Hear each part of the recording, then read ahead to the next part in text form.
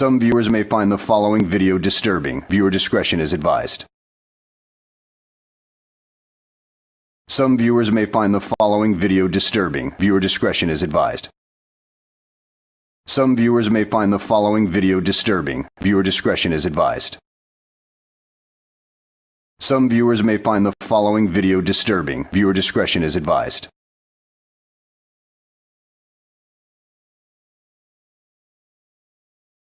Some viewers may find the following video disturbing. Viewer discretion is advised. Some viewers may find the following video disturbing. Viewer discretion is advised. Some viewers may find the following video disturbing. Viewer discretion is advised. Some viewers may find the following video disturbing. Viewer discretion is advised.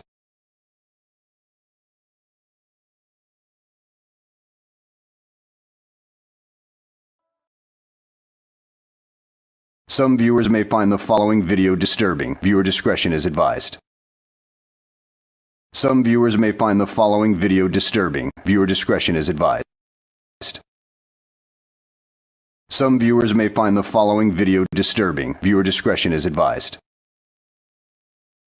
Some viewers may find the following video disturbing. Viewer discretion is advised. Some viewers may find the following video disturbing. Viewer discretion is advised.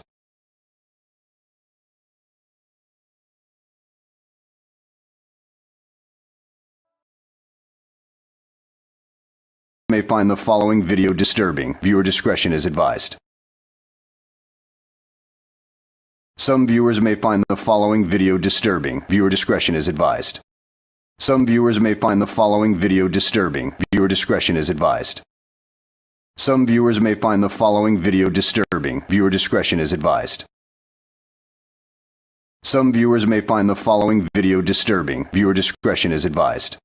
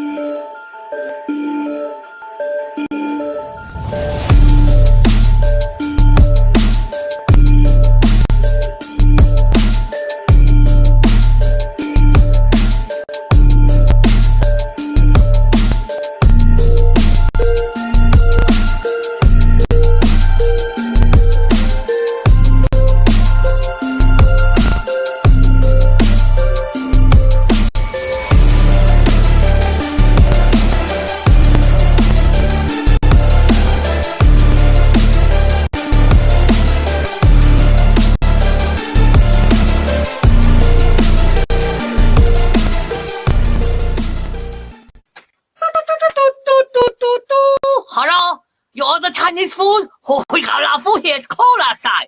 Oh, you fat fuck. You got egg roll. You got dumplings, spare ribs. You got everything. Everything.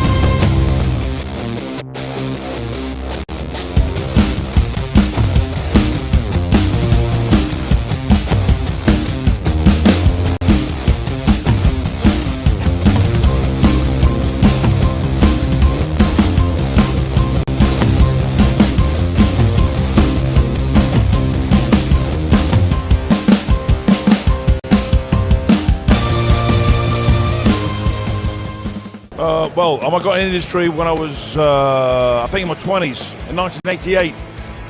I took some of my work to a company in London, 2000 AD, the guys who published Judge Dredd. And I got a job there and then, on the spot. They employed me straight away. They said my work looked scratchy, because traditionally, artists then you would use like brush pens, you know? But I would do it with a pen. So one of these. So to them it looked kind of scratchy, to the style I used. So I progressed from there, moved pretty quickly into working with DC Comics, and had them for quite a long time. So I mean, the thing is, if you combine that with a question about advice, the thing is to get your stuff out there. You have to get your work out. We have a great advantage now, all arts, music, acting, anything now, because of YouTube and everything else. So. Right. And the thing is, just be confident with what you do and just don't worry about it. But the thing is, don't be a slave to the art. Don't let the art own you. So you're always concerned about my style or anything else. Just let it go. You know, let it flow with it. Because I believe that talent is there. just let it just ooze out. Don't force anything. Don't worry. Don't sweat over everything. You know. As we're talking about kind of superheroes and comics, you know, learn anatomy. Understand how anatomy works, how the physical body works. And you can do that by doing things simply like, if you go to the gym, you can see how things work. Because how they work, makes more sense, it's more believable then.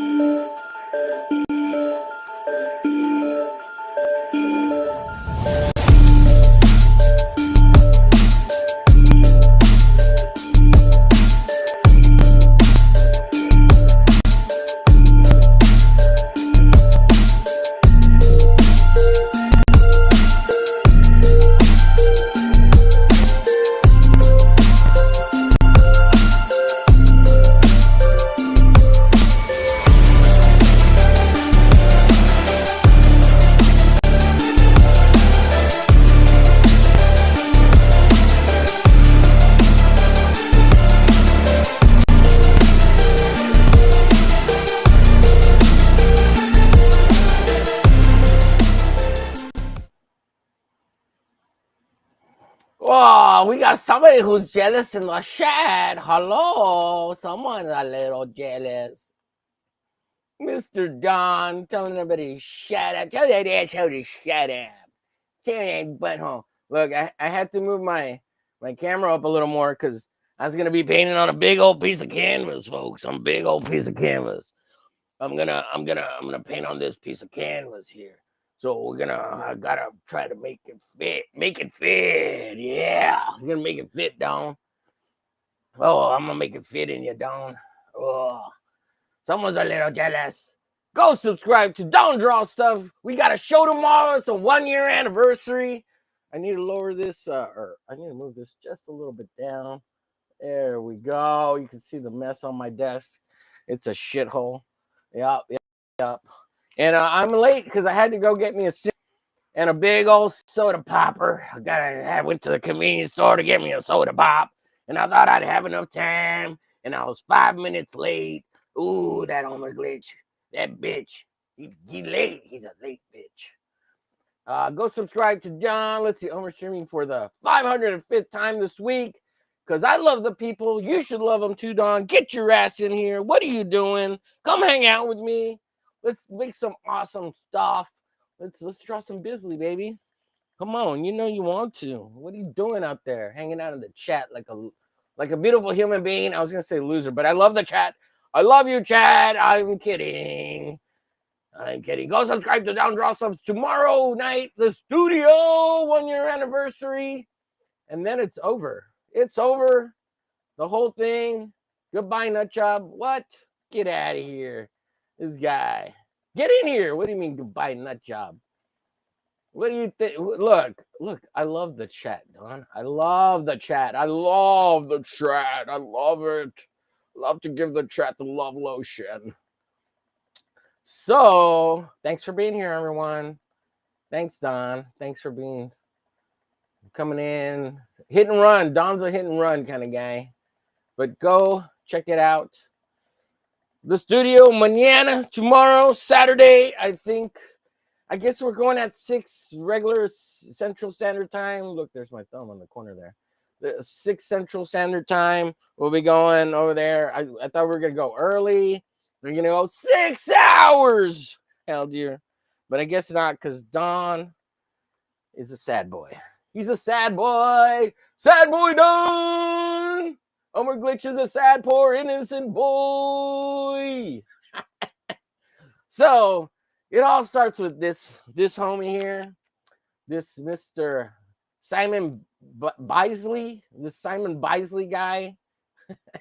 A.K.A. The Biz. Everybody loves the Bisley. The Bisley. So, I'm gonna remake this cover. Everybody loves him remaking this cover. And then they sell it for lots of money because it's gonna be a master study, folks. It's not an original thing. It's a total ripoff, and I'm gonna do it too, just like everybody else.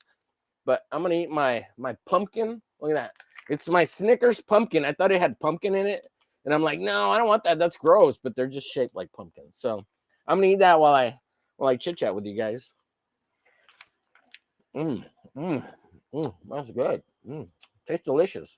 12 hours, says Halder. Man, I'm giving you all sorts of stuff, Halder. I'm giving you what you want. Coming to you 7 days a week, 24/7. I'm never going to quit. Never going to stop. Nobody likes a quitter, Don. Nobody likes a quitter. Come on. So, it all started off with this guy. This is dedicated to this man. This handsome British man. He's a sexified, rarefied human being. And Keith Giffen on this one here, I believe you did the layouts, the breakdowns, plot breakdowns. So we're not going to go through the whole book. We'll just go through somewhere real quick. It's badass. It's good shit. You know you love it. You know you want it. Oh, remember that movie? He's so fat now. It's awesome. Because he's rich. So, this is Simon Beeswax. Simon Bisley. A lot of people redo this page too. I know Inkspots was doing one of these panels. It looked awesome. If you know who Inkspots is, go check him out. Hangs out with Jason Unhinged. I think he's live too right now. Jason and Luke Algui, something like that. Luke and Jason over there. Doing that, well, Jason and Inkspots do the Frog G. So go check them out. Go back Frog G if it's still available. I think it is. I think it's closing soon. Maybe tonight. I don't know. But hanging out with those guys on Topic List on Tuesday nights. It's rarefied air, people. Rarefied. So here we go. That's issue 1. I'm going to do the cover. Lobo. He's a phenomenon, a hit. And then here's Sam Keith doing Lobo. Lobo's back. And of course, we got Lady Transgender Lobo or whatever the fuck she is. Sorry, I'm eating this chocolate though. And I wanted to kind of get a little feel and a jump for some Lobo. So I did this bad bitch right here. Bap, bap, bap. Not enough bullets. I should have put some over here. I should have put some like right here, right in front of her cooch. Maybe over the boobs too. But yeah, I should have put more bullets. And look, here it says, no. That's the safety, by the way, right there, the safety. And then it says, blank them. And then it says, blank them even more, harder. So she's got it on the blank them even more harder. The blank them you. Just blah, blah, blah, blah, blah, blah, blah, blah. Yeah, that's how you say that. Bap, bap, bap. Not blap. I should have put an L in there. Blap, blap. Yeah. Anyways, it's so cool, bap. So, yeah, it's a beautiful piece. If you are interested in acquiring it, hit me up. We'll throw some numbers at it, see what sticks. It's going to be a lot because I like it a lot. So, yeah, and it's only like, I think it's 9x12, this piece, 9x11. I don't know. It's bigger than a slight sheet of paper, a little bit bigger than a comic book page. So I did that for funsies. Let me get this out of the way so I don't mess it up. I'll show a little bit of some stuff that I finished up recently. I got it all finished up here. Well, I'll show this. Rattel, go back that now. It's funding on Fund My Comic over there with Frederick Guimont. As well as Fembat. Go back her over there on a Fund My Comic as well. That's Brett Trails, Apex Comics. Go back, Funbat. And then you can get your physical copies now of Exodus Z. Here's one of Exodus Zombies that John Pepple, and I forget the other guy, George Alvarez. That's his comic, George Alvarez, but he hired John Pepple to write it. Let me move this so that we have a little background of some business. So John Pepple, Exodus Z over there. You can find it on Global Comics, but I think if you go to, let me see, I have the site here. It's called Unknown Comics. Unknown Comics, is it? Let me double check it before I wreck it. Where did I open that tab? I got so many freaking tabs open. Excuse me. Where is that tab? I know I left it open because John wanted it added to his info, and he asked Haldir to do it. But I guess Haldir was dropping in the chatto, which is great. It's very cool.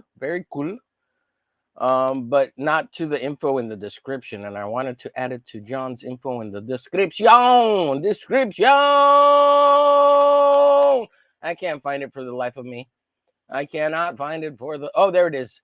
The website is called comicsunknown.com, and that's where you can get a physical copy of Exodus Z with John Pepple and Jorge Alvarez. Georgie. And then, I don't know, this past week, I was on a stream with Reverend Self-Destruct, and he said, you know that guy, it's not way Skunkworks. He did this art book or whatever with animals, and he's like, draw me this rabbit by Skunkworks. Can you draw that? And I'm like, yeah, but can I play with it? Can I do something with it and tear it up? Because I wanted to show him up. I want to be like, Skunkworks ain't got nothing on me, you little painter man. You're doing all this stuff with oil paints and ooh la la, I'm so good. And I was like, I'm gonna tear you up. I'm gonna tear you a new one. Hail Apex Comics in the chat. Look at Haldir. Man, he's such an amazing human being. Puts all that good shit in the chatto. He's like, let me drop them links because Omer Glitch is awesome. So This was for Rev Self-Destruct. That's going out to him at some point. I gotta get his mailing. And then this is going out to Haldir, the master mod of the channel. He's the greatest human being ever made. Look at that. He's gonna get this baby. It's one of his favorite characters, Die Dark from Shamada Death, Die Dark. And then you're getting another piece, and I'm gonna close that one up soon, Haldir, probably this next coming week, so I can get it out to you. So that's what's going on there. And everybody's probably like, let's go, hurry up, Homer Glitch, start painting, you sucker. Let's see. Haldir says, they opened an emergency department at the hospital I work at, so it's been busy the last few days. I had an extra person, so I got to start my break a bit early, at least. Awesome, dude. Glad to hear it. And then Haldir drops the link to Reptile by Frederick Guimont. Go check it out. Back it soon. Back it with Bitcoin. And then Apex says, oh, Tattoo Bunny. Hell yeah. Hell yeah. And then we got Fembat in the chat. Go get it from Apex Comics. Hell yeah. Oh, I hope I'm coming out through the speakers crystal clear tonight. Hell, Apex Comics. He's a bad mother trucker. Let's see what else we got here. We got Haldir again saying hello. Everybody's Apex is saying hello to the dawn, to the break of dawn. Man, that should be a show, Dawn. You and I, Dawn, need to do a show called To the Break of Dawn. Oh, that's a beautiful thing, Dawn. If you're listening, I hope you're listening. I hope you're listening, sir.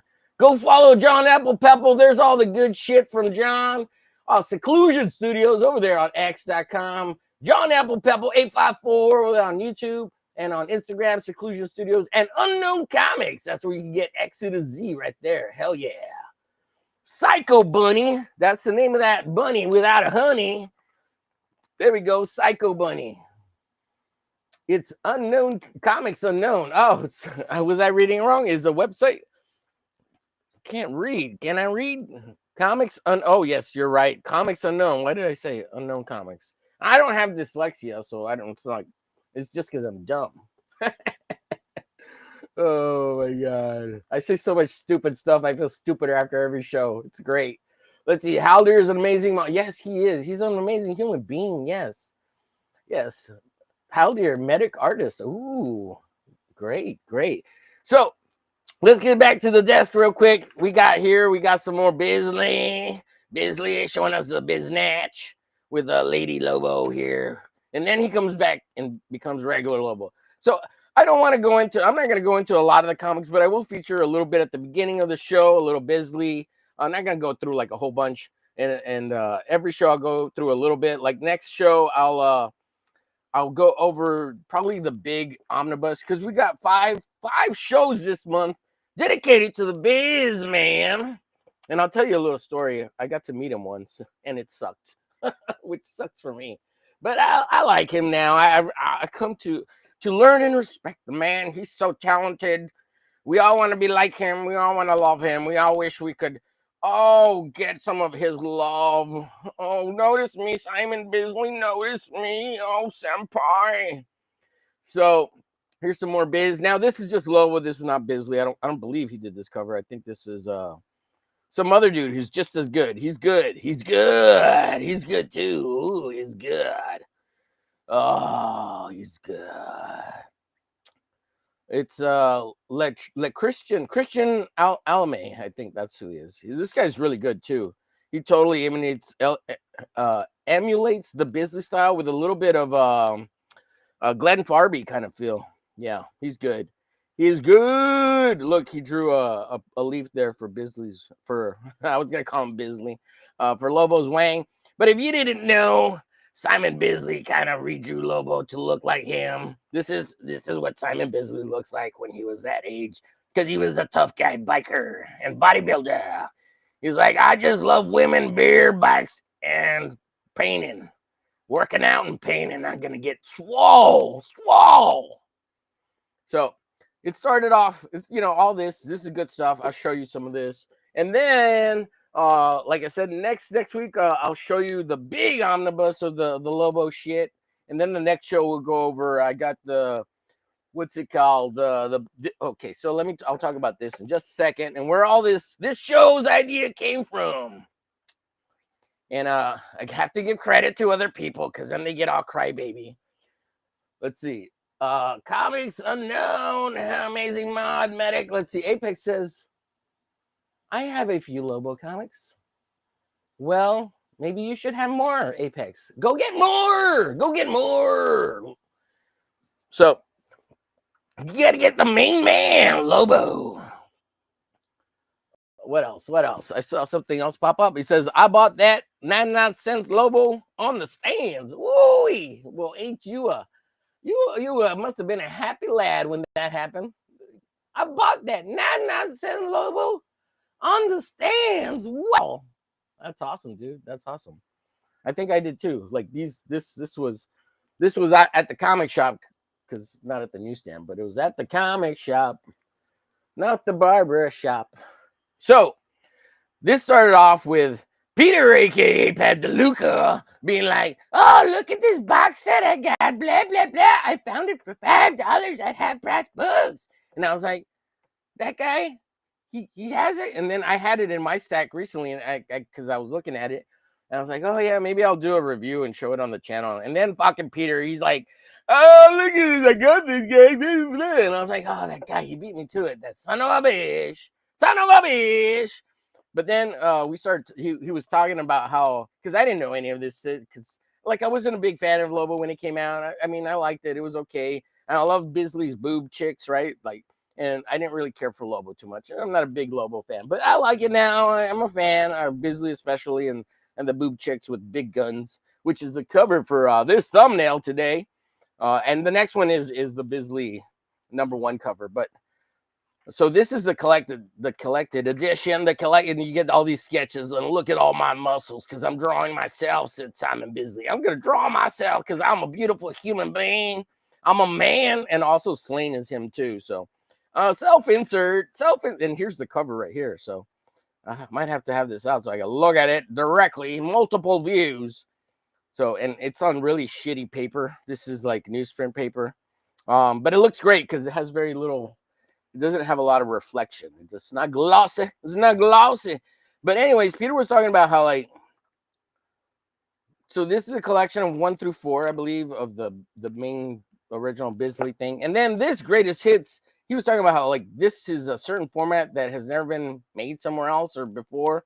And it tells like a story of Lobo in chronology or something like that. Or I don't know. I haven't read it because I'm dumb and I don't read. I just look at the pretty pictures. And not all of this is Bisley. There's only a little bit in here. Like, I think this part here. Is there any Bisley in here? I could be wrong because I don't study beforehand. I failed the test. I failed the test. Oh my God, I'm such a loser. I have to actually read this. So anyways, and of course, Bisley reimagines Lobo like with the biker punk look, right? Because Lobo looked super gay before, and he looked like this. Where is he? So here's what he looks like originally. There's that. But let me see if there's a full figure somewhere. He sucked. He was like a really crappy character. He might have been cool, like, or done something cool, but he's really lame, really, really lame looking.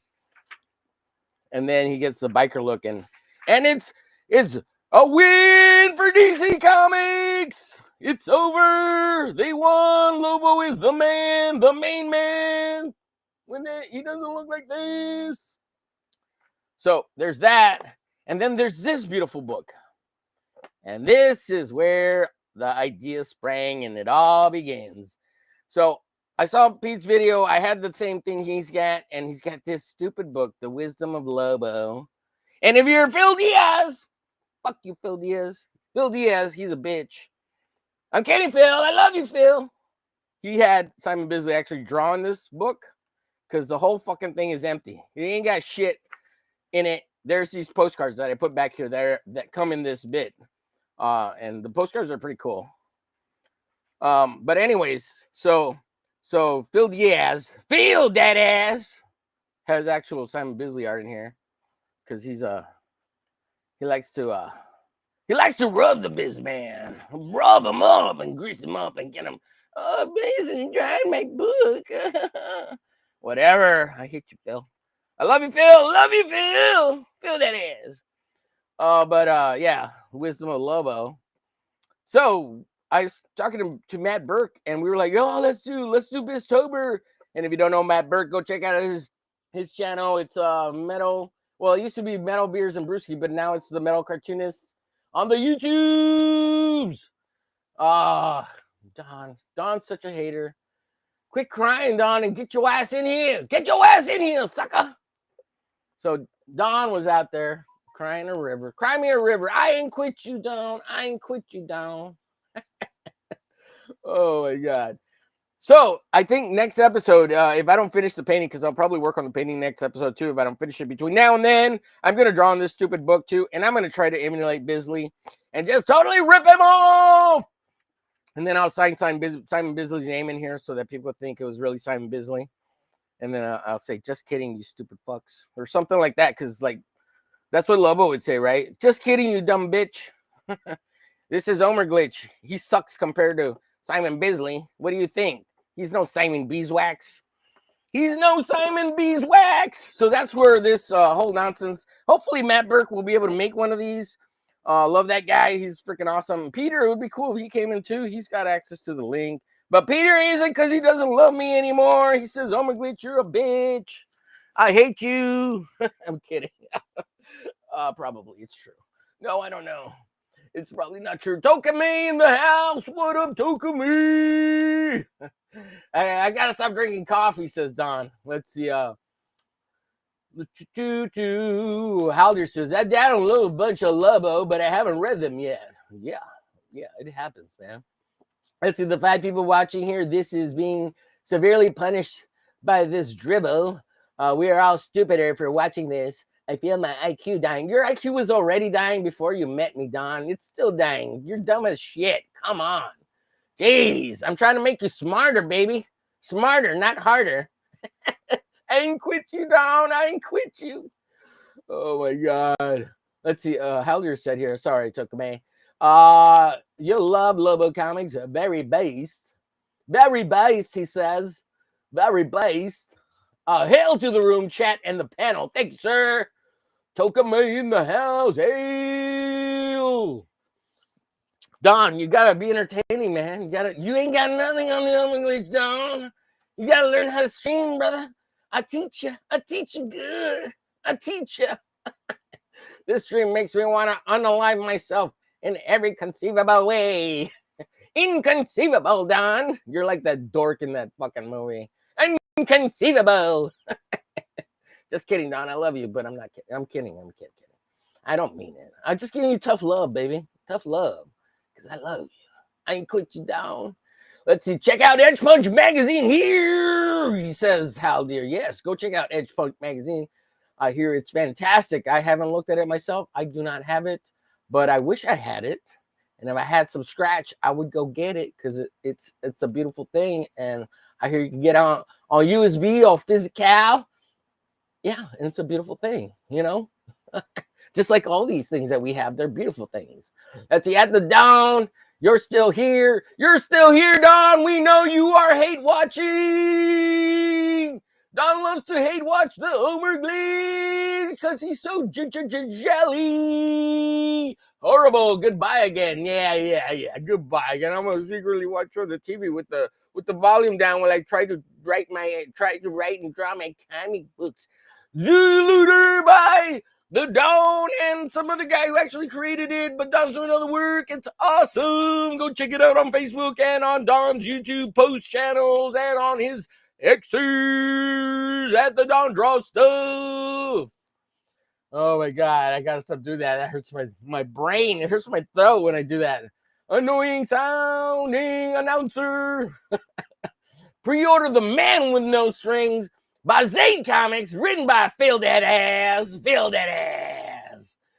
who has a real artwork by this guy. And they got a cover for some of his other comics. Oh, there's Zane Comics, who's live right now. And I'm going to stream, and I'm going to take all your views, Zane Comics.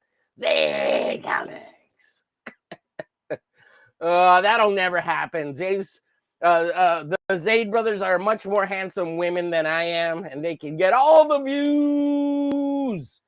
They're pretty ladies. They're tall. They're slender. They're all beefcaked up. They kind of look like a bodybuilder's Lobo. You know, they're beautiful women. They're beautiful women. Oh my God. Zayd Comics, they're beautiful women. Everybody loves them unless you're from the dungeons.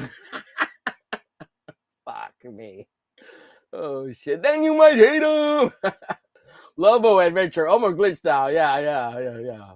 Nah, but seriously, the man with no strings attached to his face. Go buy it. Check out Zayd Comics. They're fucking awesome dudes. And I'm just playing around. Subscribe to Matt Burke. Yeah. Thank you, Haldir. Yeah, Matt Burke's a badass guy. He draws badass too. He's got Butch Cleaver, and he's working on a bunch of other comics. That dude, Madman Maniac. He loves Conan and movies. And he's just an all-around good guy, man. Super good. Can't say enough good things about him. Hail to thee, Haldir, Masterbot. Yes, we love Haldir. We love Haldir. He is an amazing human being. Hail to the Apex. Yes. Hail to all you magnificent tank favorite in the house. You bastards and bastards. Yeah, nobody's got a dad around here. Only Glitch your daddy. I'll be all your daddies. Shit. Oh, when am I gonna start making art? Come on, the chat's going nuts. I come back hoping you'll be better. Do better, Omar Glitch, you wimpy bitch. Come on, quit crying. Do better. Come on, Don. Why do you sound like the other side? Do better. Do better, you vegan asshole. Do better, hipster. Oh my God. I'm gonna wear my beret and my beanie because I'm a bourgeois motherfucking asshole. I took a creative writing course in my local community technical college, Don, and they gave me a manual on automobiles and I read it and oh, I'm the greatest writer in the world, Don. Do better. You sound fucking gay. Stop it. Do better, Don. Oh my God. I'm gonna go eat my avocado toast, you dirty bitch. Feel daddy, says Apex Comics. Woo! But the drugs are still steering you wrong. Dude, I am high on my natural own supply. I'm trying to be entertaining, motherfucker. What don't you get about it? Jeez. It's because I used to be chill, right? Real reserved with everybody. And Don taught me a lesson. Quit being a bitch. That's the lesson Don taught me. He said, Omar, you're a good guy, Omar. But sometimes I ain't quit you. I ain't quit you ever, Omar. And I said, Don, I ain't quit you either. I ain't quit you. And then I said, you see that mountain up there, Don? We're going to go up there together, Don. And I never quit you. And we went up that mountain together. And I came down with a broke back. And I said, Don, I'm glad you didn't quit me because I got a broke back. And I said, I love you, Don. And then he said, I love you, Omar. Oh, it was a beautiful thing, guys. We saw the sunrise and the shine and the glow of God's grace beamed upon us. And I said, Don, you know what? We're going to grab the bull by the horns. And we're going to make these amazing comic books, my friend. And I'm going to hold you up to the load. And we're going to rise. We're going to rise because all ships rise in rising tides. And you're going to have a boat, and I'm going to have a boat, and they're going to have a boat. Everybody's going to have their own motherfucking boats. And we're going to swim the seas like an army, like the old days of the English naval armies, because the sun never set on the British soil. And then America came and kicked their ass. And now the sun never sets on the American soil. And we're going to bring that rebellious attitude to the world. We're going to take over the comic books. We're going to take over the little funny books. And we're going to make our own. And then Don said, fuck yeah, Homer. I like the way you think. I ain't quit you. And I said, damn straight, brother. Oh, yeah. Tokame here at Overglitch. We're doing a live stream at 11 p.m. to promote the 3rd issue. Come check it out at YouTube, and there's the link, and I will do that, sir. I will go check you out when I'm done with this baby over here. If I ain't streaming anywhere else, because I hear Rex might be doing a later stream, a draw stream. So I'm gonna start painting here, because otherwise I won't shut up and I won't freaking do any artizing. Hail to the Thankfreto. The chat is going wild. You guys keep making me talk. Tokame, Apex, everybody saluting everybody. The one finger salute to everybody. That's it. I'm really unaliving I'm most neighborhood of this time. I don't deserve this madness. Don't deserve this madness. I love you, Down.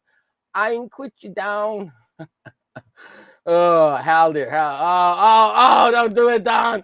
Don't do it. You have too much to live for. Let's make those great comics like I said, we would when we went up the mountain and back and we saw the glorious sunrise with Jesus shining in our face.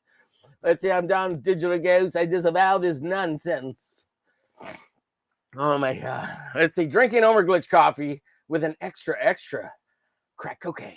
Caffeine, I mean. None of these words flew out of my mouth. Right, Don? It was your butthole talking, and I loved it. You were browning me. Oh, what a brownie you were giving me, Don. Let's see, check out the studio. He's Saturday nights at 6 p.m. Central Standard Time. Subscribe to Don's channel. 1 year anniversary tomorrow. Oh my goodness. Disavow, Don says, for the love of God, disavow. I wonder what cyanide tastes like. Keep wondering, motherfucker, because you're never going to do that shit. Keep wondering. Never going to happen.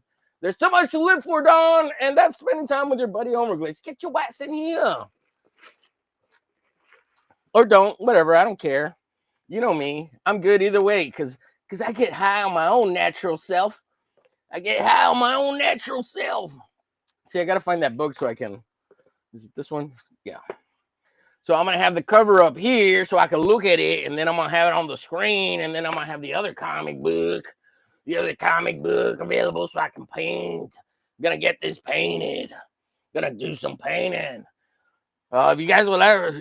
So Don was bitching at me because I'm such an a-hole. He's like, it's too hard. I can't do it no more. But we're going to do it, Don. We're going to get you going. We can get Don's blood flowing and going. Let's see. Rex Hacks and Apex tomorrow morning at 11 Central, 12 p.m. Eastern. Jason Bascom and Ink Spots with Frog G2. Hell yeah. Go support those guys. They're fucking awesome dudes. Birthday party is canceled. Oh man, I'm going to go buy a cake tomorrow for the show.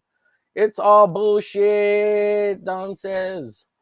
He doesn't want me to draw. Overglitch is a bitch. So let's get to painting. I'm just going to freehand all this shit. If it looks like shit, well, it looks like shit. I'll fix it. Ain't got nothing to do but fix arte and draw shit. Let's see. Let's put some music because it's going to be classical music. I wish I had that other list up and you know what I do? Overglitch is a genius. He knows how to technologize. He says red is pretty. No, not that kind of red. Don't do it, Don. Don't do it. The red must not flow. I'm cutting myself vertically this time instead of my face. Don't say stuff like that on the internet, Don. Why do you say stuff like that? Don't say it, dude. It's funny to you, but it's not funny to other people. Some people get really touchy about that. And plus, you're my bud. I don't want you saying stuff like that. Don't think that kind of stuff. Come hang out with me. What's wrong with you? Come hang out over here with Overglitch. He's not a bitch. Oh, goodness me, oh my. I'm going to play some music from my channel because I was a smart ass. And I remembered I uploaded that shit. Goodbye, cruel world, he says. Goodbye. Don, you're too funny, dude. You need to get on here and be funny like that here. When you're naturally funny, it comes out great. When you force it, it's like a big fat turd. Let's see. 3 hours of chill beats by Omer Glitch. Yes, he's a genius. You know you love it. Let's go 3 hours. Aldir says go 12. I love it. That's the new phrase. Go 12. Let's see. Let's share. There's nobody here, so I could share the screen. Oh, Don. Don, if that happens, can I draw from your live corpse? That'd be awesome. I'd be like alive. He was once alive and I painted him. Oh man, that'd be so cool. I'm like you're in a coffin. Omer Glitch, 3 hours. You should be listening to beats. They're copyright free music. Go listen to it 24/7. Leave it. Okay, we'll lower it a little bit. We'll leave it in the background. In the background. Let's see. Okay. I've been myself. Let's see. It was great while it lasted, Don says. Cry me a river, Don. Cry. Look, I don't want you to see my notes over there. I got specialty written notes. See that little piece of paper? No, I'm just kidding. It's just notes to work on stuff for the people. I work on comic work for the people. Let's see. No. Oh no. We have to save Don's life. Yes, daily, Apex daily. Send them beautiful messages in the DMs on Twitters. Tell him you love him and he's a beautiful human being. Let's see. For my death, blame AI and civil discourse. Maybe the Rip Reversal. Shut up. That's a good joke. It's a good joke, Don. I was gonna call you John, Don, or maybe I should call you Sean. Sean, Don, John, Shing, Shang, Blanc. If you paint me, make my dick. Oh, it deserves magnification with a microscope. I'm gonna use the Hubble telescope to magnify your cock, Don. Woo, says Tank Barry. Holy shikeys. I could never give it that. I could never give it that. You lost me, buddy.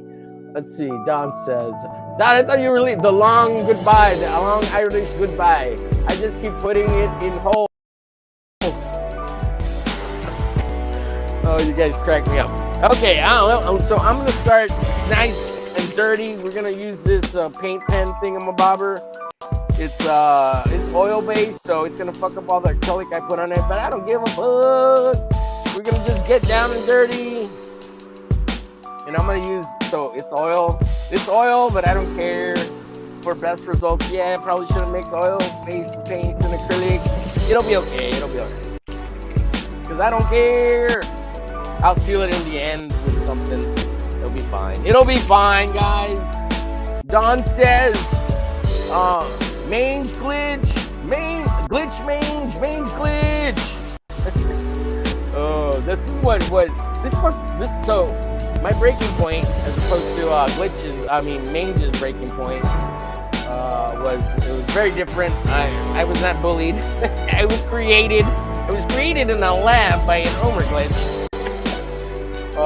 But I just want to amp it up. I'm trying to entertain. Up the paint, Don says. Let me try it. Yeah, it sinks a little bit, but it's not too bad. I was created out of necessity, Don. I'm trying to hype it up. I'm trying to get the people. Let's see. No painting, just huffing. My dig should outlive me and be the legend it should be. Yes. You have a massive, huge hog. Yes, we know. See, overload. What's up, Derek? Get your white ass in here, Derek. Kidding. I don't know if you're a full white guy. You probably are. Are you corn-fed? That means you're huge, and proportionately so, with a huge hog. Unlike me and Don, we're little fat runty pigs. The Dukester says, how's here? Okay, let me get so many. No, let me lower this. Where's the volume? Where's the volume? I feel like I'm getting louder as the music is louder. Let's see. Don. Oh, tag. That's a good Don's jokes. Woo, Tank for the win. I'm gonna put a star on you for that one, boy. Woo. Don says, huff it. Oh, huff it.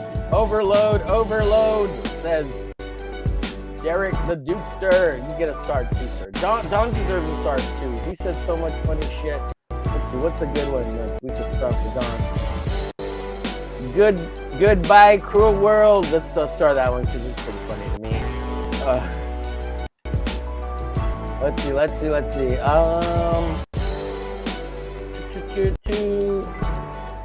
Homer Glitch is coming in stereo. Don said something about me being gay. Yeah. Let's see. Have to leave now. The music is entirely yeah, even for me. It's just background so it drowns out my annoyingness. Let's see. This is getting audio spammed while trying to talk. I don't know what that means, but let's give him a star for it, folks. It's great. It sounds like he's smart. Hey, Dukester. Tank gives you the one finger salute. I love it.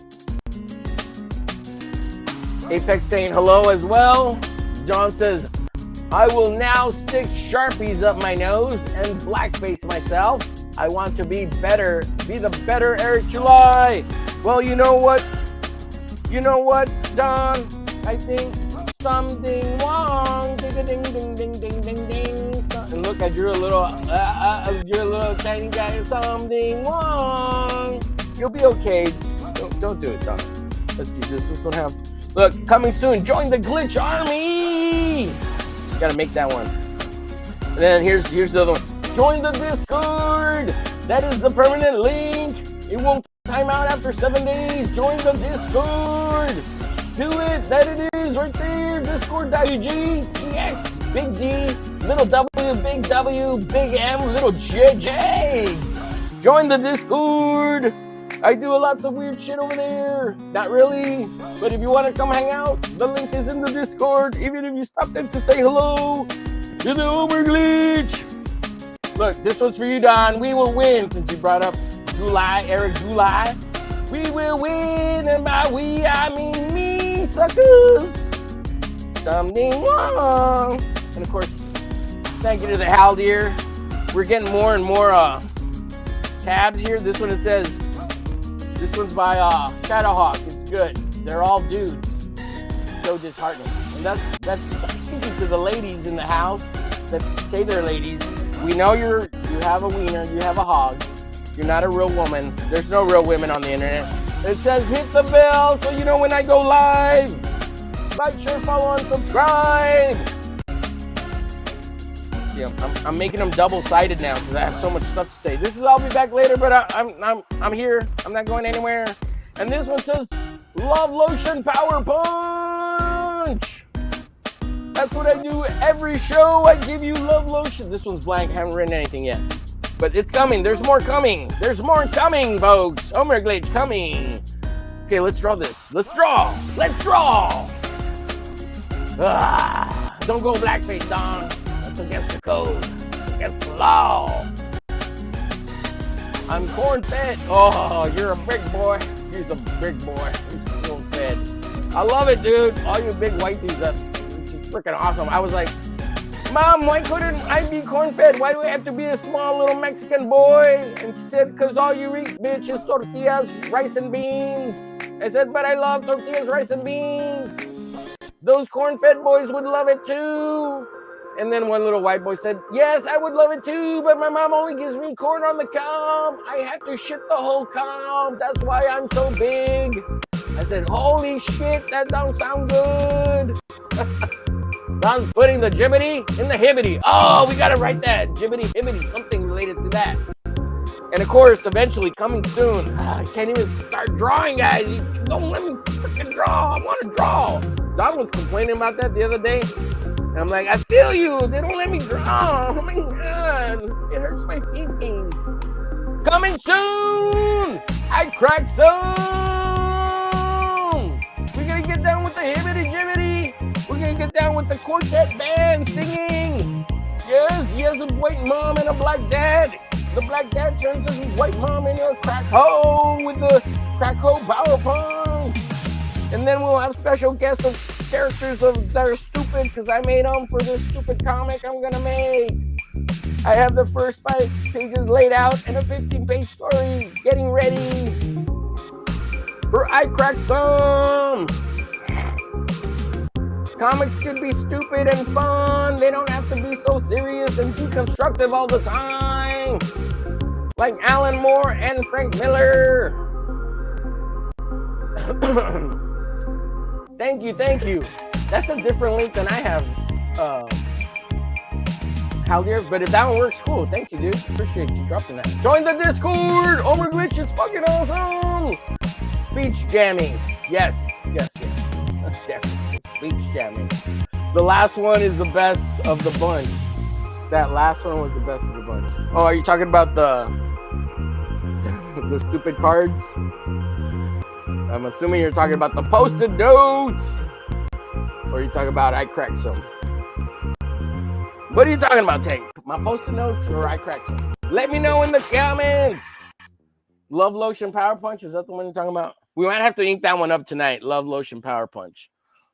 But also, I need to star the one, the hibbity jibbity. I'm gonna star hibbity jibbity. Don putting the jibbity in the hibbity. I'm gonna maybe make that a card. This one right here. I might, or something related to the hibbity jibbity.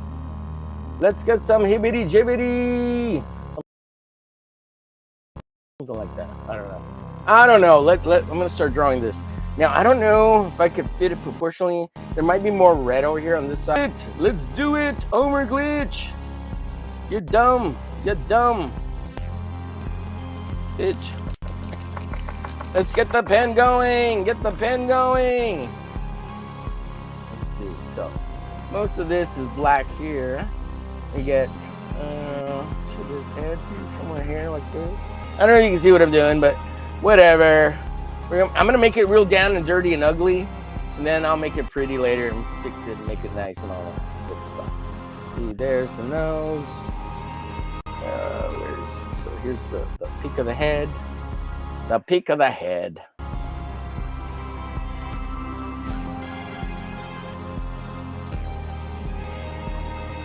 This is how art gets made. Not in a good way. Omer Glitch. He's a shitty artist. That's what we got. But he's good, really. Don't hate him. He makes good art sometimes. He's talented. He can draw like a 3-year-old.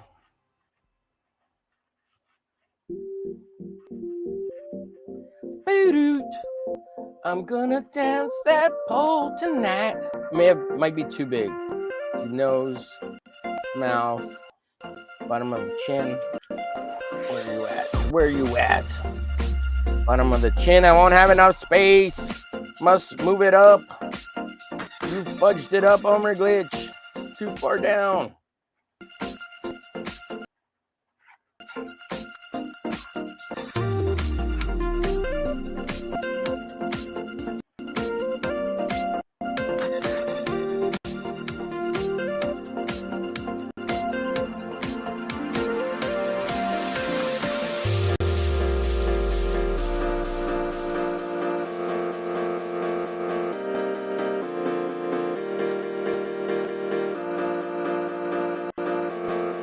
Glitch, how are you so talented and can draw and talk at the same time?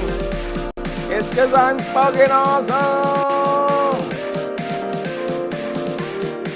Tonight we'll be right. We're gonna get down in the fight on the bed and wrestle.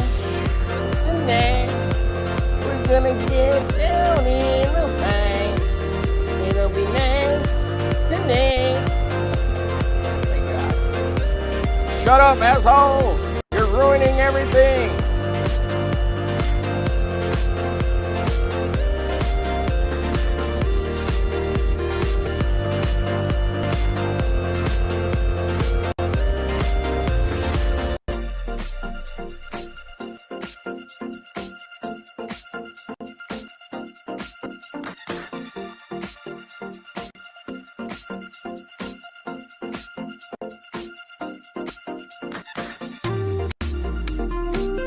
make sure I put the right amount of teeth in. Tonight, my life is gonna be a great night tonight. Ding, ding, ding, ding, ding, ding,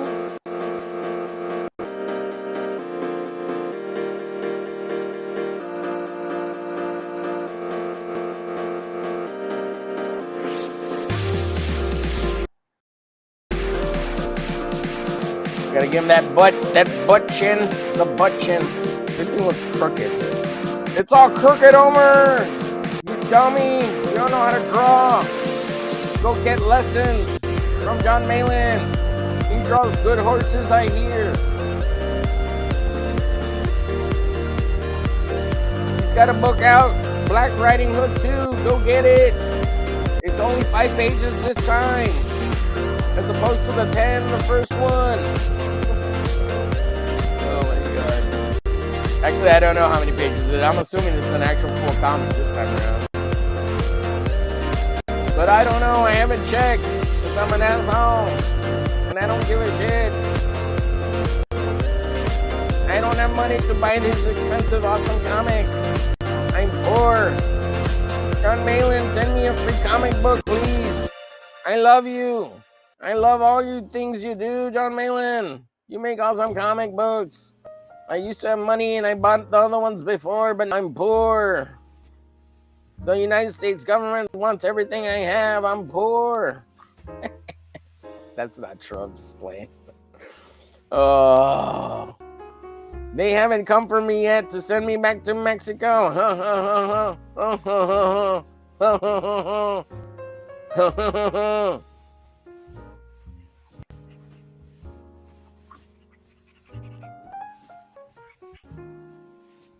How do you know what you're doing, Homer? All those lines look like shit. You don't know how to draw. You're faking it. I am. This is really a horse. I'm making a horse, guys. Really, it's a horse. Oh my god.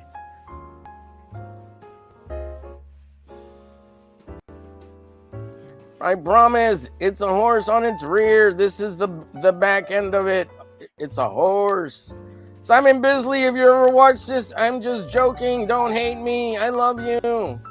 You already told me I was an asshole when you met me at the comic convention.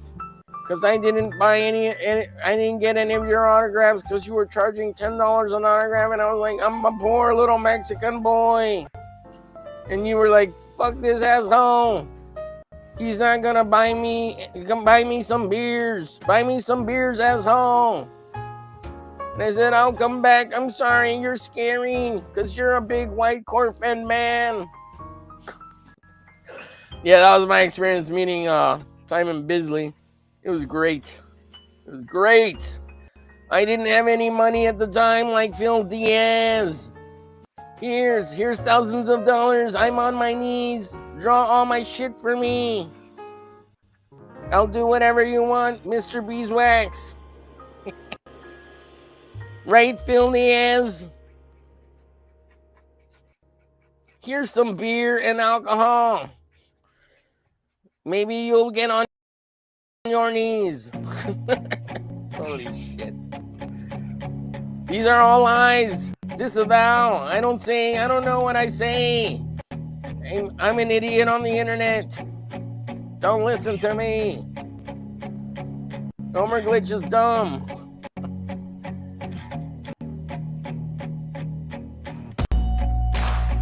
If you didn't realize that, you're in the wrong place.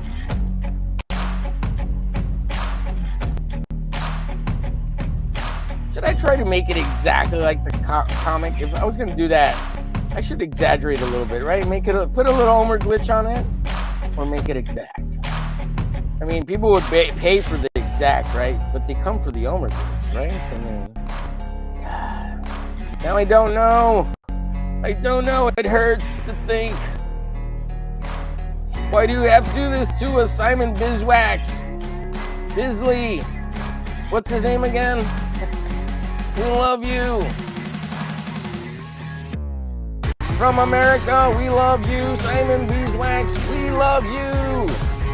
Please come to our country and make more awesome art with Kevin Eastman.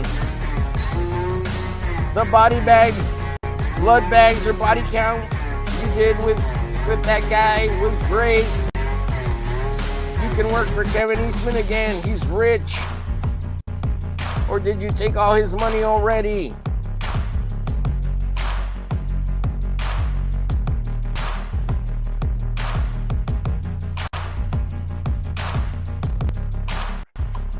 I see you, chat. I'll get to you in a second. I'm almost done laying this horrible thing out. Homer Glitch sucks at drawing.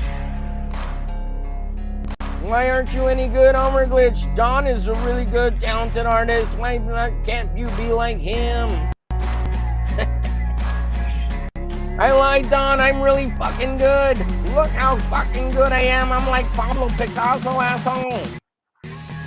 I'm ahead of my time, ahead of the curve.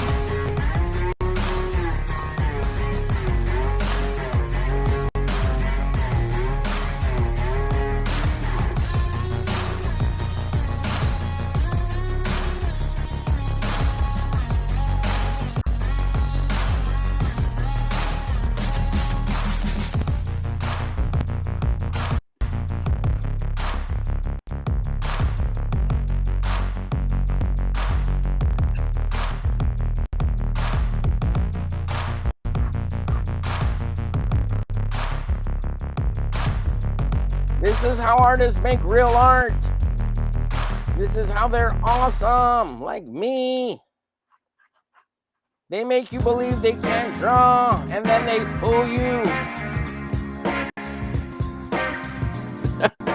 Let's see, let me take a break. Oh, you can't see the bottom, all the stuff I did on the bottom. Let me move it up. Move it up, you dumb Homer Glitch. You stupid ass. So here's all the shit I did at the bottom of it. I guess it doesn't fit all on the... I'd have to move it up 10 feet more up into space so you can see everything I'm doing. Oh, I'm annoying myself with the voice. I'm sorry, folks. Homer Glitch talking in third person like a dummy. I hate that too, by the way. The people who do that, other people, I'm like, those people, they must be crazy. And I get annoyed with them. So if you're thinking that in any way, shape, or form, please don't. I am really just putting on an act. It's called acting. Someone learn how to do that so that you can be successful on YouTube and in life by acting. So you can act like a fool. If you go ask Doug Bacon, he says all actors are dumb. They don't actually do anything. It's all the director. He tells them how to be. They cannot be acting and talented all on their own, because they're just machines. That's so stupid, Duck. I can't believe you actually think that. You're a dummy, Duck. Duck's dumb. And he draws retarded faces. He can barely hold a pencil. He's like Eric Larson, but way worse. He's kidding, Duck. He's the best of us, I've heard. Duck Bacon. Go subscribe to Duck Bacon on the studio. Oh my god. The hate is real according to Duck Bacon. Doesn't like sports. He's a man's man. Sports are for children. You can ask Marcus. Killer Groove. He'll tell you otherwise. Oh man, I'm gonna be way off of this. So it's not proportional. So I got a big extra. I got about maybe an inch and a half on the left. So it'll be a little bit of a crop. So, anyways, we'll get to it. We'll figure something out. Homer Glitch is smart. You'll figure it out. That's dummy. That's dummy. I gotta look at this a little more carefully. Give me a second, folks. I'll get to you in a second, chat. It's not that I don't love you. You're just a bastard child. who's gonna learn to have daddy issues and need love. Your parents will be divorced and no one will want you because you're a bastard child without a father. Oh my God, you're gonna have issues. Get ready, that's life. It sucks, it's hard. Life will not love you. Learn to love yourself.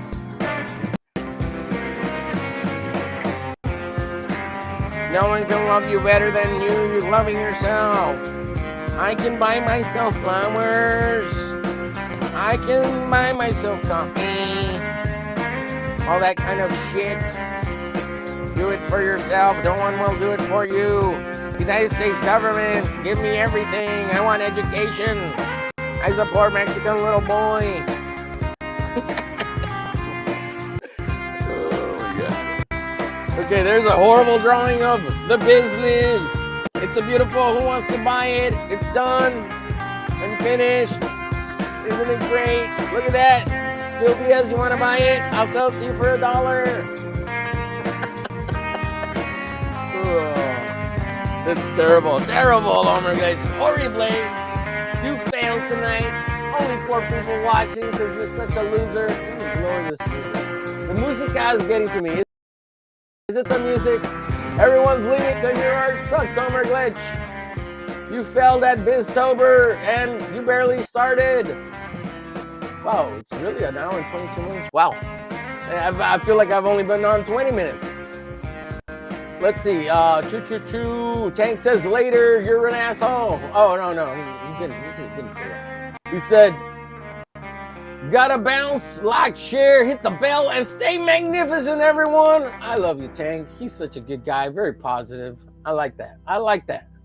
Just copy the link from the invite button on your Discord. Yeah, it's the right one. It only 7 days, though. But thank you, Haldir. That's friggin' awesome. Let's see. Geez Louise, Homer hasn't taken a breath in an hour. Oh my God. I might have to pee. I've drank half this soda pop, Apex, and I'm going XL to the bathroom. Must leakage.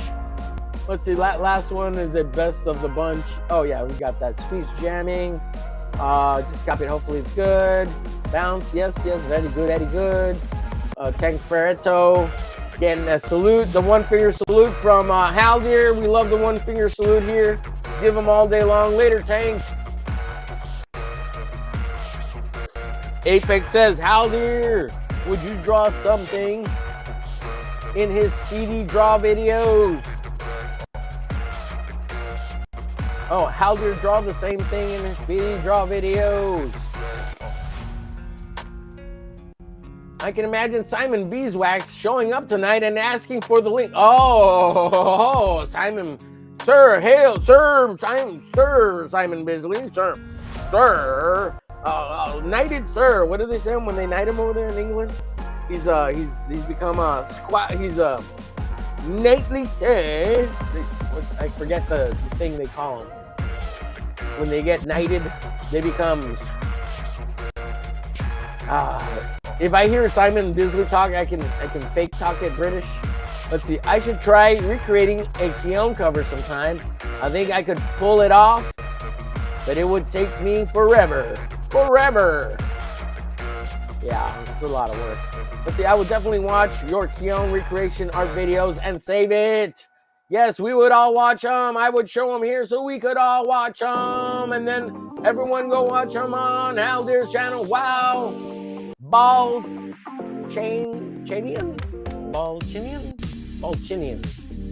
It's crazy how much Homer Glitch sucks balls at drawing. Balchinian. I'm assuming that's what you say. Laughing emojis, says Dukester. Okay, Homer. So I was gonna use this white oil paint pen, but because it's oil based, I'm not. Homer Glitch is being a bitch about painting. He doesn't want to use the right tools. Here's some white acrylic paint. There's some brushes. There's water here on the side. There's water. There's water here on the side. I'm using that voice way too much. I gotta go back to the Homer glitch or the mange Crazy Davis. I should get some blue paint, but I'm concerned with making that red. I don't think I have a red that's pink bright. Let's just throw some paint somewhere here down, a little bit here, a little bit there. See what happens. Make something beautiful happen. I don't know. Who knows? Homer Glitch doesn't know how to paint. He's just faking it. Why do you have to try so hard, Homer? You don't know what you're doing. Don says self-delete, Homer, because you're a loser. Don't know what you're doing. Tonight, bang, bang, bang. This, if you recognize this song, this is from the Sexy Ladies Dancing video. And every time I think about it, I'm like, sexy ladies dancing, ooh la la, dun, dun, dun, dun. Yeah. I can't get it out of my head every time I think about it. I see him dancing, doing all those beautiful things. Come on, girl, do that thing. Do that thing, shake the wing. Make me feel alive. I tell him. Make me feel alive.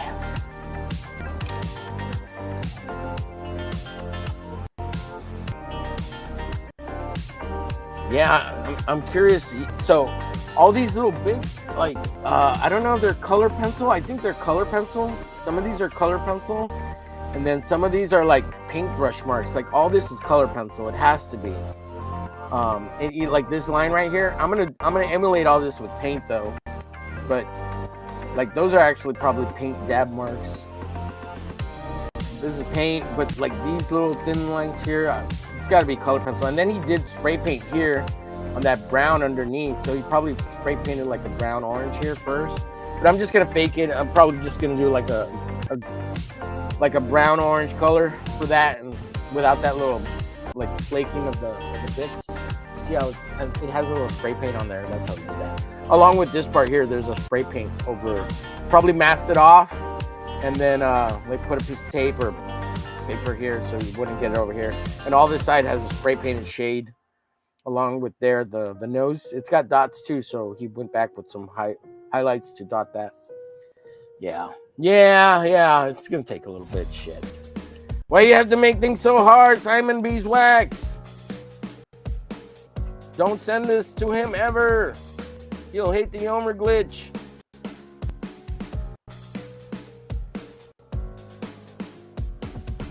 Don't hate the Homer glitch, Simon Bisley. Homer glitch loves you. He wants to meet you again, and hopefully you won't be an alcoholic this time. Maybe you'll sign one thing for free. Hopefully Homer glitch will be rich, and then he'll give you lots and lots of money to sign all his shit. Because you're awesome.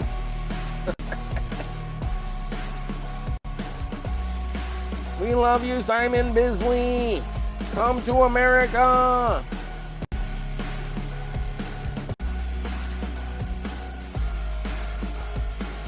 I buy your book, Simon Bisley. Can I get one autograph for free? Just one.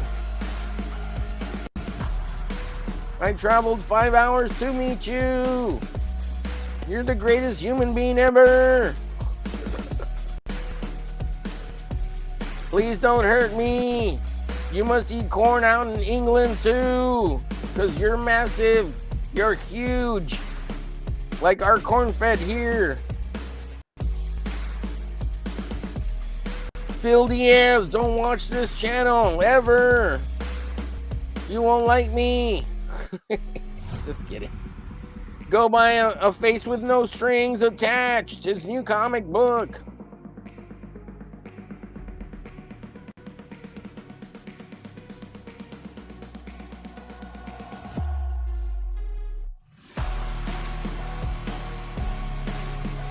Why are you so talented, Homer Glitch? Don says. It's because we went up the mountain, Don. We spoke with Jesus and he said, Homer Glitch, you are fucking awesome.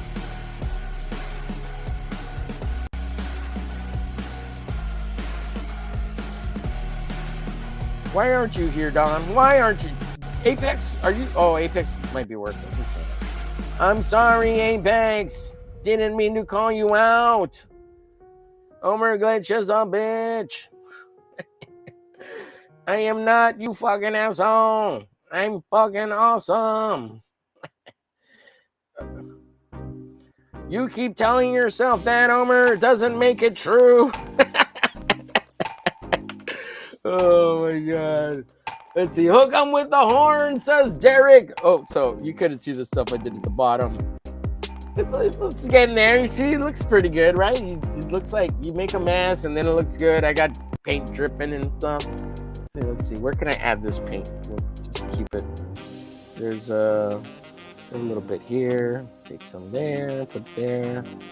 We're going to redraw all this stuff, tighten it up. This is just the messy stage. Sometimes you must make something disgusting and horrible before you make it beautiful. That's what I tell the women after I push them down the stairs. And they say, okay, good. I wanted a new nose anyways. And I said, I'm not going to give you a new nose, bitch. We're going to get those made bigger. Sure, we'll give you a new nose. It'll be pretty and cute, is what I tell them.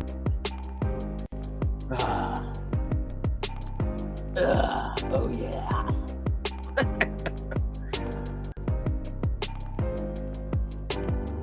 We love them when they're big. Just like you all do. Oh, my God. You're so dumb, Homer. But you're funny. Funny looking. So I'm drawing his biz chin. His biz chin. I hope I didn't get paint on this. So if you're a fan of this, go check out Ewan over on YouTube. I think it's Ewan also on Instagram, Uncle Ewan.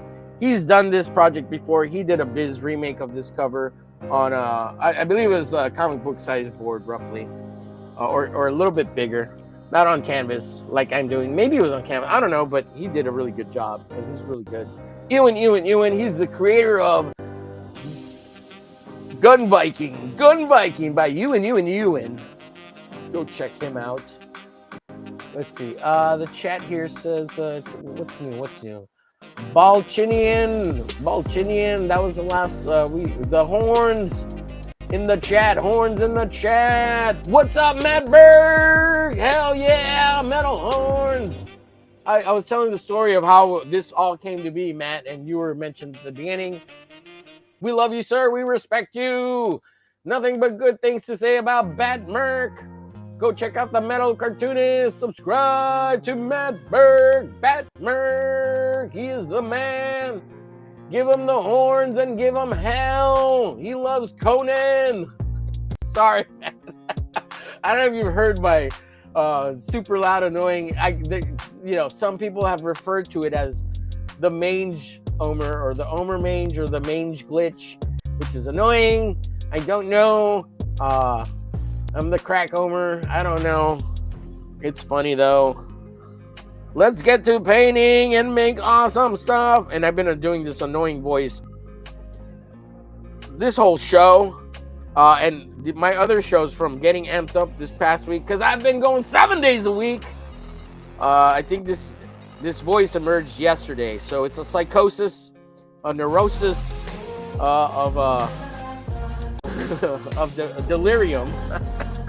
Apparently I'm accused of being on drugs now. The Homer Glitch does crack cocaine. Don't tell my mother. Yesterday was her heavenly birthday. Thank you, Mom, for giving life to me. I love you and I miss you. You were an awesome mom. Why did you take her, God? Why? And my dad, too. It's okay. I'll meet him soon. Well, not too soon, hopefully.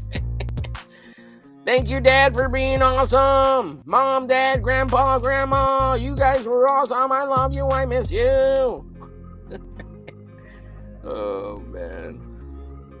But yeah, it was my mom's heavenly birthday yesterday. No, day before, the 1st. Thank you, Don, for the shout out.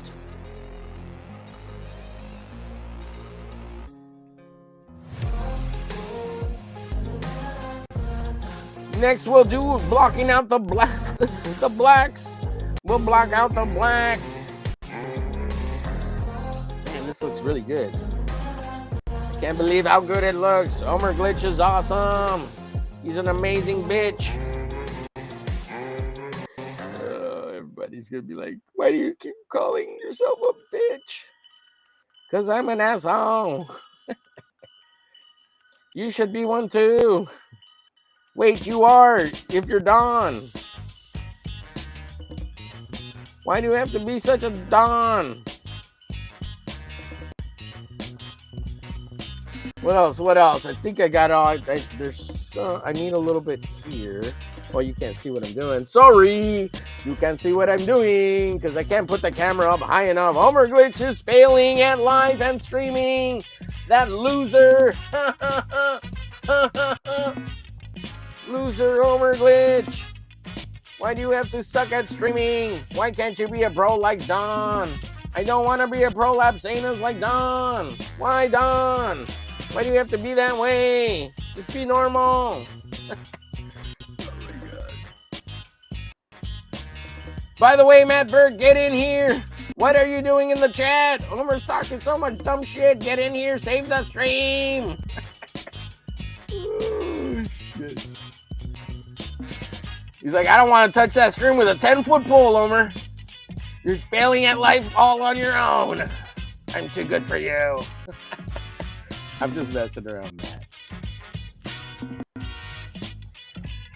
Homer can stream for 5 hours all by himself. He doesn't need anyone's help. He can fail on his own. Right, Don?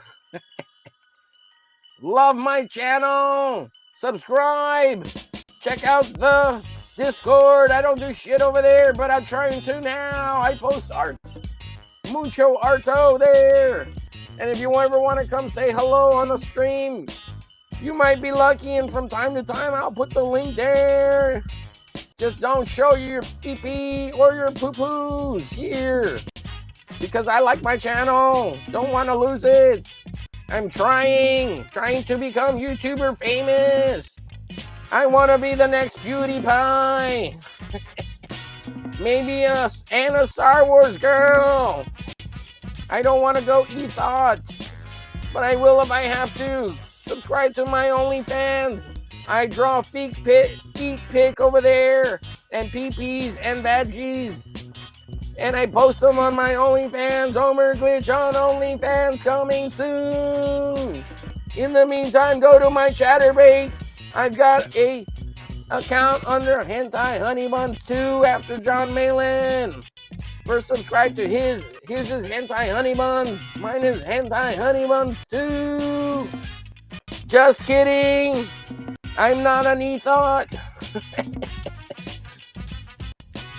E-thoughts, I love you. Where are you? Come hang out on my channel and make me look good. Get me subscribers, e-thoughts. I need a girlfriend, e-thought, because I'm a monk in the desert. There's no water out here. I just came with my sketchbook and art supplies. I want to learn the ways of the art ninja warrior. So I'm creating this whole idea in my brain because I've been starting like 3 days ago. I said I'm a monk in the desert, right? So now I have a story idea for Glitch being a monk in the desert, wanting to learn kung fu and art skills. And so he goes out to the desert and he learns these monk skills. And it's a whole story that's developing, right? It's great. It's great. I love it. It's great. It's a plan coming together. So, and now I must get the blacks. I'm going to make the blacks stand out. You're important to me, blacks.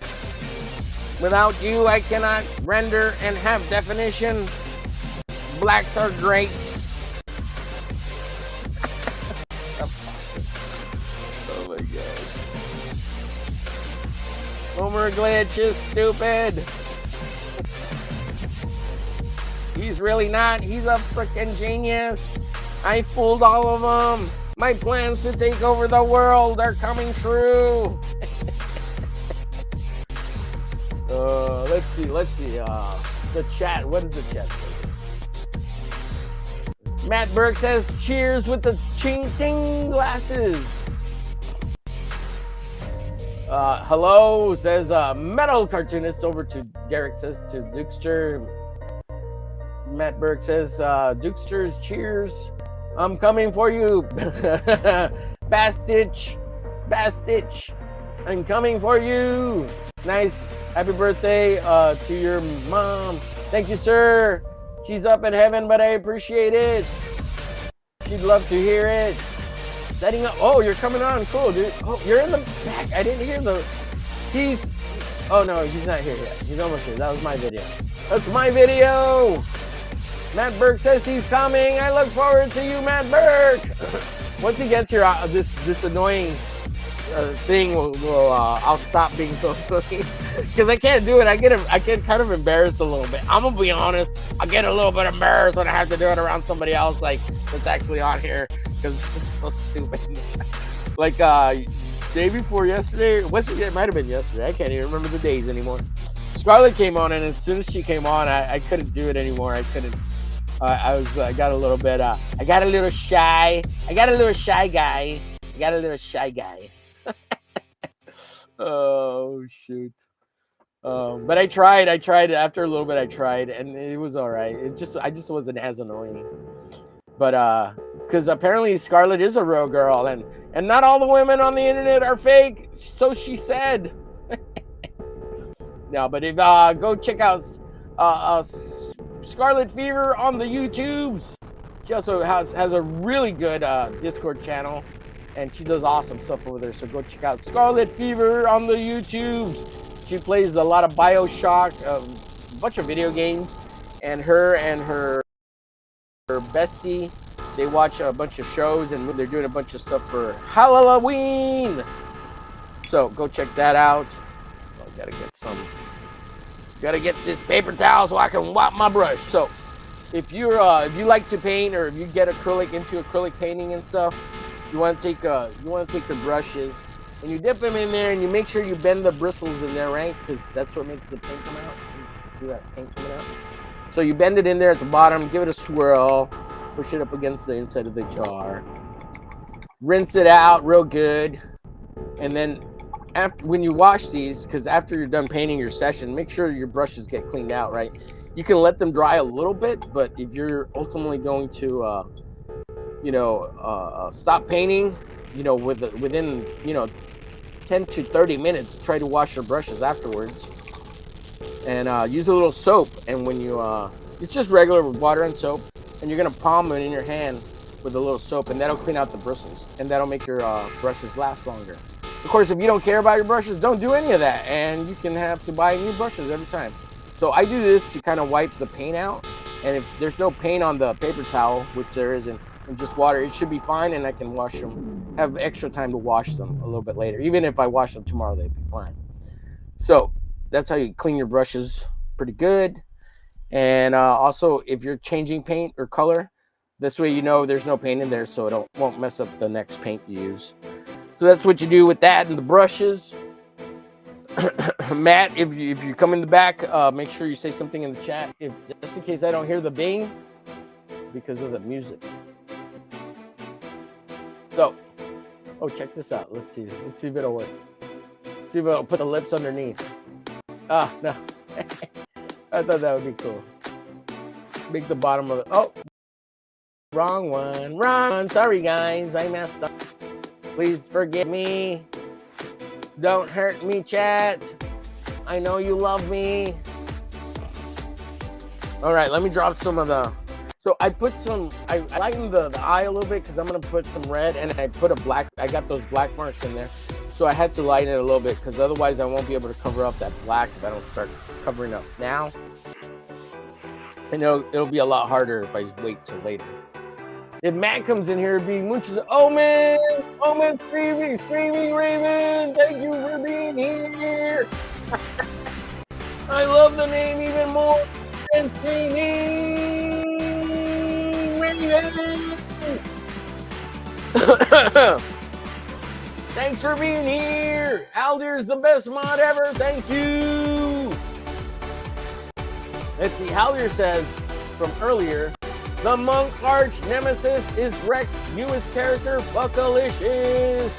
Well, if you and I create the character, Hallier, we don't have to give Rex any props, and that way I can actually use it in the story without having to ask him. Because if we make it and we make Rex part of the ownership of the character, then I have to like do something to let me use the character, right? I'd have to pay him, and eventually when I get rich and famous, he'll come back after the copyright and say, you Homer bitch can't use Buckalicious anymore. And then I'll be like, but what about Haldir? We must give him a percentage of the profits. You're going to fuck over Haldir, you Buckalicious bastard. Right, so if it's just me and you, Haldir, we could split it 50-50 and we wouldn't have to share anything with Rex. Let's see, subscribe to Scarlet Fever's YouTube channel. Hell yeah, please do. At Scarlet Fever. Yeah, link is in the chat-o. Hail to the chat! Yes! I love the chat! I love you, chat! You mean everything to me! Without you, I am nothing! I would hear talking to the void forever and ever. Almost ready. Cool. No rush, buddy. I'm just... I was going to make sure I at least go 2 hours, so if we could go 3 or 4 or 5 or however long you want to stay on, I'm cool with that. It's good with me. I could go 12 hours like Haldir wants me to, because I don't give a flip. I'm awesome only because Haldir lets me be. Let's get our paint on. Freaky Fridays dedicated to Bisley. I hope you actually watch this, never watch this. Hopefully you watch this. Please come on the last show. I will send you an invite, Mr. Bisley. It'll be the last day of the month, Sunday of the month, Friday of the month. Actually, I don't know what day it is. That would be crazy. Let me see what's the last setup for this show. I should send him that would be nuts. That would be nuts. If Bisley hung out on the show and said, be like, yes, thank you, sir. And then I tell him about the story when he totally blew me off because he wanted to get drunk. He's like, that was me 20 years ago, man. I used to be an alcoholic. Come on, give a guy a break. Quit being an asshole, Homer Glitch. Yes, sir. I'll get on my knees. No, Homer Glitch, you ain't got to get on your knees. I'll draw in your comic book. Yeah, just bring your comic book, and I'll draw in it, and we'll make things right. Yeah, I'll sign everything for you. I'll sign your tits, too. It'll be great, Homer Glitch. Come on. Come hang out with me. Yeah, come to England, man. We'll have a good time. You can drink beers, and I'll kick you on the ass. And I'll ride my Harley, and you can ride your little shitty motorcycle, your little 250, because you're not a real biker, Homer Glitch. You're just a bitch. Yes, sir, Mr. Simon Bisley. As you say, as you wish, sir. October 31st is going to be the final episode of BIZtober for this channel. I might take a break and come back with Biz Fridays. So we dedicate it all to the Simon Bisley. And then I'm going to make all this art and offer it to Bill Diaz, and he'll give me lots of money. Bill Diaz, to empty your pockets. I want it all. Give it to me. All the money you make at the arcades. I want all the quarters. That way you won't have money for a girlfriend and I will win. Holy shit. I'm kidding, Phil. Don't hurt me. You're a big Mexican Cuban guy. You must have eaten the corn like the corn feds. You're beautiful women. Stop it. Everyone loves you. You're like Ethos, but like with a wiener. Good Lord. My family. Hey, fam, if you ever watch this, do not watch it. Stop watching immediately. This guy talks so much stupidness on here. You're like, who is this idiot? I thought my nephew and my cousin was smart. So here's my blacks. I love my blacks. I'm gonna put in my blacks. But first I'm gonna take a little break and have a bit of this pumpkin Snickers, which is a Snickers. Because otherwise I'm gonna go hangry. which is a Snickers. I thought it had pumpkin in it, which thank the Lord it doesn't. It just looks like a pumpkin. A pumpkin. A pumpkin. Oh, that's a funny word, pumpkin, right? Pumpkin? Yeah. This is a share size, 2 pieces. 160 calories per pack. No, I don't care about. Look at that. You see that? You know what sucks about this? It has very little peanuts as a regular one. And I really like the peanuts in Snickers. So I'm kind of disappointed. And I'm kind of mad about it. Snickers. Oh, Matt Burke is here. Let me turn this shitty music off. He's going to be like, turn it back on. Your voice is fucking annoying, Homer Glitch. I've been cussing up a storm. Sorry, Matt Burke. I have vomit mouth of the bad vocabulary because of Simon Bisley. He says the word fuck and shit and piss and poop. You asshole. Not you, me. He's calling me an asshole. Not you, Matt. I would never say that to you, sir. What's up, man? It's Matt Happy Burke. What's up, buddy? I love it. My shirt. You brought the attitude. Look at the shirt. I love it. I didn't know if I'm be able to That's make awesome, any of the dude. other ones, so yep, had to keep it gangster. Well, I know it's I a little appreciate cheesy, it, but man. it is the season. No, it's not cheesy. It's awesome, dude. That's awesome. That's why I bought the shirt. If I could, I would get more Biz shirts. You know, love his artwork, man. For sure. What you been up to, brother? He's so good. Nothing, dude. I've been rocking and rolling all week, man. I've been on a storm, a rampage, if you will. Rocking and rolling, storming. Yeah, man. I've been streaming every day for the last You're a week. warrior, bro. That's wild. Well, I ain't got shit to do, so I'm trying. That's good. I was talking to my nephew. He's a young adult, right? Mm-hmm.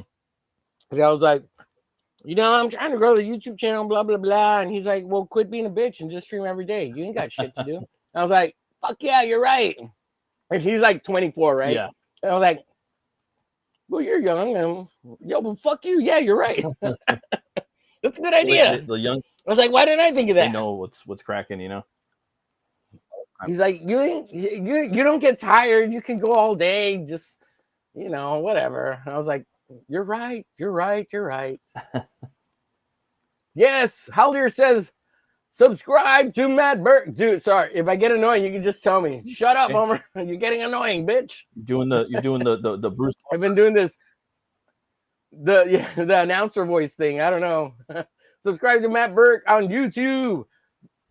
What is it? Batmerk, the metal cartoonist. Yeah, just drawn some. Haldir says 4 more hours. Before, right?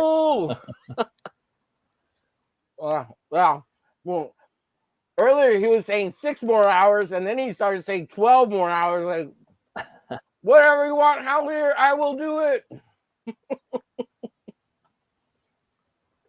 So you're doing the cover, the Bastich cover. Yeah. Portrait of a Bastich. This one. Is that what it is? I think so. Is that why? Oh yeah. I think so. I wanted to get the book, man, for this year. Hopefully, maybe next time I'll have the book.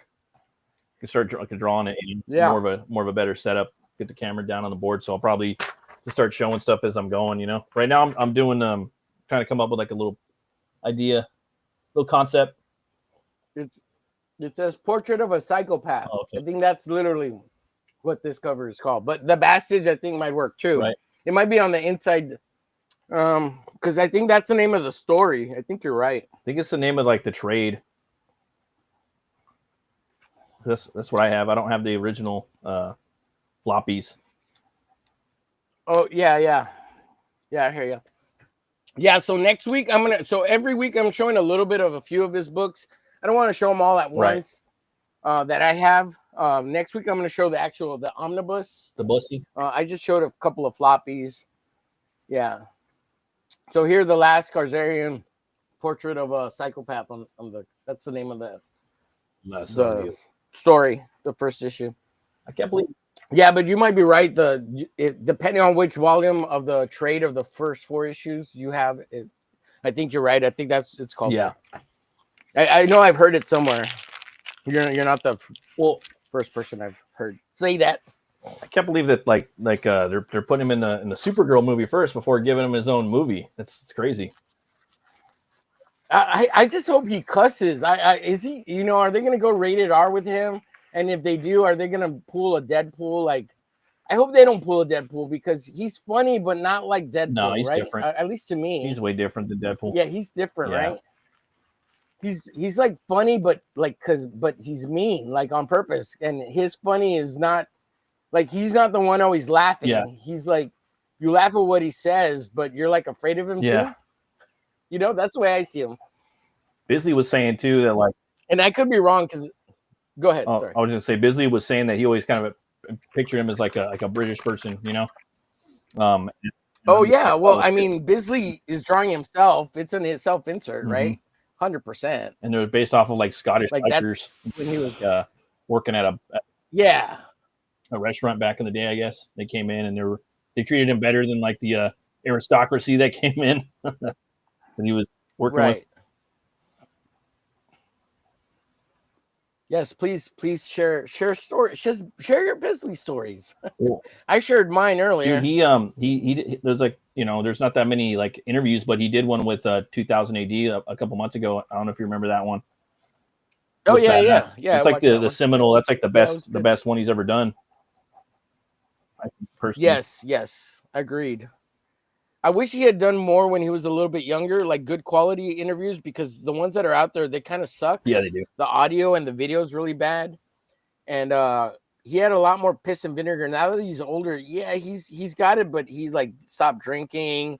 He's not as big as an asshole as he used to be, Yeah, he's sober now. And I kind of right, he's sober now, so it'd be fun to see like. He'd probably be embarrassed by him, right? But it'd be fun to kind of see a little bit, right? Because he probably doesn't give a fuck, Yeah. I don't think Bisley cares like that much. He's like, I was young and stupid, just like everybody else. Exactly. Nothing to be embarrassed about.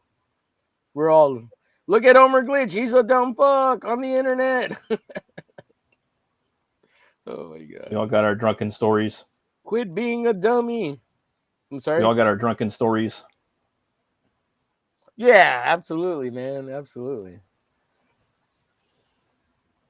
Yeah, I'm drawing Lobo as well, since it's BIZtober. I was gonna draw Slain, but then I feel like drawing Lobo. I just don't know what I want to have him doing, Because it's like the sky's the limit, but sometimes when there's no guardrails, it gets a little tricky. Right. Yeah, I just wanted to paint the cover. It's probably going to take me more than a few sessions, and I'll have to finish it off later. I'm just kind of blocking stuff in right now, and I'm not trying to make it exactly like it. I'm going to try to get close. Right. I don't know. It just depends where I get to on it as I start painting it. But just trying to have fun with it. But I do want to draw in that book, so hopefully next show I'll be drawing in the book. Oh yeah, that'd be awesome. That doesn't have the wisdom of Lobo. Yeah. And then later on, I'm going to show the Slain trade because I have this. You have it too, right? The big Slain painted trade. Yeah. That they recently reissued. Got it for Christmas. The wife got it. Hey, what's up, Zaid? How you doing, Phil? No, Phil, don't watch this. Leave now. Just kidding, Phil. Yeah, I know you'd be here, Phil. Phil was live streaming when I started, so they had a show. They had their Friday show. Yeah, I got out of work a little early today. So I saw this was cool. I was trying to make it yet. Trying to get here. Yeah. Well, thanks, dude. I was just it's awesome that you're here. I appreciate it. I know you're busy, so it's not like it's just a random thing. I was hoping Pete would come because he inspired a little bit of it, but it wasn't like it's too hard to work out things with him, and even like in your case, like you're busy too. So it's like, and I really wanted to, and I'm glad you're at least able to do one, or come by at least hang out one time, and that's cool. But it's like if other people start doing it, other people will be inspired to do it too. And like now that I've done one and like you're on here, you might want to come back and try to make an effort and plan things to make it happen, you know? Yeah. Because you just need like a little bit of fire and be like, hell yeah, that's a good idea. Let's go. Yeah, I'll definitely try. Or maybe you'll do your own on your channel whenever you want. It doesn't have to be when I do it, you know? Yeah. And I'll go hang out with you. Exactly. So, and that's cool too. So I don't care. Like, and Pete, like say Pete wants to, he's going to do a BIZtober now because Omer Glitch is an asshole and he did it before me. Go do it on your channel. I don't care. Be inspired, you know, like, like let's just do stuff because it's awesome. We don't have, it's not about competing or anything. I don't care. Pete has a big channel. His balls are huge. And it's not about that. It's about having fun. And yeah, okay. Look, if there's views or anything like this, cool. But it's not the end all be all of the whole goal, you know? Yeah. It's about making cool stuff. And, that's what I'm trying to. And hanging out with cool people you like. Yeah. I haven't talked to you in a few months, so I figured we could catch up and I could try to do like a nice ode to Lobo and Biz. Hell yeah. Yeah, absolutely. Yeah, I was saying earlier that like when I was a kid, I wasn't a huge Lobo fan. Like I liked Bisley, and I liked his big booby girls with the big guns, and those were freaking awesome, right? But I didn't really know who it was, and I didn't really get into Lobo till probably later, kind of a little bit later in high school. My little brother was actually, he was way cooler and in tune to Lobo than I was. And he's the one who liked Lobo more than me. Oh, really? And it wasn't until later that the getting into the painting and kind of liking all the painting stuff. Oh yeah. That I really got into Lobo. The or Lobo and Bisley specifically. Yeah, just how he attacks the piece and uses multimedia and he's going off on Bisley, man. How each page is like a different work of art. He doesn't really give a fuck, you know. Right. He's like, I'm gonna make this page, you know. Right. Well, and the other thing is like he's painting, right? And he's he doesn't know any better, right? Because in England, that's how all the comics are. Everybody's painting them, and he thought that's how all comics were made initially. Like, yeah, they're just painted, right? I can paint, I can draw and paint. Yeah, I can do this, you know. Like his ignorance was kind of a blessing, you know. Yeah, I remember. That's funny. Was it who was doing? I forgot who was doing Lobo before, or was doing Slain before him, you know. And he's like, "Well, I'm gonna come in here and I'm gonna paint it," you know. Forgot the guy that was doing it. Was it? Yeah, I don't remember who it was. Was it Glenn Farby? Was it Fabry or whoever it was? Like they weren't. Yeah, I don't think they were painting it. Glenn Farby. And then he was like, "Yeah, I'm gonna paint it though." Well, I thought the person before him was painting it. That's why he thought that. It was something along those lines. It was supposed to always be painted. Where he was going to do something. Well, also, so 2000 AD, they had a lot of painters, a lot of painting covers. And Fabry. Yeah. The guy who did all the Preacher covers, right? Yeah. I was going to do Judge Dredd because he did it. He did some cool work on Dredd. Oh, Slain, yeah. But I was like, yeah, I'm gonna do. Even Batman's a good one. Batman was dope. Yeah. What do you think, Phil? Should I make my own version of this based on his cover or copy it exactly, Phil? Make your own version. What's up, bro? So I don't have to be exact with exactly. It? Yeah. Haldir says, pre-order The Man with No Strings by Zaid's Comics. Yes. That book looks awesome. The stupid voice. Yeah, it looks so good. It's so Silvestri. Like, whoever you got to do the cover is like, is it Mark Silvestri? But yeah, the art is really good. I don't even know. Who's the artist? Do you know the artist? Yeah, it's Oliver. Who's the artist on your book? Isra Bedra. Oliver Bedra. He's good. Oh, Saavedra? I think that's his name. Yeah. Well, I mean, he draws like Silvestri. You can't go wrong. Yeah, it looks great. Zaid, I know what you're doing. Copying all the Image comics and cool Marvel stuff. Your Man with No Strings. I've seen him before. His name's Cable. Cable. Yeah. Quit trying to hide all the hype. His name is Cable. I'm just playing, Phil. It's okay. You can make your own version. Oh, man. I'm trying to paint so people can actually see me, but this canvas is so big, and I've already moved up the webcam like a foot from where it normally sits. And if I'm out of space, I can't move it any higher. Yeah, I wish I had a cam, dude. I don't have one right now. Otherwise, I'd have it right on the board. That's usually why I stream my phone, too. Right, yeah, yeah.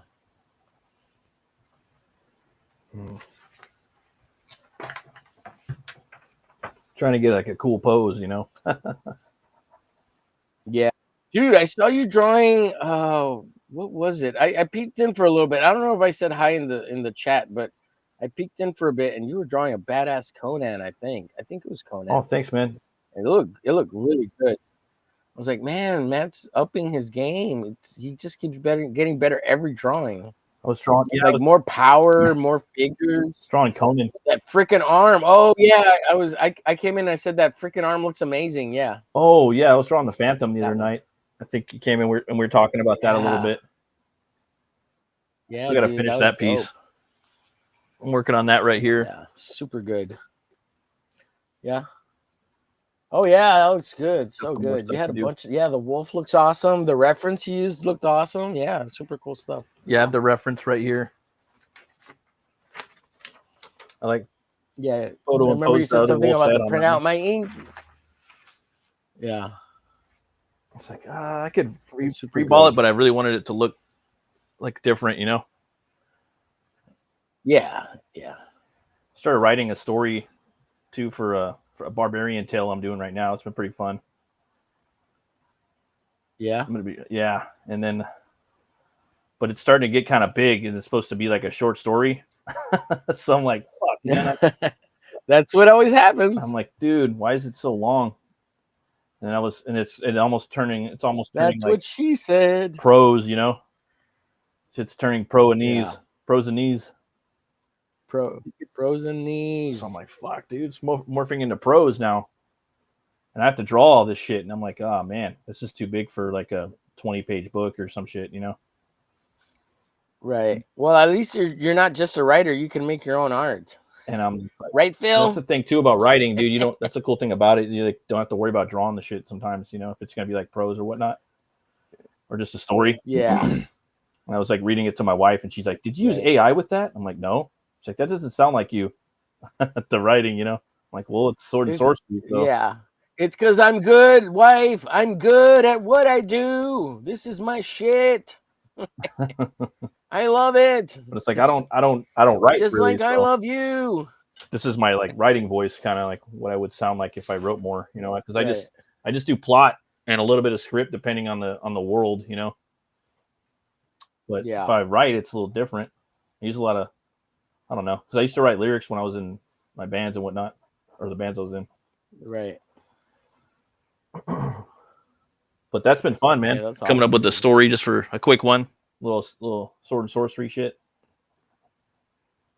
Yeah. You've been streaming all week though, huh? Yeah. Well, I so asked for with Ace Acevedo for the, oh my god, what's that thing called? The Ace Anthology. Yeah, the Ace Anthology. There you go. Thank you.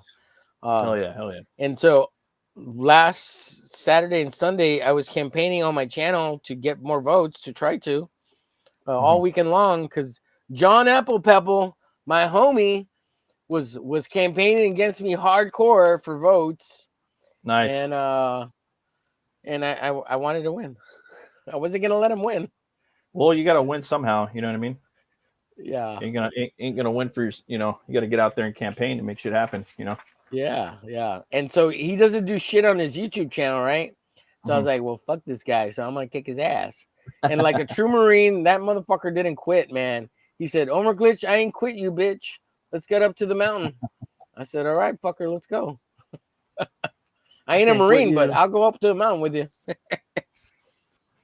Yeah, the was that was watching that Prince of Persia the other night.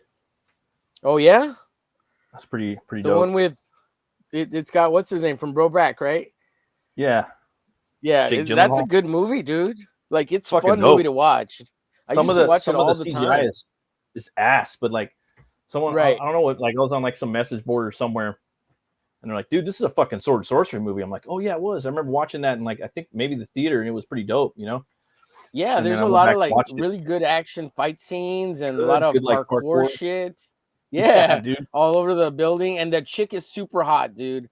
I don't know. I thought she Gemma was quite Arterton. beautiful. Yeah, Yeah. she used to be in a lot of stuff like Clash of the Titans, and then she just kind of like disappeared. I seen her recently in one of the Kingsman movies, the Mark Millar ones, you know. Oh yeah, yeah. But yeah, she was in a lot of stuff. I remember her back in the day. She was awesome. Well, some rich guy married her and took her off the market. That's probably what happened. That's what always happens to all of them. Like, no, you ain't gotta work, babe. I'm a billionaire. Like, what? Why do you want to work? Because I love acting. It's my craft. But you don't have to do shit. Just lay there and be beautiful. And just whenever I want to, you know, that's all you got to do. You don't have to do shit. That's what happens to all of them, you know. Yeah, And but then it was they cool get too fat. because the movie was PG-13 also, so I could watch it with the kids, sort of, you know. Oh yeah. But he was he was taking out fools, man. He took out like I think like 15 people and like unalive, like 15 dudes, like in the first 20 minutes. And it was just like more and more and more. Like there wasn't any blood really. There was like one scene with blood in it. I think they probably allowed him like one, you know. Yeah. But dude, he probably murked out like maybe 50 people in that movie with his twin swords, you know. Yeah.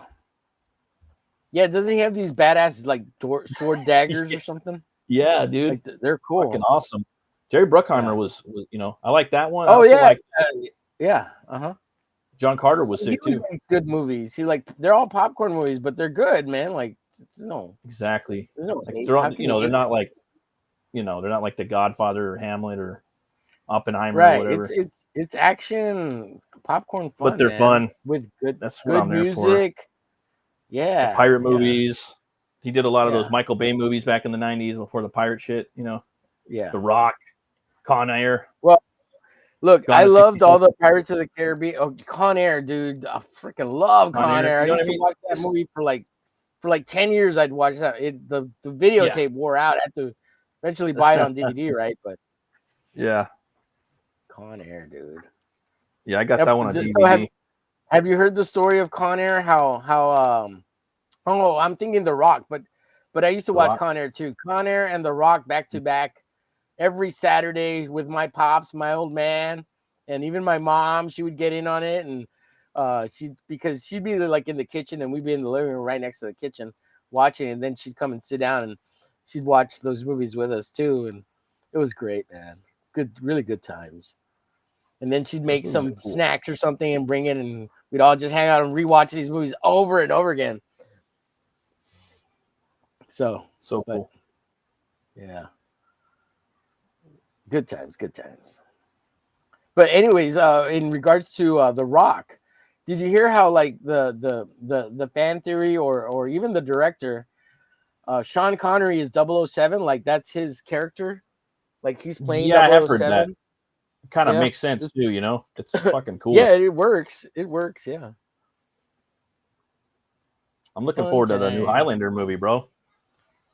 Oh, I heard about it, but I hadn't seen or really heard anything new. You know, it's been in like production hell forever, right?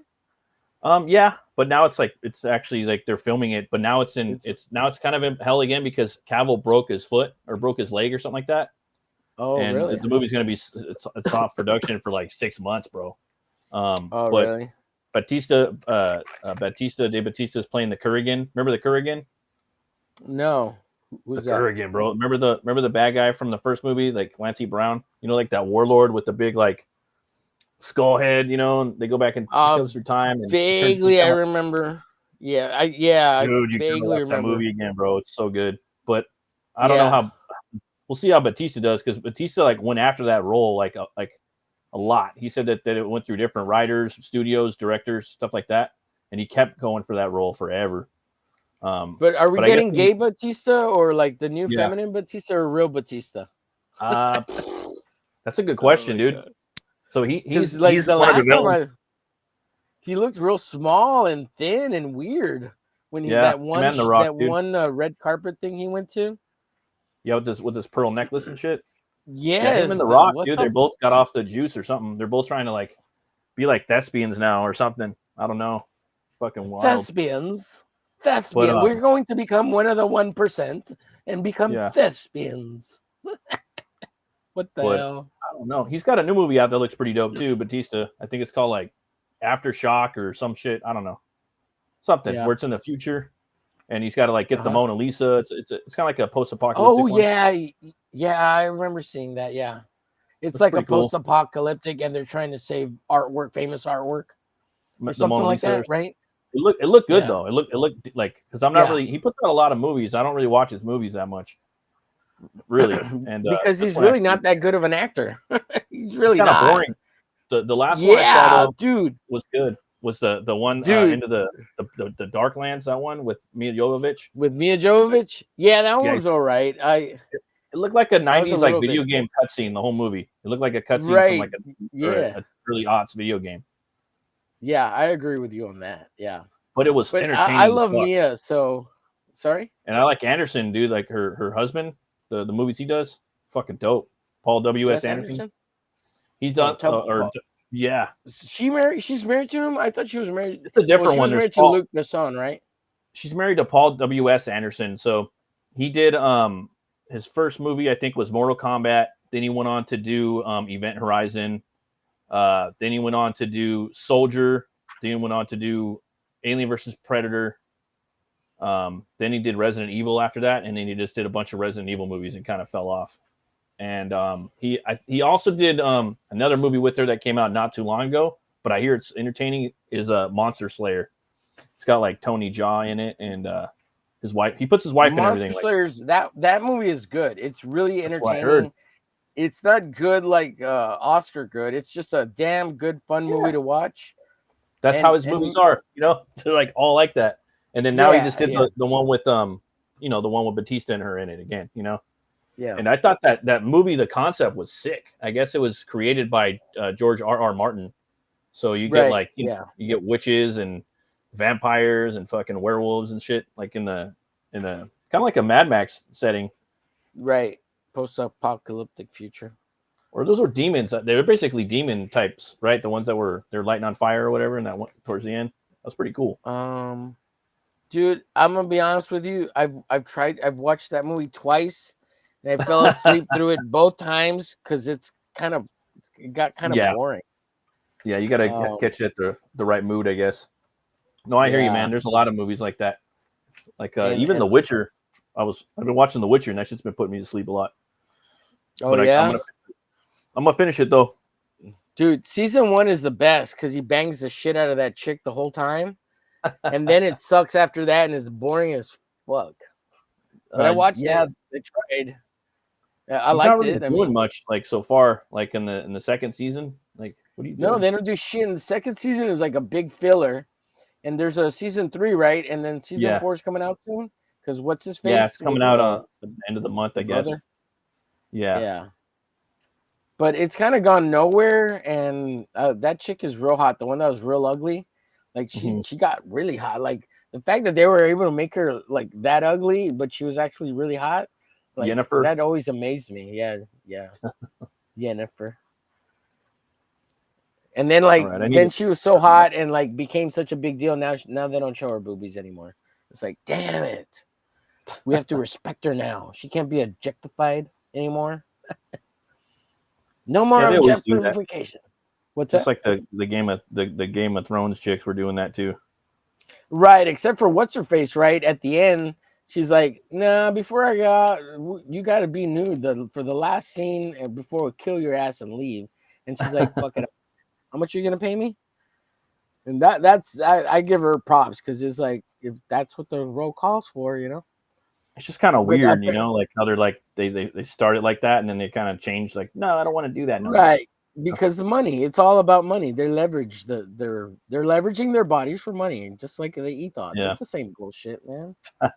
Pretty much. It's like Pam Anderson. No, I won't do Playboy for years, right? And then the sex tape comes out with Tommy Lee, And then all of a sudden, okay, I'll do Playboy. How much are you gonna pay me? They paid her $1 million for that photo shoot, right? Like, That's come funny. on. Yeah, it's all money. It's all leveraging money. And then like, well, at least I'll have beautiful pictures when I get old and die. And that's why they do it, right? Because to remember I used to be beautiful once. That's I what used they to all be do. beautiful. It's like Schwarzenegger looking in the mirror, you know. I used to be Conan. He was That talking was like that someone. on Howard Stern. What is this Oh yeah. body? Yeah. It's like, Yeah. hey, it happens to everybody, bro. You know, Everybody. some people it Everybody. happens sooner, some later. You know, Yep. fuck It's it. all about having those good genes. Like, what's Yeah, your yeah. name? Some people got great genes, dude. Yeah. I Right want now, Scandinavian sexy jeans. whatchamacallit, I'm trying to watch the X Files right now, man. Trying to go Oh back and yeah. rewatch those. Those You are pretty know cool. what's her face has good genes. Gillian Anderson. God Oh yeah. dang, that woman has good genes. Like I was she's telling my wife, like, finally starting to look kind of old, but she's still sexy as hell, dude. Like, and I she was telling my stacks wife, I'm so like, nice. I didn't like her. Like I remember watching this when I was younger. I was like, she's Uh-huh. annoying me. I'm like, I don't like this chick. You Right. know, Yeah. I'm like, she looks way better when she's older. She looks better. I was like, she even looks better now. Yeah. Yeah. Like she's I 60 or probably some shit, tend to 57. agree. Like, yeah, she had all Yeah. that fat on her face because she was young. You know, when you get older, you start losing all the meat in your face. Right. See a But baby I remember face. when she popped up in like Hannibal, she was like a shrink or something like that. I was like, who's that? Yeah. I was like, that's not Julian Anderson, is it? Oh shit. But she's Yeah. busy, dude. She's got like a Western TV show coming out where she's like a badass boss, like a underworld like underboss. You know what I mean? Like Uh-huh. versus some other chick. Hey, I don't know. did you ever watch The English with Emily Blunt, where she's got Nah. like, I don't want to ruin it, but she has a certain disease because she got raped out in the West. So this happens during the 1800s. She's an Okay. English woman who comes to America. I'll just give you the plot of it, the gist, but I won't. It won't ruin anything for you. Okay. She comes to the Americas to find her husband, who came over by land, and they were gonna start like a homestead. But Right. apparently he gets killed, and she hadn't heard from him, so she comes to try to find him and see where he's at. And she Yeah. finds out that he's been killed. So then she goes to try to find the body and the people that killed him, right? Well, along the way, there's the guy who killed him. He does they bang her, right? This group of guys and the guy who killed her husband. Which isn't ruining too much because there's a lot of other shit that happens. Okay. So she gets all fucked up or whatever. She goes back to England, all beaten, bruised, and everything that happened. And then she ends up coming back, and she has a plan, right? Yeah. And she hires this Native American guy to teach her how to track and hunt people, right? So he does, but in through the process, he becomes kind of her guide and friend throughout the whole series. Okay. And he helps her track down those guys that did all that shit, and she's trying to look for him to kill him, right? And she does, you know. I mean, that's the basic of the story. But The revenge. when she goes back, yeah, it's all revenge. When she goes back to England, she learns how to shoot, and she trains on fighting and all that stuff.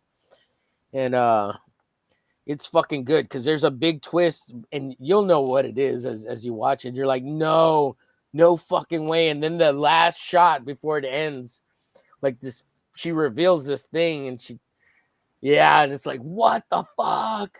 Yeah, it's good. It's good, dude. If you get a chance, check it out. Yeah, I don't want to ruin it. Now she's awesome. She's like one of my favorite like modern actresses. She's up there, bro. It's her. Yeah, It's she's her and really good. she's in my top like 3 right now. For probably my favorite actress was what's her name? I forgot her name, bro. From Lord of the Rings, Galadriel. Kate Blanchett. She's yeah. I get. Oh, Kate Blanchett. Yeah, she's so. I think she's good, my favorite man. actress. But I also like Emily Really? Blunt for kind of like that's been around because. And then the newest one probably be like that Anya Taylor-Joy, the one from Furiosa and the Yeah, and she's the, cool. Yeah, and the cool. Northman. Yeah. I've been liking the Sweeney. The Sweeney, she got good genes. Well, yeah, everybody kind of likes the She Sweeners. got big hoo-has, and she likes to show them off, which is great. So I finally landed on a layout for Bisley. Otherwise, I would have kept fucking with it for 2 more hours. You know. Oh yeah. Yeah. I mean, there's so You many want to share? poses you could do and things like that. You know. Well, I went through a lot of them. Well, let me circle the one I got. I probably regret it later, but I've already changed it a little bit. But those a bunch. You can't really see, but I like that one. That's a but it kind of looked like he was yeah. getting. Is that the one? He was getting crucified, but I was like, yeah, I don't know. And then Oh, so yeah, I don't I know. see There's it. just a bunch right there. I was fucking with. Very cool. And I did some more right here, and I kind of because I want to do something with them like dumping a big ass gun. You know what I mean? Like do. Yeah. Yeah, of arm, course. like a gun arm. Maybe his arm's cut off, and he's got a whole gun arm, right? Kind of like the machine from Judge Dredd. What is it? Mean Machine. And then the other hand, he's got his hook. So he's like ripping his hook off of somebody's like maybe he's scalping him or something. Yeah. You know. So you get all that chain energy. So I don't know. I just started right now. You can't even see it, but you can see a little hook action. But yeah, it's gonna take me. It's gonna take me forever, bro. You're I'm gonna try to do something like this: a big ass gun and an arm. Exactly. Yeah. Did you draw that or what? The other night. Dude, I finished this the other night. That's the ode to that storyline where he turns into her with the right. Dude, that's the so chick. good, bro. Yeah. I think that's my favorite piece by you, bro. Oh, I think that's my favorite piece. Yeah, 100%. Appreciate that. Yeah. I showed the issue off earlier. It's here. That I think your art. I'm like, hoping that your art is the best when it's like that style. You know what I mean? Like whatever that style is. Well, so I know you got a lot of styles. Well, it's a Bisley ripoff, right? I'm trying to rip off Bisley. This is the best Bisley I can do.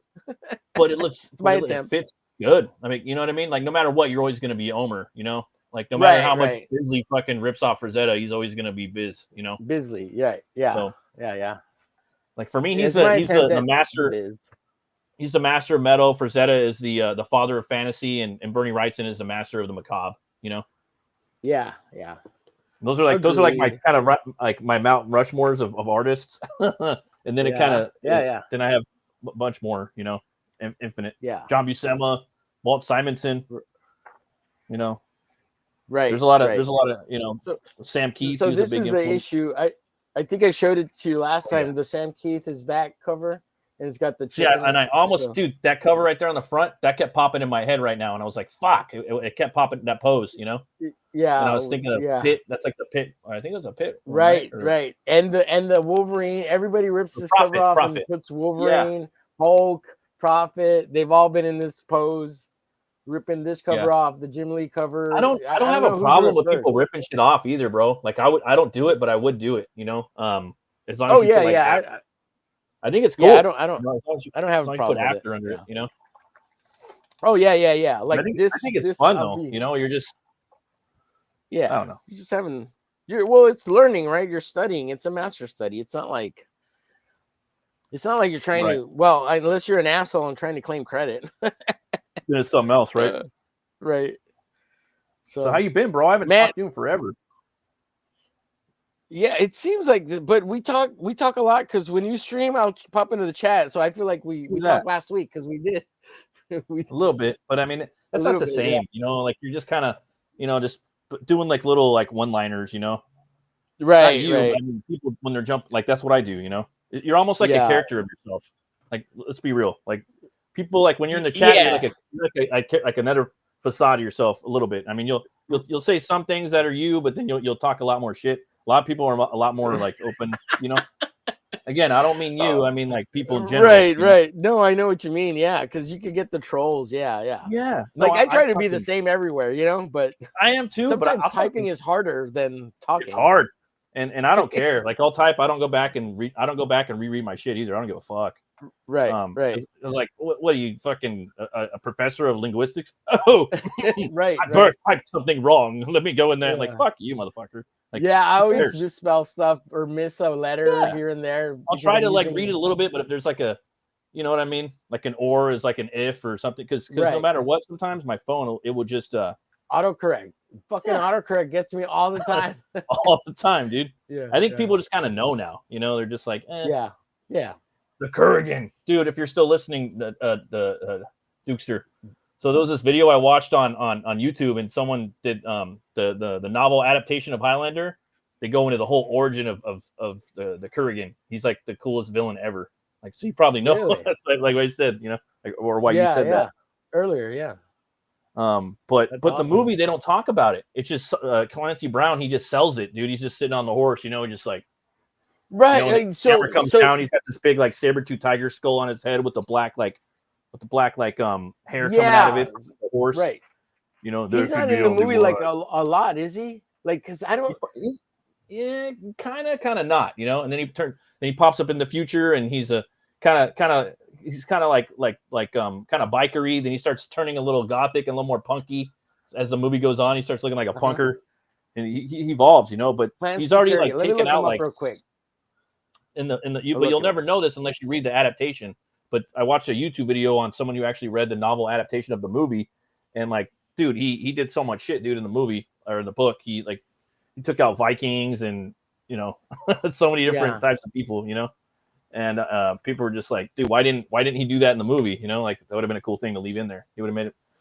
So, and then I think of like Batista. I'm like, hopefully Batista does a good job, because he's getting a lot of these roles that just, I don't think he's the right guy for the role. Like he's playing Beowulf too, dude. I don't really see him as like a Dane or like a Swede or you know, like a Norwegian, you know. And I mean, he's like he doesn't have the looks like a accent, Mexican and Filipino dude, or he's like a Filipino guy, you know, that's all fucking roided out. Yeah. So I'm like, and he's kind of small compared to other big white guys, right? Like, you know, he's kind of small. And when he looked like younger, he looked different too. Like if you look at him through the ages, Batista, he changed a lot. Like his physique, his face, everything. Yeah. A whole lot. You know, like they have the AI now where they like show people's life stories or character stories. I don't know. It's all over TikTok and shit. Yeah, I've seen it. Yeah. But he's a badass character, dude. Yeah. What's the name of that movie again? The series with the Highlander. The Highlander. I couldn't remember.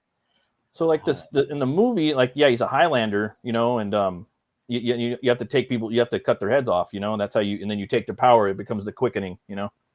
And he's just a bloodthirsty guy.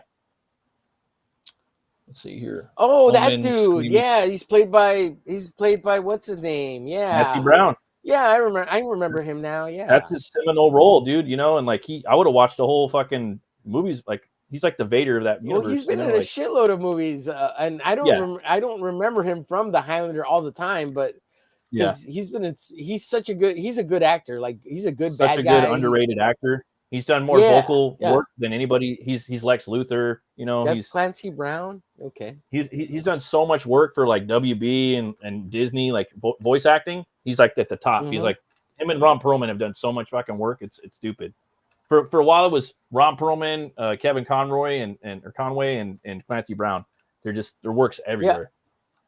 Yeah. I do like Highlander a lot, and I was a big fan of it as a kid.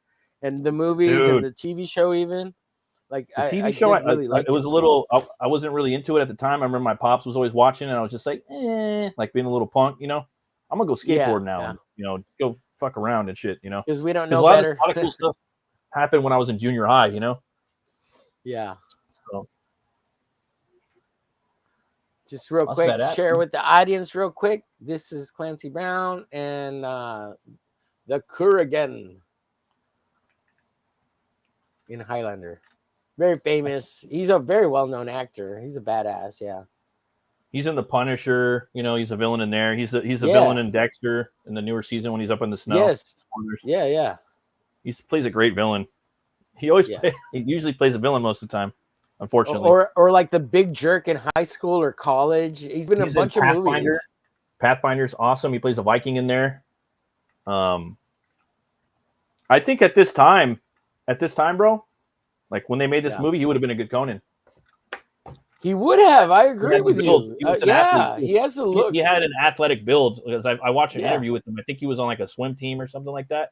But at this time, the year they made that movie, he would have been a good Conan, I think. And he's a tall guy. He's like really tall. Yeah, tall, and then he's got one of the best voices in Hollywood. Yeah, like, you know, in the past, it's kind of deep, years. A little baritone, but doesn't sound black. But dude, deep, you know. Yeah. He's got the voice. He's Lex Luthor, you know. Yeah. Dude, so I got a request yesterday to draw this meme, and I'm going to do it at some point. but it's called the George Droid meme. So it's just a matter of picking which one. And I don't know why it's funny. It's because it's stupid to me, but I don't know why someone would ask me to draw George Droid. Oh, okay, I get it. George Droid. Okay. Yeah, George Floyd as a robot. Yeah. Like, why is that funny? I don't He's know. got the RoboCop chest right there. Look at.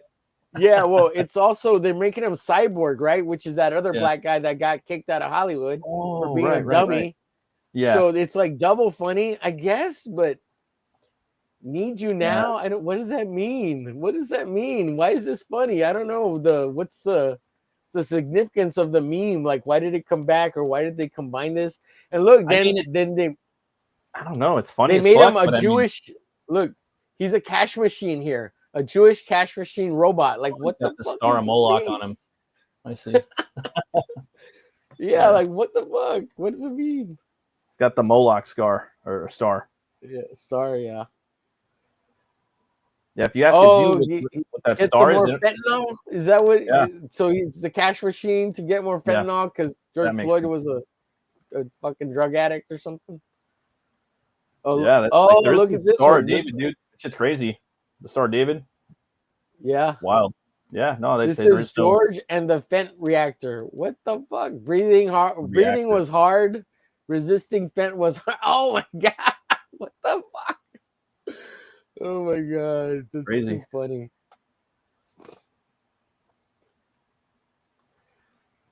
All right, man. I'm gonna take a chance and go use the potty since you're here. If that's all right. If go for it. I'm gonna turn on. Do you want some music in the background, or you chat away the Von Bearder? I saw you in the chat. Derek's in the chat. Thank you for being here. Omen is in the chat. Thank you everybody for being here. We got 6 people watching, and I'm gonna take a little potty break while Matt either lets me put music or wants to entertain you, whichever's up to him. Yeah, go for it, bro. I'll just be sketching away on this Lobo piece. But so it's light. It's copyright free music stuff. Sounds like Legend. Just stuff I found off YouTube that you could play. I downloaded from the YouTube studios or whatever.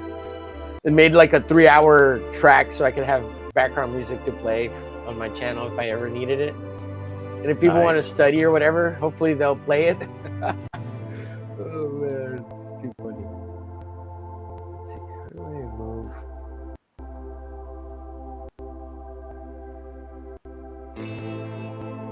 Oh, that makes you big. Into this.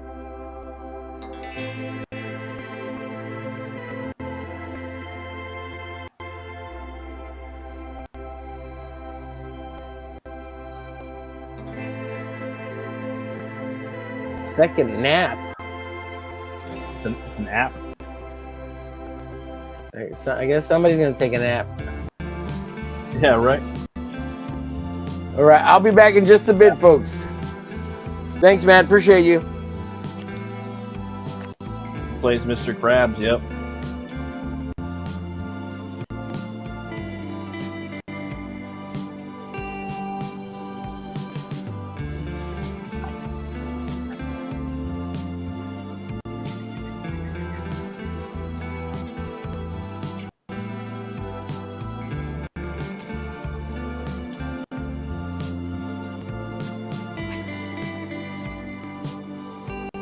Drawing the Lobo.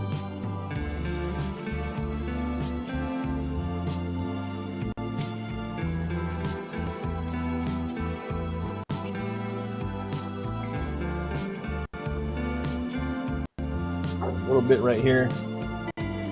Still working on it. It's gonna have some weird proportions. Just trying to get this foot nailed, ironed out. Let's see here.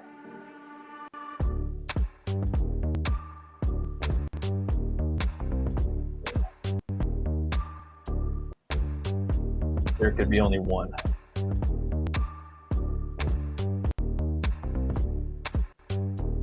Man, that's crazy.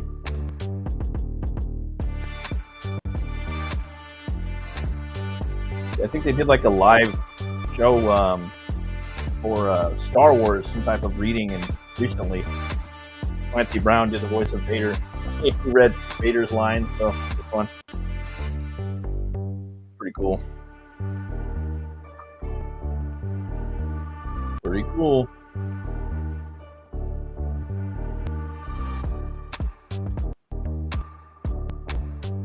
All about getting that good pose, you know. I think with Lobo, you gotta figure out what you want him to do, you know, before you draw it. So.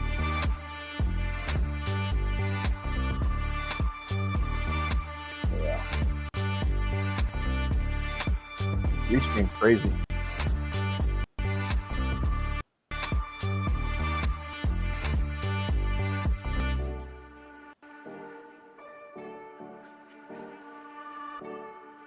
Okay.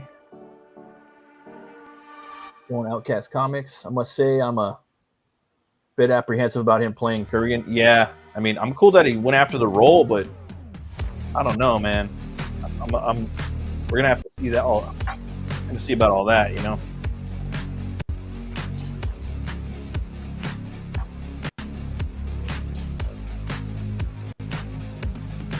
Because there's a movie coming out called Grendel where he's playing Beowulf. I know that's going down.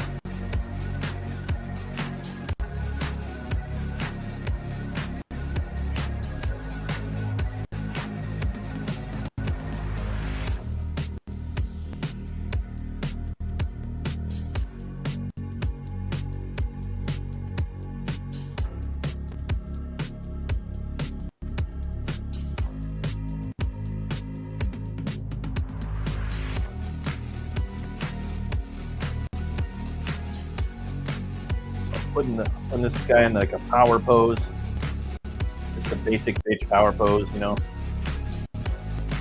because it'll be fun.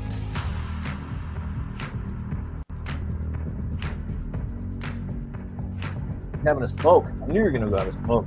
I'm hearing your voice. The smoky. No, I'm brewing up some coffee too. I put that shit on before it came on, so before you get back, I'm gonna get my vice.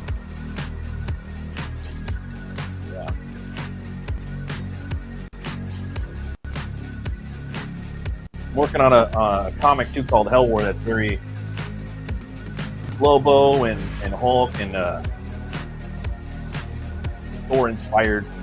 Got just a few more pages left of pencil and ink, and then all I got to do is do the letters. That won't take as long, but it's weird. It's like I'm right at the end of the book.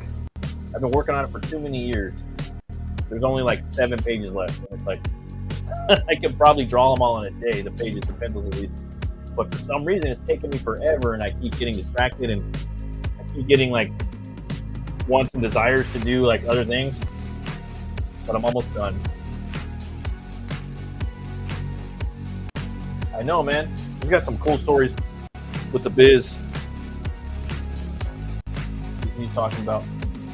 He's like, I think he calls them Diaz, like Diaz. Fucking Diaz, get over here.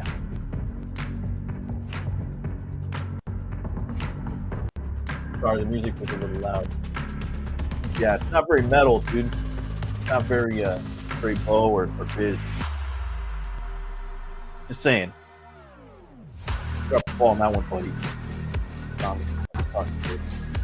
Need a dick. I'm an asshole.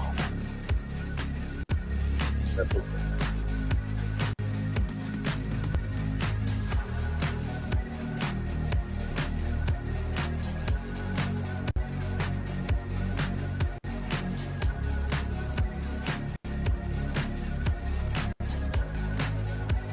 Song's alright though.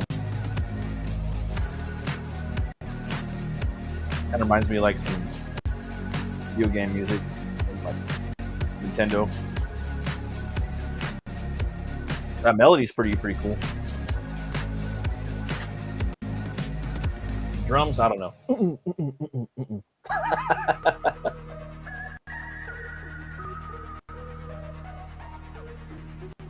Here we go.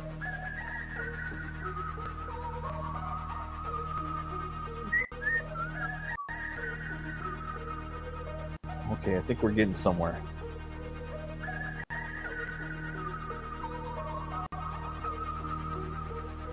I think we're getting somewhere. Sometimes you just got to start drawing, man. You just got to start drawing. You can only mess around with poses and layouts. You got to get in there and draw it out and keep messing with it. Keep rendering it. The thing is with comic books, a lot of the stuff is a figure, you know, pose that we're messing with.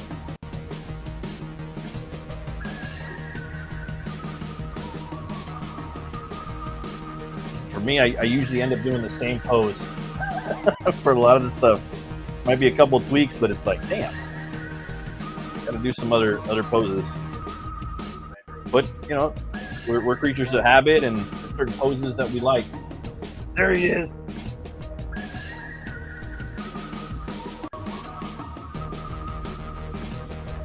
Listenator. I'm here, kill me. I'm here. Kill me now. I'm here. I'm here, kill me. I'm here. Are you doing Arnold? Yeah. Remember that shit? Oh, that's so good. You son of a bitch.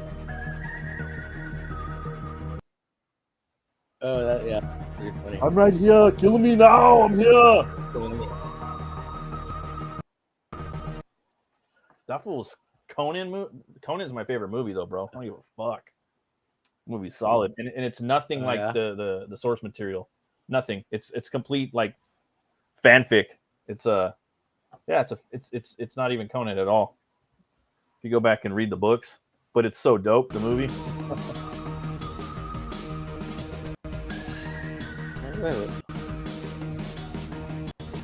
I thought I had this. Just to lower it here. Yeah, because like in the books, dude, he's never a slave. You know, he's never like a pit fighter. No. Oh yeah. Nope. He like leaves his house when he's like 14 and he goes and fucking fights in a big war. You know, at this place called Venarium. These gates. It's kind of like Hadrian's Wall, sort of. If you're familiar with that. And then he yeah. Then he goes up north to like it's kind of like Scandinavia and fights some fucking frost giants and you know gets chases around a frost giant's daughter, you know. But he never, you know, he just leaves. He has this wanderlust, you know. He leaves home. He's just like, this place is boring. I'm destined to. He pretty much knows like deep down he's supposed to be king of the world, you know. But he knows that he's gonna have to go on some adventures. And that never happens in the book, but in the books, man, he goes through some crazy adventures, man. Well, it kind of like that sounds cool and all, like it's awesome, but it sounds a little like because I love that part as a kid where he's all a slave and shit. Yeah, that's dope.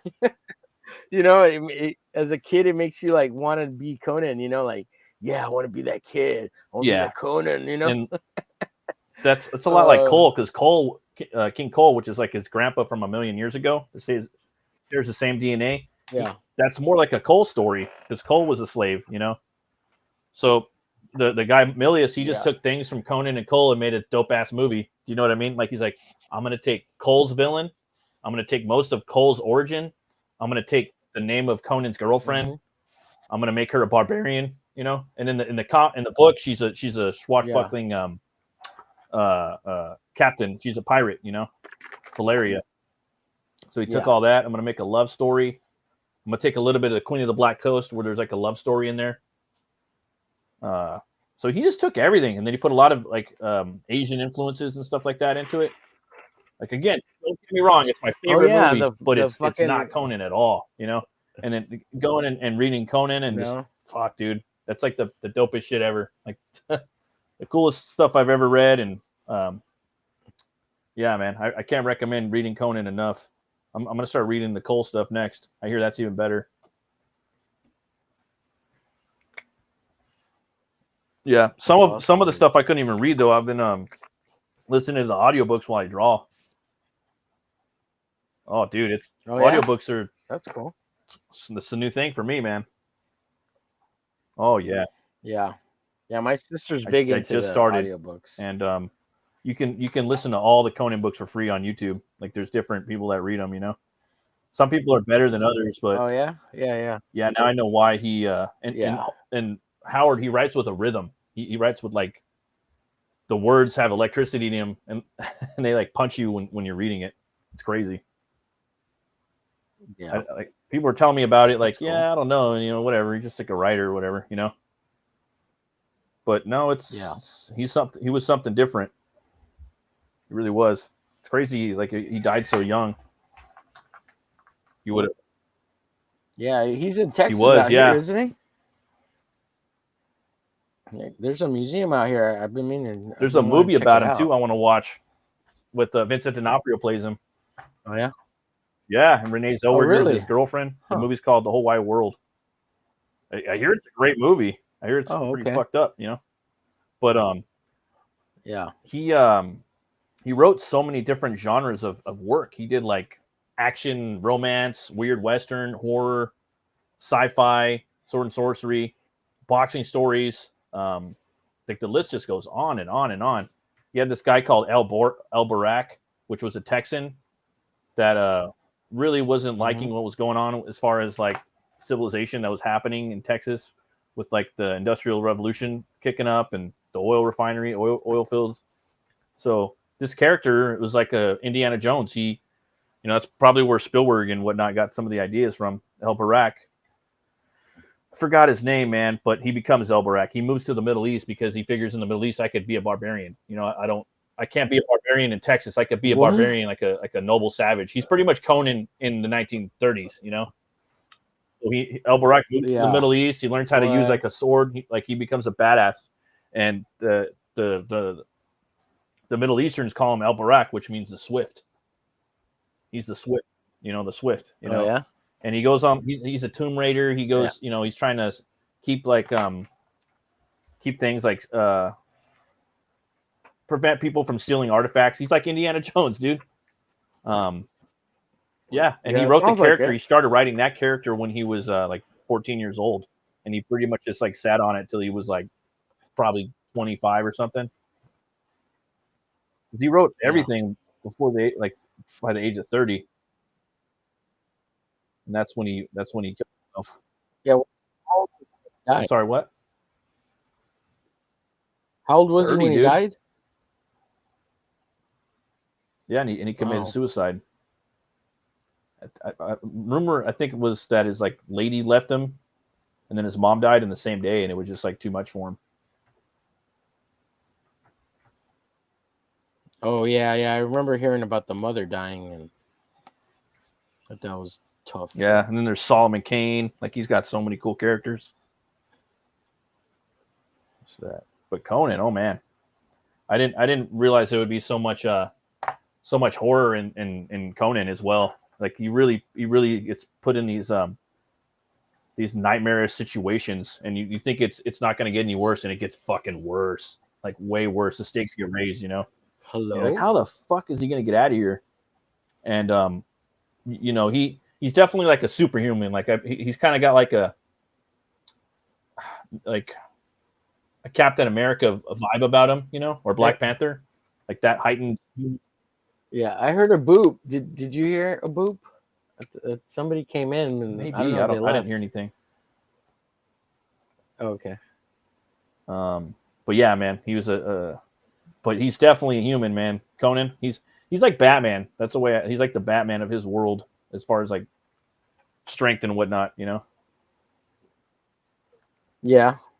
Omen says that's why I like the movie with Jason Momoa, since it's closer to the novel. Yeah, I'm not a big fan of that movie. I mean, he looks more the part of Conan, but that movie, like story wise, it's just all over the place.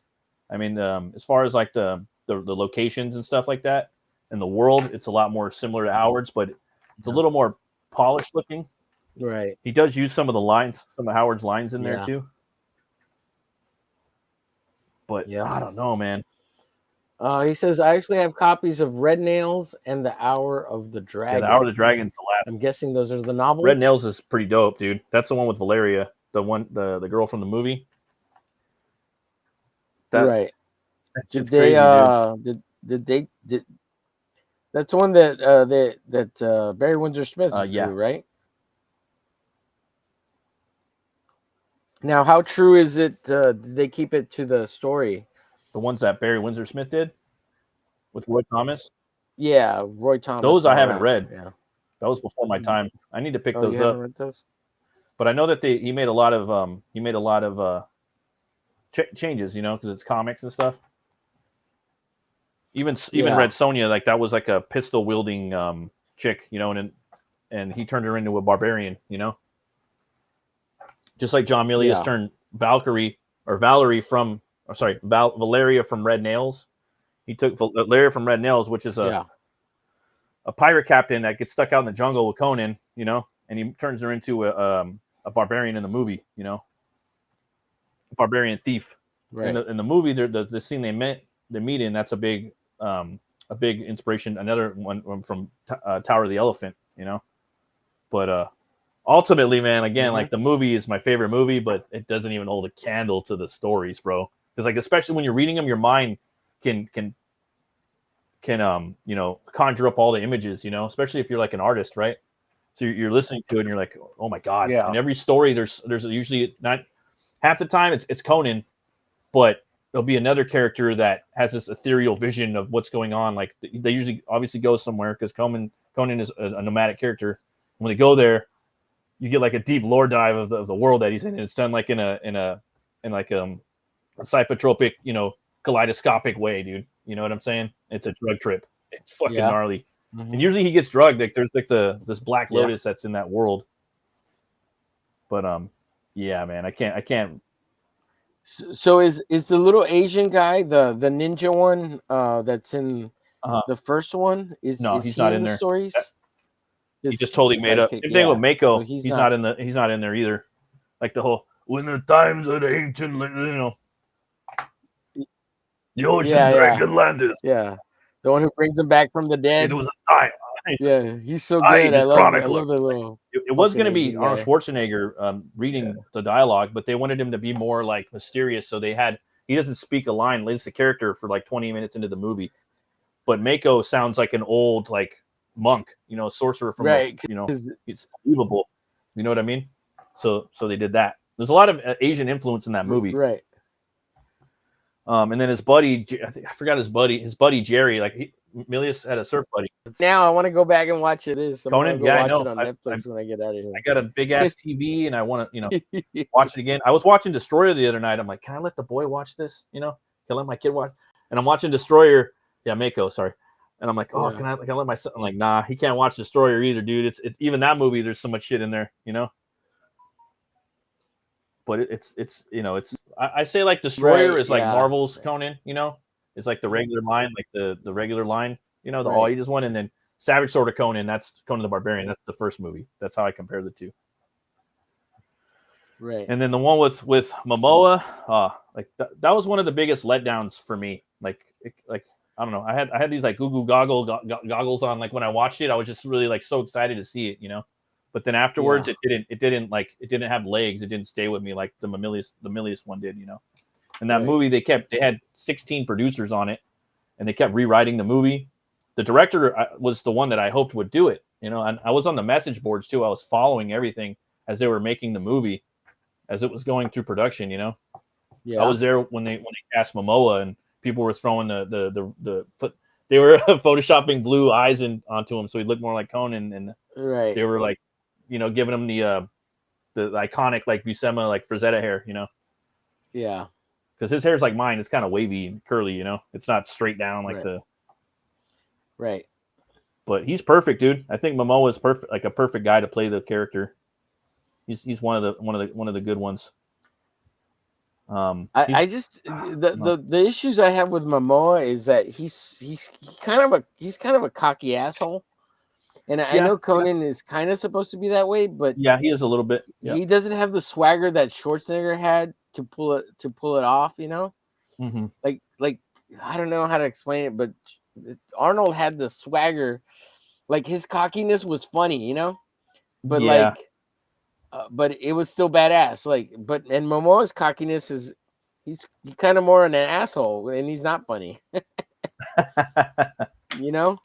I don't Yeah, know if that makes sense. I feel you.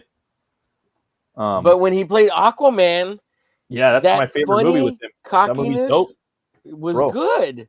And I That's was one like, of my if favorite comic movies, bro, is if Aquaman. you, I've only seen it like maybe 3 times, but it's still up yeah, there. That movie has yeah, like 5 fight scenes in it, bro. Then there's this yeah, massive like underwater like kaiju war. Like, yeah, dude, that James Wan is, oh my god. yeah, it was Let's see good. here. You have a good point there. I feel they pushed the Conan reboot too much. Yes, I like some of it, but yeah, no, yeah, I don't know, man. And then for me, like, you know, it took me a long time to read Conan, and I put it off, and I finally, you know, I've been getting around to it. Now I'm doing it, and I'm like, oh, okay, now I see why there's people that get really, really purist about it, you know, because he really does have a Yeah, style, like yeah. it really is. Like, so for me, I think the best way to do Conan is a TV show on HBO, strictly HBO, bro. Oh yeah, yeah. That Yeah, sounds cool. Yeah, that you sounds know, cool. and I know how they could do a movie, and I know how they could do a TV show. So with a TV show, you could do one story could be like one episode. Some stories could be 2 seasons. That's how big like some of the journeys are, you know. Yeah, But if you're gonna do a movie, I think you need to start it off with when he's a thief, because those are like the main stories when he's a thief. When he's a thief, it's a little less, it's a little more contained, you know. yeah. It's like What Batman going to Arkham Asylum Island. It's a little smaller, right? Then when he starts getting older, he starts going into bigger stuff, you know, bigger What do you adventures. think if they kept the same music, or at least adapted the Conan movie music Uh-huh. to like a modern, and played off of that? Do you think that would help or would be good, or do you think they should have their own music and kind of stuff?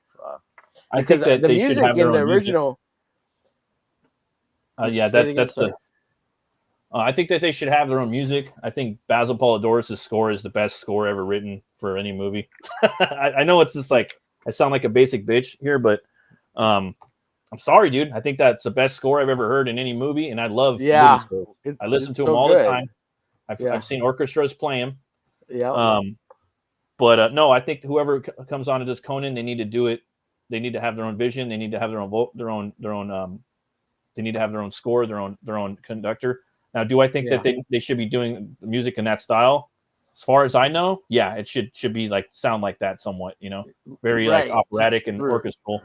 I think he Right. had 16 horns, 16 horns in there, you know. Yeah. So that's just my opinion, and I think it'll be really hard to kind of do it. The less polished it looks, the better. It needs to look really dirty. They need to get kind of low tech cameras, or at least film, put it on film to make it look really lived in and dirty, because that's how Howard's world feels. He's such a good writer. Yeah. You do know that they had a TV show where Ralph Moeller played Conan. Yeah, I know about that one. I never watched What? it. There's I've a seen it on TV? Tubi. They also had a cartoon, Conan the Adventurer. Conan the Adventurer. I watched some of that. It's pretty good actually. It's like it's better than He-Man. Yeah, the movies, I could listen to that shit over and over. Well, it doesn't take a lot to get better than He-Man. Like No, He-Man's especially cool the and all, first but iteration, bro. That first iteration was dog shit. But they got a pretty good writer. She came in. She does a pretty good interview on ConanTheBarbarian.com, or sorry, Conan the Barbarian YouTube, the official YouTube channel. They interview her and they talk about, you know, she was like a hippie and she came over and she kind of got into comics and then worked her way into the movie or into the cartoon, and she tried to put as much Howard in there as she could, you know, even though it was a kid show. yeah. But yeah, I could go off, and you know, I don't know nothing about Howard, and I could go off on Howard, you know, like just from some of the stories I've read, you know. Let's just to bring it back to Biz a little bit. Did Biz do a lot of Conan covers, or is there a lot He's of? got a new one coming out, brother, next month. I thought I heard something recently. I posted it on X. If you pull my X up, you'll see it. Looks pretty good. Okay. He also did an old one. He draws Conan very tanky, very thick and kind of short. So yeah, he has that famous one where it's like that. He's like in a luscious green jungle. Oh, that's That's Bisley. and then there's another one. There's another one that he did that I remember. That's fucking sick. But yeah, he's done a few Conan at least, and I've seen a bunch of his commissions I've seen online from different people that have had him draw Conan. So I've seen probably like maybe 10 of his Conans. And yeah, he does a great job. And I was thinking about drawing a Biz Conan, but it'd be kind of weird. I just drew Conan not too long ago too, so I'm trying to keep it fresh for myself. Yes, He-Man was definitely a ripoff of Conan in a multitude of ways. It's like Conan and Kirby's Thor put together. That's what's so dope about it. Let's see there. They have a documentary on that too.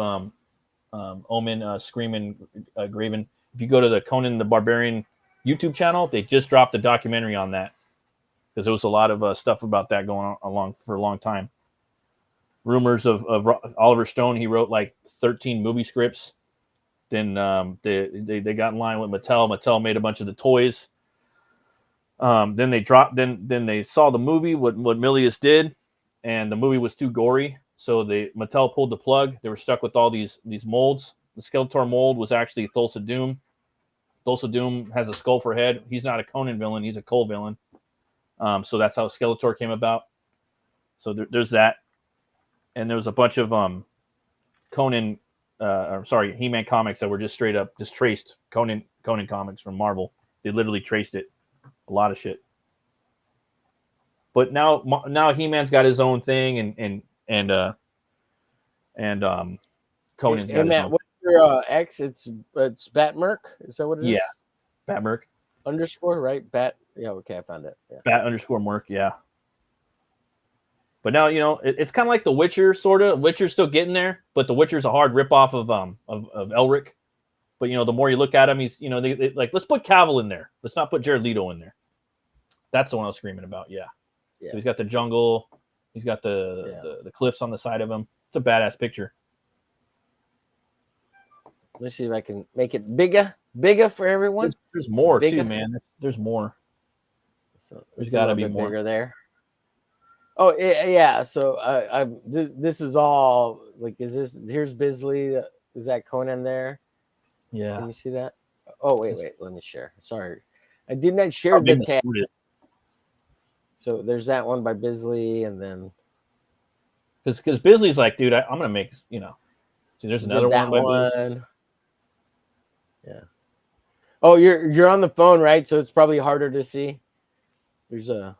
Oh, that's great. Look at the face. That's like perfect. Yeah. It's pretty good. So good. Oh, look at that. Perfect face. That's like the Frazetta Conan. See, look at that. Yeah. Yeah, he's done a bunch of Conan. Now reminded, he did a Rogue in the House piece. Rogues in the House was a big Conan story. You know the one where Frazetta did where look at that. Dude. Yeah, it looks good, That's right? a commission right there. You can tell. Yeah. Yeah, sketch, convention sketch. Commission. I've been telling those. There it is. That's the new cover. That's the new cover? Yeah. Okay. And I'm like, dude, he needs to do a story. If he doesn't want to write one, then have him draw it. But I think he could write a story. Sometimes I think artists needs to write some shit. Just write a short story. You know what I mean? It doesn't have to be. Look at this guy's Conan. Look at this guy's Conan. Dude, I haven't drawn Conan for like years. That's the third time I've ever drawn Conan. So I wanted to. I'm trying to figure out. And then I've been reading the books. So I'm trying to keep it what I see in the books. Yeah. When I see in the books, I see him as he has like a mullet, and just has hair to his shoulders and stuff, and he cuts his hair with a sword. Yeah. That piece I wanted to do.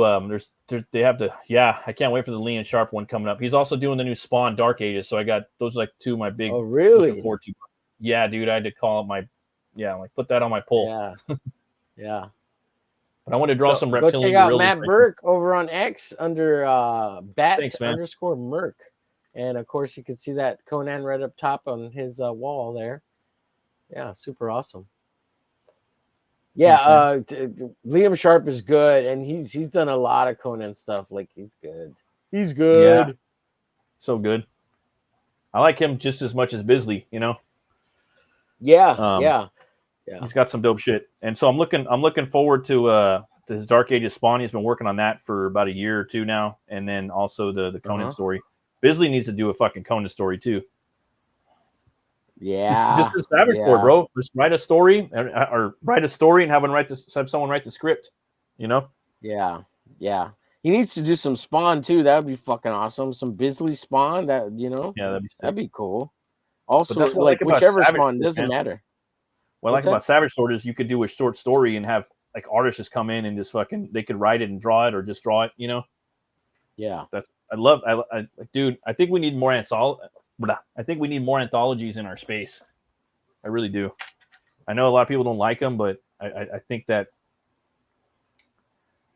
we're gonna need to start doing that pretty soon here, maybe in a couple years. Anthologies that have stories that keep continuing would be Yeah. good, but Yeah, you not could do just that. like one and done throwaways. They need to be like ongoing, like what manga does with the Shonen Jump, and then Yeah. the best get pushed to the front, and the shitty ones get pushed to the back, and then kicked out if they don't keep.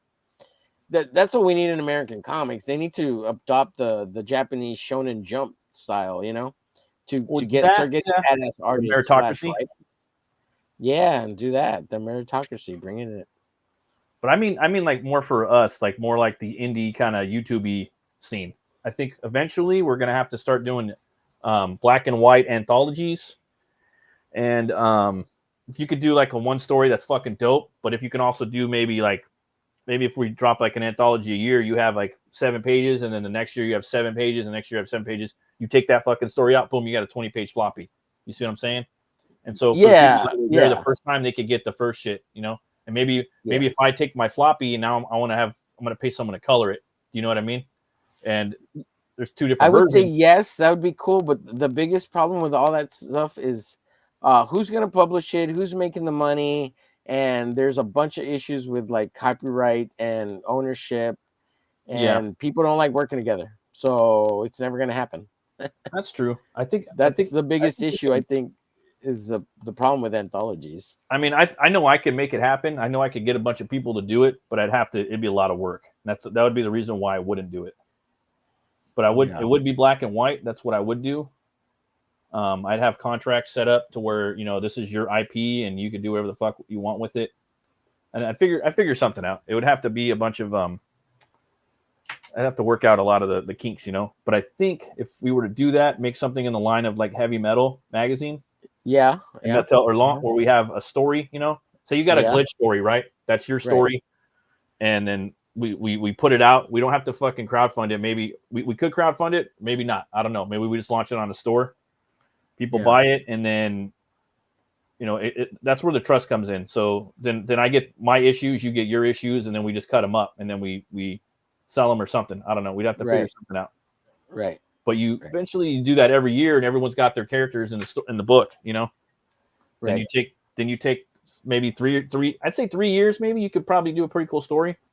Then you take all those issues and you put them out as a floppy, bro.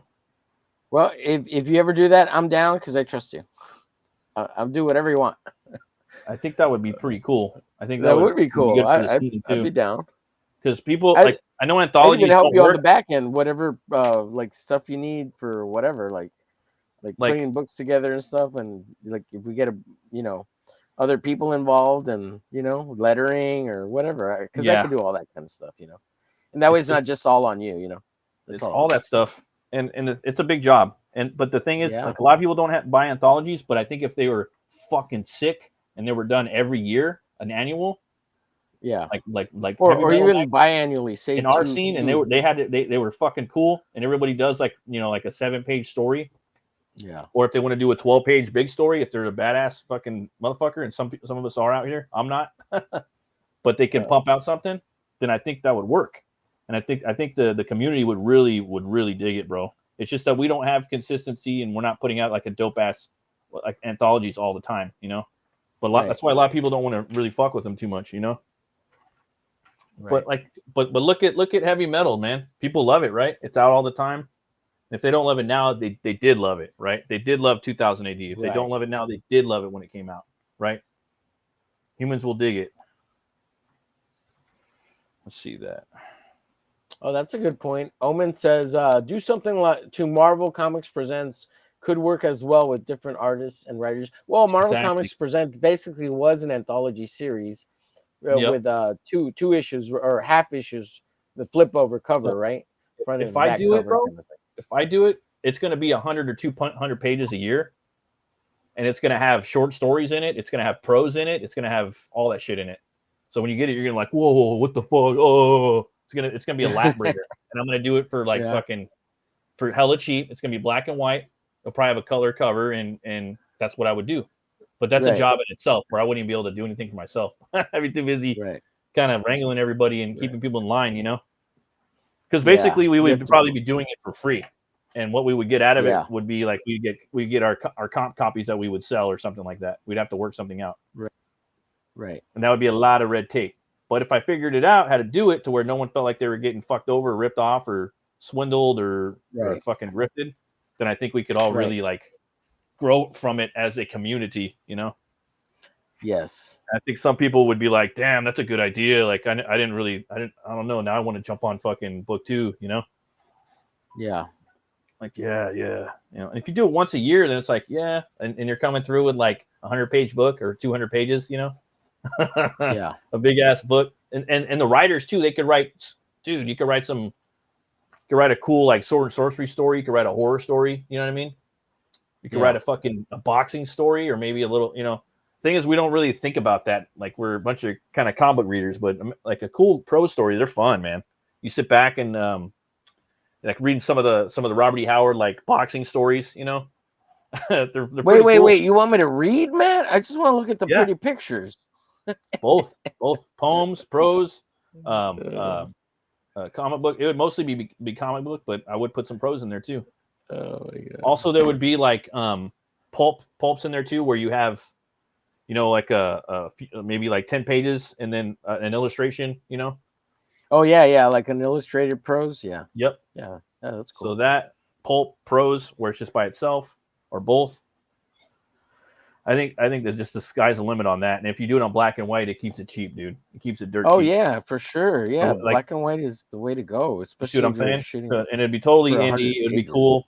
It would be like the pulse of where we're at. You know, people could do whatever the fuck they want. And then you can make it a competition to the shittiest artist and writer combo, or whatever story gets kicked off, and you get a new person. You could do that, right? That would be awesome. You could totally do that. The audience says you would get to a point to where like the shit would be pretty dope. Like even if it was decent, it would be pretty cool. You know? Even if it sucked, it would be pretty cool. And then some people would come in, right? And you'd get some people that sucked, you know, and they would want to be on the book, and you'd be like, do I want a chance though? Do I want to give them a chance? Yeah. And then they're like, who the fuck are you? I can do it. You ain't nobody.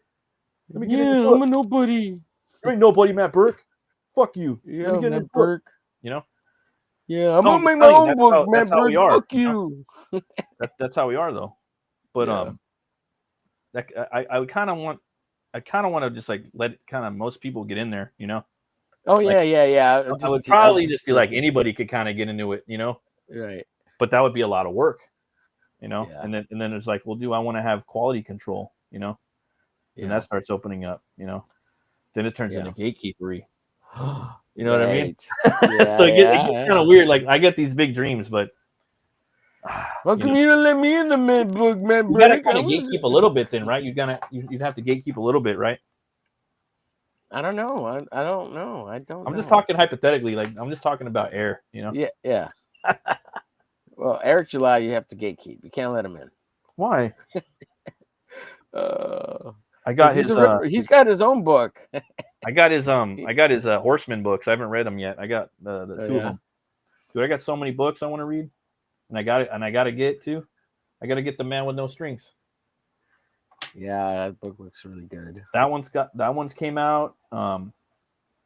Dude, and then is he already has it printed? It's ready, hot and ready? Yeah, it's hot and ready, bro. Oh shit, I didn't know that. Gotta get that. The new Dracula book just dropped from Kelly Jones and Matt Wagner. I fucking love that shit. That's like one of my favorite indie books. That's gonna go out of style. Like it's you get it now. You got 30 days, so there's that. Yeah. And they don't, after that you have to buy it from Dark Horse. You're not gonna get the beautiful fucking French format version of it that they're offering on Kickstarter. I already got book 1 and 2. Book 3 just launched like 2 days ago, and then the 4th book is coming a year from now. Then they're done. So that's out. That's like 60 fucking bucks. It's a lot of money, but it's a hardcover. It's fucking dope, son. And then the homie Brian and Adam Lawson are launching Mad Dog Morgan. Brian, they've been working on that shit for fucking years, so I want to get that. That's coming out next week.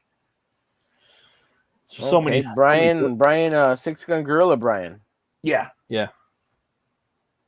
So that's coming out. Sweet. Okay. I'm messing with the form. So I got the form right there. We're getting a little bit of a little bow right there. Getting a big bow right there. Oh, look at that, man! That's stacked, motherfucker. We're getting swole bow. Oh yeah. Yeah. Drawing the feet. I might have him. Might have him barefoot. That'd be fun, right? Yeah. Let's see. Raven says, what do you say here? I wouldn't say that. Val Merrick worked on Bruce Lee comics. That's close to boxing. Till we meet again, cool too, Omen. Comic, you know? Like, that's the thing. You write a pulp story, they're just long enough to almost be like annoying, but then they're good. They end, you know. They're kind of short. Short and sweet, baby. Exactly. Just full of plot, action, something you read when you get home from work. That's what they were supposed to be, you know, back in the Depression. Before radio, I guess. Go. I'm going to go get a cup of Joe. Is that cool with you? Yeah, dude. Go for it. Yeah, absolutely, man. I'll be right back. Thank you, sir, for being here. Appreciate you. So Ballers went live just a little while ago. That everybody's leaving for the Ballers. They want to get Mange Davis. They want the real Mange. Omer Glitch sucks balls. Omer Glitch, get a new bit. Quit stealing everybody else's shit. Well, I'm glad you can see what I'm drawing. It looks like poo, Omer Glitch. Quit trying to be good. Simon Bisley's one of a kind. You suck the big wiener, Omer Glitch. Quit. Quit it. Quit it. No one likes you.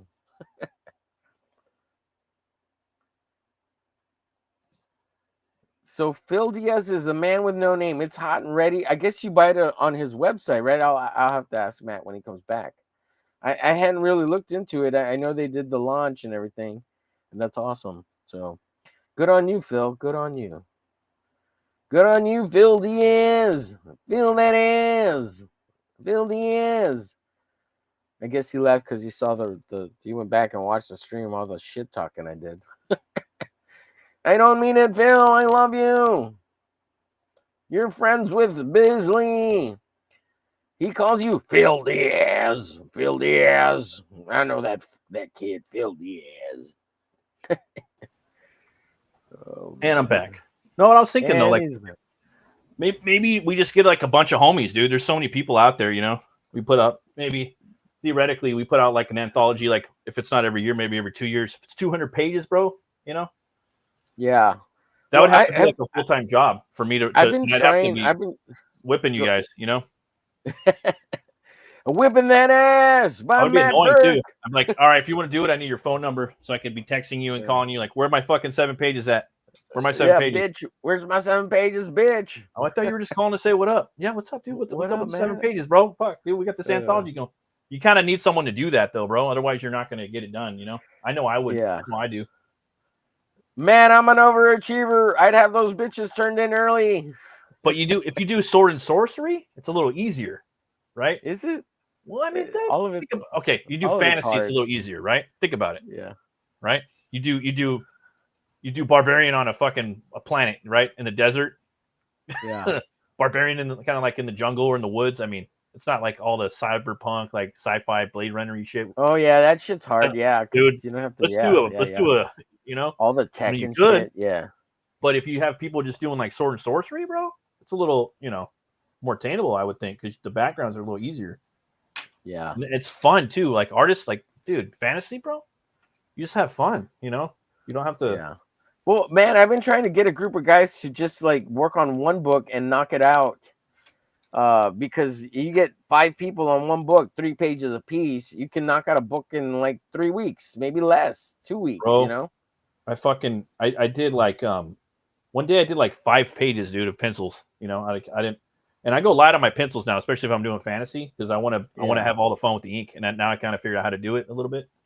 Yeah. And some weeks I won't get 1 page done, dude. Like I barely finished 1 page this week, Omer. You know? Yeah. Some weeks, one day I'll do 5 pages, or maybe 4 pages. You know, like laid out 5 pages, or like fully drawn, finished, fully penciled pages. Penciled 5 pages in one day. Yeah. And then sometimes I won't do any pencils for like a whole week or two. But Right. I mean, maybe sometimes the script just is flowing at me, you know? Right. Because it comes in waves. Dude. Yeah. Well, dude, I do like the layouts, but sometimes I don't do layouts anymore, Omer. Remember I told you I was talking with Plagle? Right. He was telling me he was able to do 10 pages a day. 10 pages a day. Right. I'm like, what the fuck? I'm like, what happens when you don't do the page doesn't good? He's like, then I throw the fucking Bristol out, bro. And I started out. He's like, because your instincts are right about 90% of the time. I'm like, oh fuck. Or he's like, mine aren't. I'm like, but I'm like thinking, no, I think artist instincts are right about 90% of the time. Like layouts, you know, for storyboards. Yeah. Dude, I would say like 80% of the time you keep the same layout. You don't really tweak it too much, you know? So well, I steal all my stuff from Rob Liefeld, so it doesn't even matter. Like I just steal it. Whatever Rob Liefeld does, I just take it and copy it. Right. Especially Eric Larson, like his good old shit, not his woke stuff. Oh, do you mean like the first 20 pages, the 20 or so issues of Savage Dragon? Yeah, that shit was dope. Pretty fucking dope. And he was good on Spider-Man too, like some of the stuff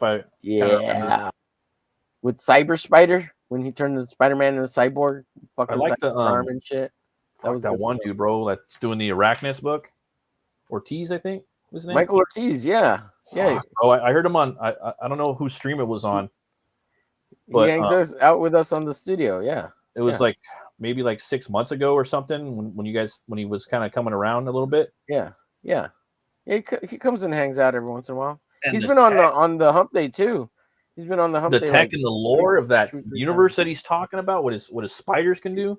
Yeah. I'm like, oh my god, why the fuck didn't Marvel hire this guy to do Spider-Man and make this like a Spider-Man thing, or you know, like why didn't Spider-Man have like these concepts, like because he's doing everything like on a very fringe like sci-fi level that's like, you know, right, from what I remember, yeah, like very plausible, like this is some good sci-fi shit, dude. Like the science into they opened the rift into the other dimension and all the vibrations and all that stuff, and the spiders, and I'm just like, wow, man, I can't wait. Controlled by these demon spiders, and and those are some books I really want too. I think there's only 5 of them, right? And he's coming out with a Kickstarter, a brand new one, because I don't think the series was that big. So I think there's 7. So 7 of them. The first series has 4 issues because it has an issue 0 or like a half. And then they rebooted it and they only printed the first 3 of the second series. Something like that. Yeah, that shit is so dope, man. Yeah. And then he wants to put out the 4th issue because he had it like he almost had, I think he needed 3 pages to finish the 4th issue of the second series.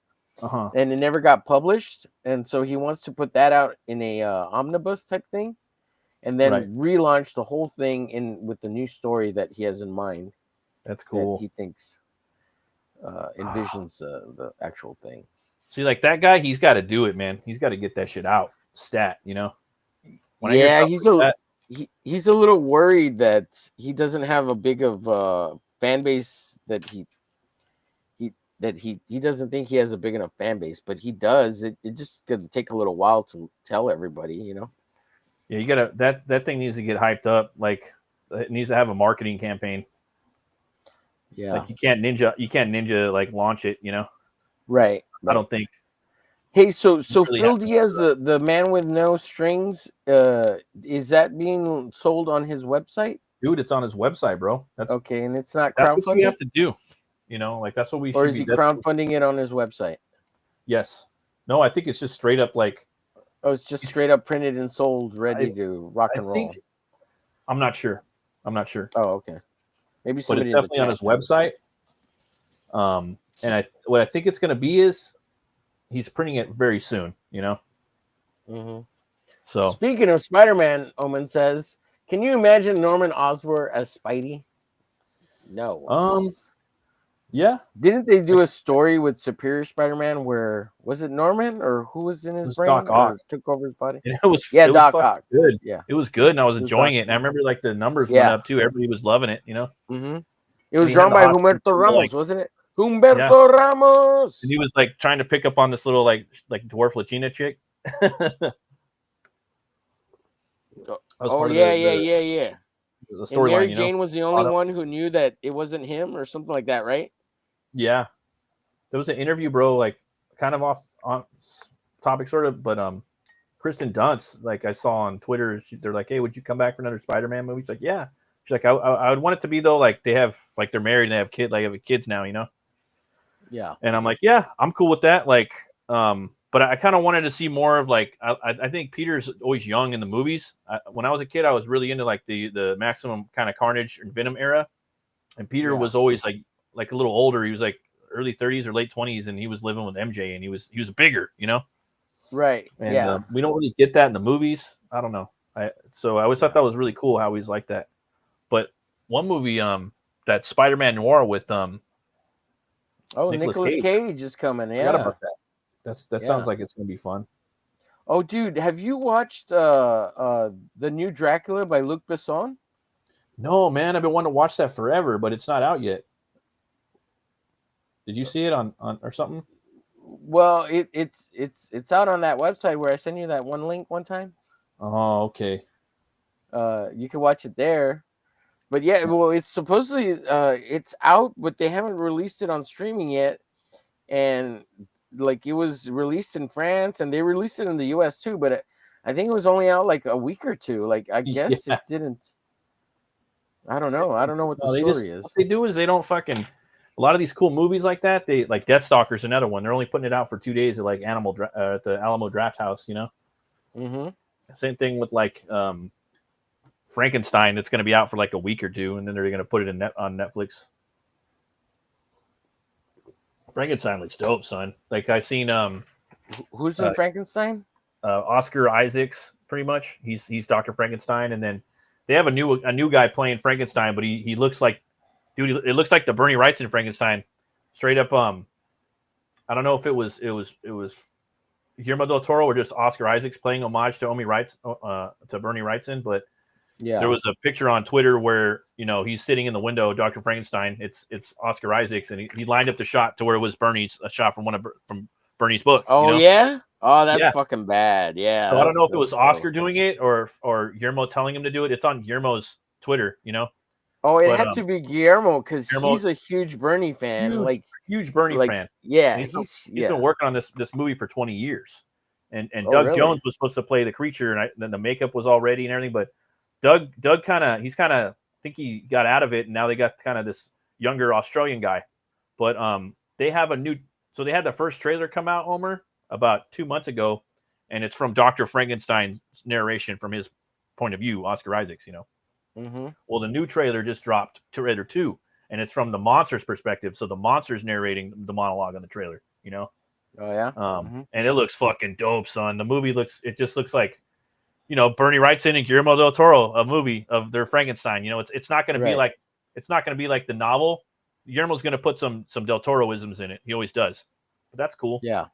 Like he's always going to like what he did with Hellboy. He made it Beauty and the Beast, right? Right. And that's not the way it is in the books. But if you got just a few hours and it's a good thing, it could be cool. And fuck it. A lot of people like his Hellboy, Yeah. Dude, did you watch the Hellboy Crooked Man, the new one?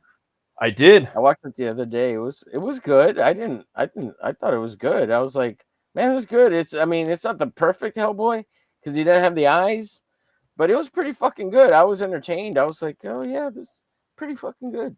So I saw it and I was just like, wow, man. Like I didn't know, like I'm like, is this my favorite Hellboy actor? Like, because he just sold the realism of the character. Like he just like when he's sitting in that cabin and he's smoking the cigarette, you know? Yeah. Like just putting him out on his tongue. And he's a Marine, so like he said the movie was filmed on an extremely like low budget. So he felt like his Marine days coming back, where he was kind of pushing people, and he didn't ask people to look to him, but it felt like people were kind of looking to him as like a leader, you know, on the set and shit, because they're out in the middle of the woods and stuff, right?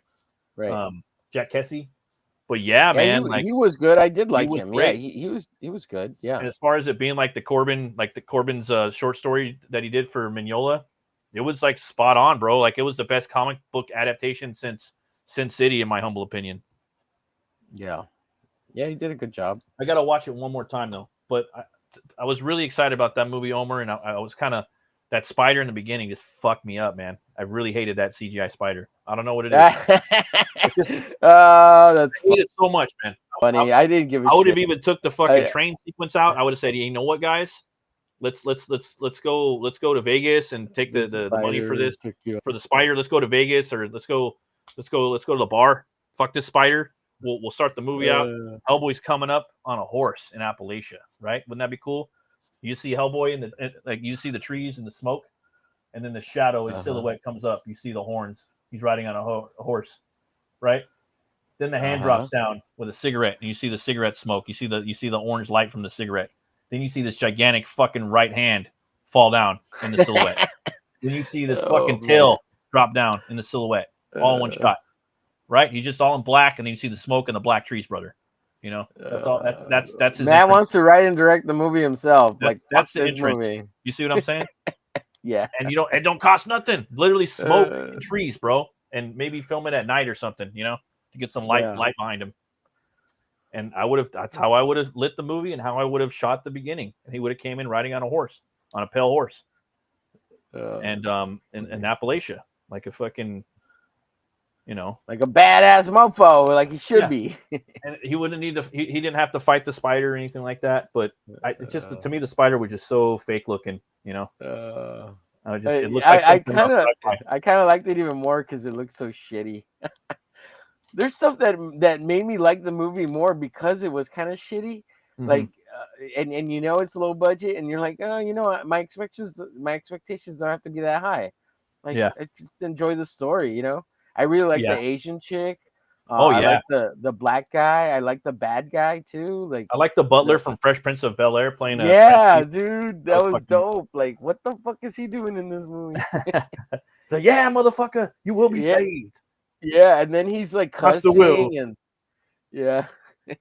no, but like that movie was dope, son. I only watched it once. Like, you ever watch something once, you like it so much that you don't want to watch it again, like you don't want to play it out? That's how it was for me. No, I've never experienced that. So when you watch stuff that you like, you'll just sit there and like binge watch it a bunch and kill it? No, that's never happened to me. You don't do that either? No. I do that shit. Like, that doesn't even happen to me with music. Like, I used to think, that music too, man. Bro. I do that with food too. Like, same thing with me and my wife. Food a little bit. We go there and go there, you know, until we were like sick of it, you know? You know what? Oh, okay. When I was married, I was like that with food only because I got tired of all the shit my ex-wife liked. She would kill it to death, and I'd be like, you fucking bitch. And then I'd be like, let's do this, because it was always a pain in the ass to figure out where the fuck we were gonna go eat, right? Because she's picky as fuck, right? And I'm like, I don't give a fuck where we go eat. Pick a place already. And then I name every fucking possible solution, you know? And then it goes back to the first place where we always go. And it's like, God damn it, all this fucking bullshit for that. And I would, for me, I'm like I'm down to eat anywhere, bro, but the same place. I'm like, I'm down to literally go eat I'm down to like, let's go eat there, and I'll hate the food and I'll throw it up. But I don't want to eat the same fucking thing. Like, that's how I am. I get tired of eating. Yeah. But yeah, I feel you on that, bro. So funny. But yeah, that's how I am though. Like with music too. Like, there's a new metal album, I'll play that shit out, bro. There's a good restaurant I like, I fucking play it out, kill it. Same thing with the movie. If there's a movie really good, I'll watch it like fucking probably 5 times. But I don't really, like, the whole point is, Omer, I don't do that anymore. That's the point, you know? So okay. Unless it's something that's like really, really, really loved it, then yeah, I'm gonna watch it. I'm gonna kill it. I didn't love that movie too much, but I thought it was cool. Yeah.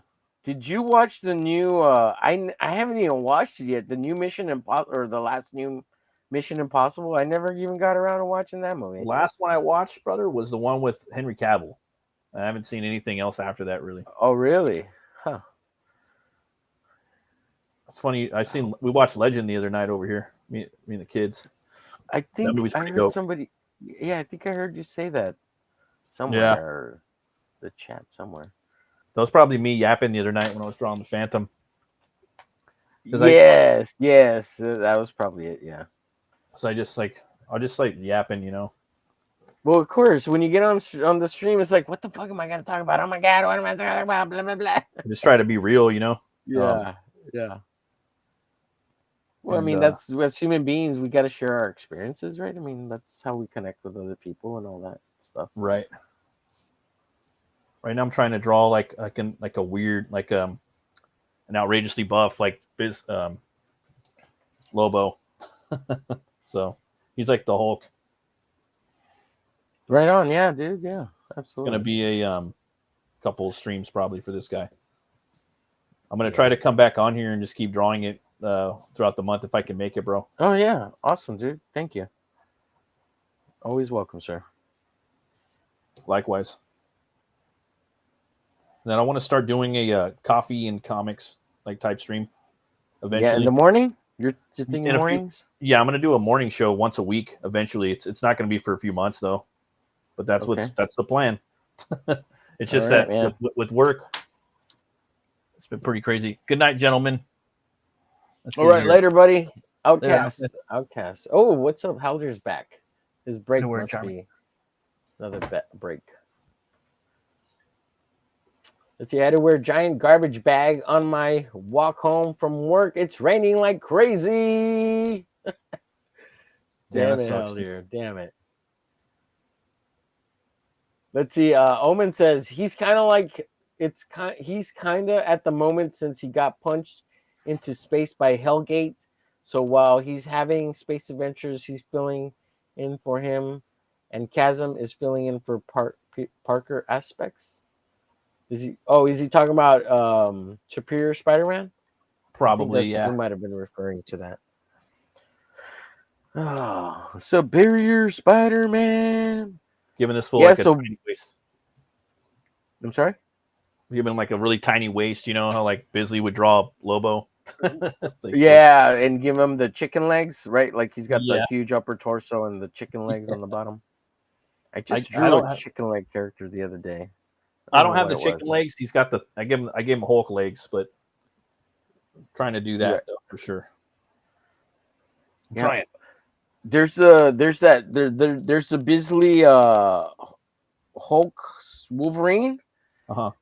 And he does that to Wolverine. Like he makes him like he's a small guy, right? But he gives him the chicken legs. He does like the big, huge torso with the small for Wolverine, which is kind of funny because I think he does, anyways. If I remember, I don't have that book. I've been meaning to get it. There's a lot of guys out there like that, you know, like bodybuilders. A whole lot, a lot. Yeah. And then there's that book that you were talking about that he did with Kevin Eastman. Kevin Eastman, yeah. Oh yeah, the LA one. I looked at Los Angeles. Is that Los Angeles? Yeah, it looks good, dude. That book looks pretty fucking rad. Yeah, so many books you can still get if you get the new printed version, but if you look for the old editions, those are real fucking expensive. They're like $400, $500, $600. I want to get Body Count as well. Yeah, the Turtle book. Yeah. Body Count looks awesome too. I know I have the whole set. I know I bought it. And I have I'm pretty sure I have probably like 2 sets of it.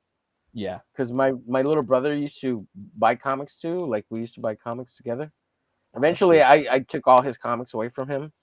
So I need to only because he was like he got mad. I don't know. So something happened. He got mad. And he's like, well, I don't even want my comics anymore. Blah blah blah. You can have them all. He was all mad or something.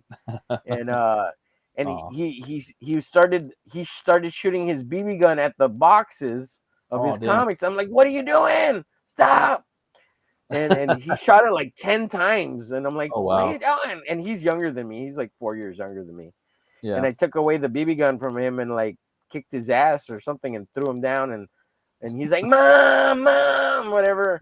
And I don't know why he was mad. I don't remember, and he probably doesn't even remember either. Yeah, if you're young. And then I told my mom, "Look, he's shooting all the comics." He's like, "Why are you doing that?" And luckily he didn't really ruin any, because the cardboard absorbed like the little pellet, and it didn't even like almost none of the comics got damaged. There's like maybe 2 or 3, right? So I told him, look, I told my mom, look, I'm gonna keep them. I'll keep the comics. And he's like, yeah, you keep them all. I don't even want them anymore. I'm not even gonna collect anymore. And I said, and when later on in life, I'll give him his comics back. And basically, cool. I'm just gonna go through my whole collection and give him all the second or thirds, and probably just leave them to my nephew, his son. Yeah. No, he doesn't care. The only reason I don't give them back to him now is because he'd probably fucking sell them all whenever he needs money. Yeah. And it's not like he's not poor or anything. He makes a lot of good money. He just likes to. Cool. He doesn't keep things. He just like sells them and updates them and gets like, because he's into photography, so he'd probably sell all his comics and buy a new camera, you know? Yeah. Yeah. Well, those photography guys, they love their cameras. Yep, and he's always upgrading his stupid cameras every 6 months or buying a new dumb lens, and it's just like, oh my God, stop. I wanna make a movie, Omer, before I die, on my phone or something. You're kidding, Matt. You're kidding. I was watching again the Conan the Barbarian channel, right? And a new video dropped today. Was it Sarah? Let's see here. Hold on one sec. Omen Screaming Raven. And why hasn't Lobo teamed up? Okay, why hasn't Lobo teamed up with Lobo? That would be an interesting one for Bisley to work on. Yeah, Lobo versus Lobo, or team up. Or Lady Lobo versus Lobo. Yeah, right. Yeah. And then they bang, and it's like he's banging himself. Yeah, that sounds like something Lobo would do. What was I gonna say? Yeah. To repopulate the Zarnians? race. Yeah. The Zarnian race. Yeah. What was I gonna say? Oh yeah, so the Frazetta girls and Conan YouTube, they both have Conan figures out now. They're both pretty sick, and they got I've seen them. They look good. Yeah. They had the guy that did the commercials where it's a stop frame animation with them, and he interviews them for like 45 minutes, and they're talking about it. They're like, dude, you should make a stop frame like animated movie of Conan. And everyone's like, they're the two guys, the guy that made it and the guy that's suggesting it's like, hell yeah, should do Tower of the Elephant. And I don't know, man. I think that would be pretty cool. Stop frame animation, like a whole movie kind of with Conan.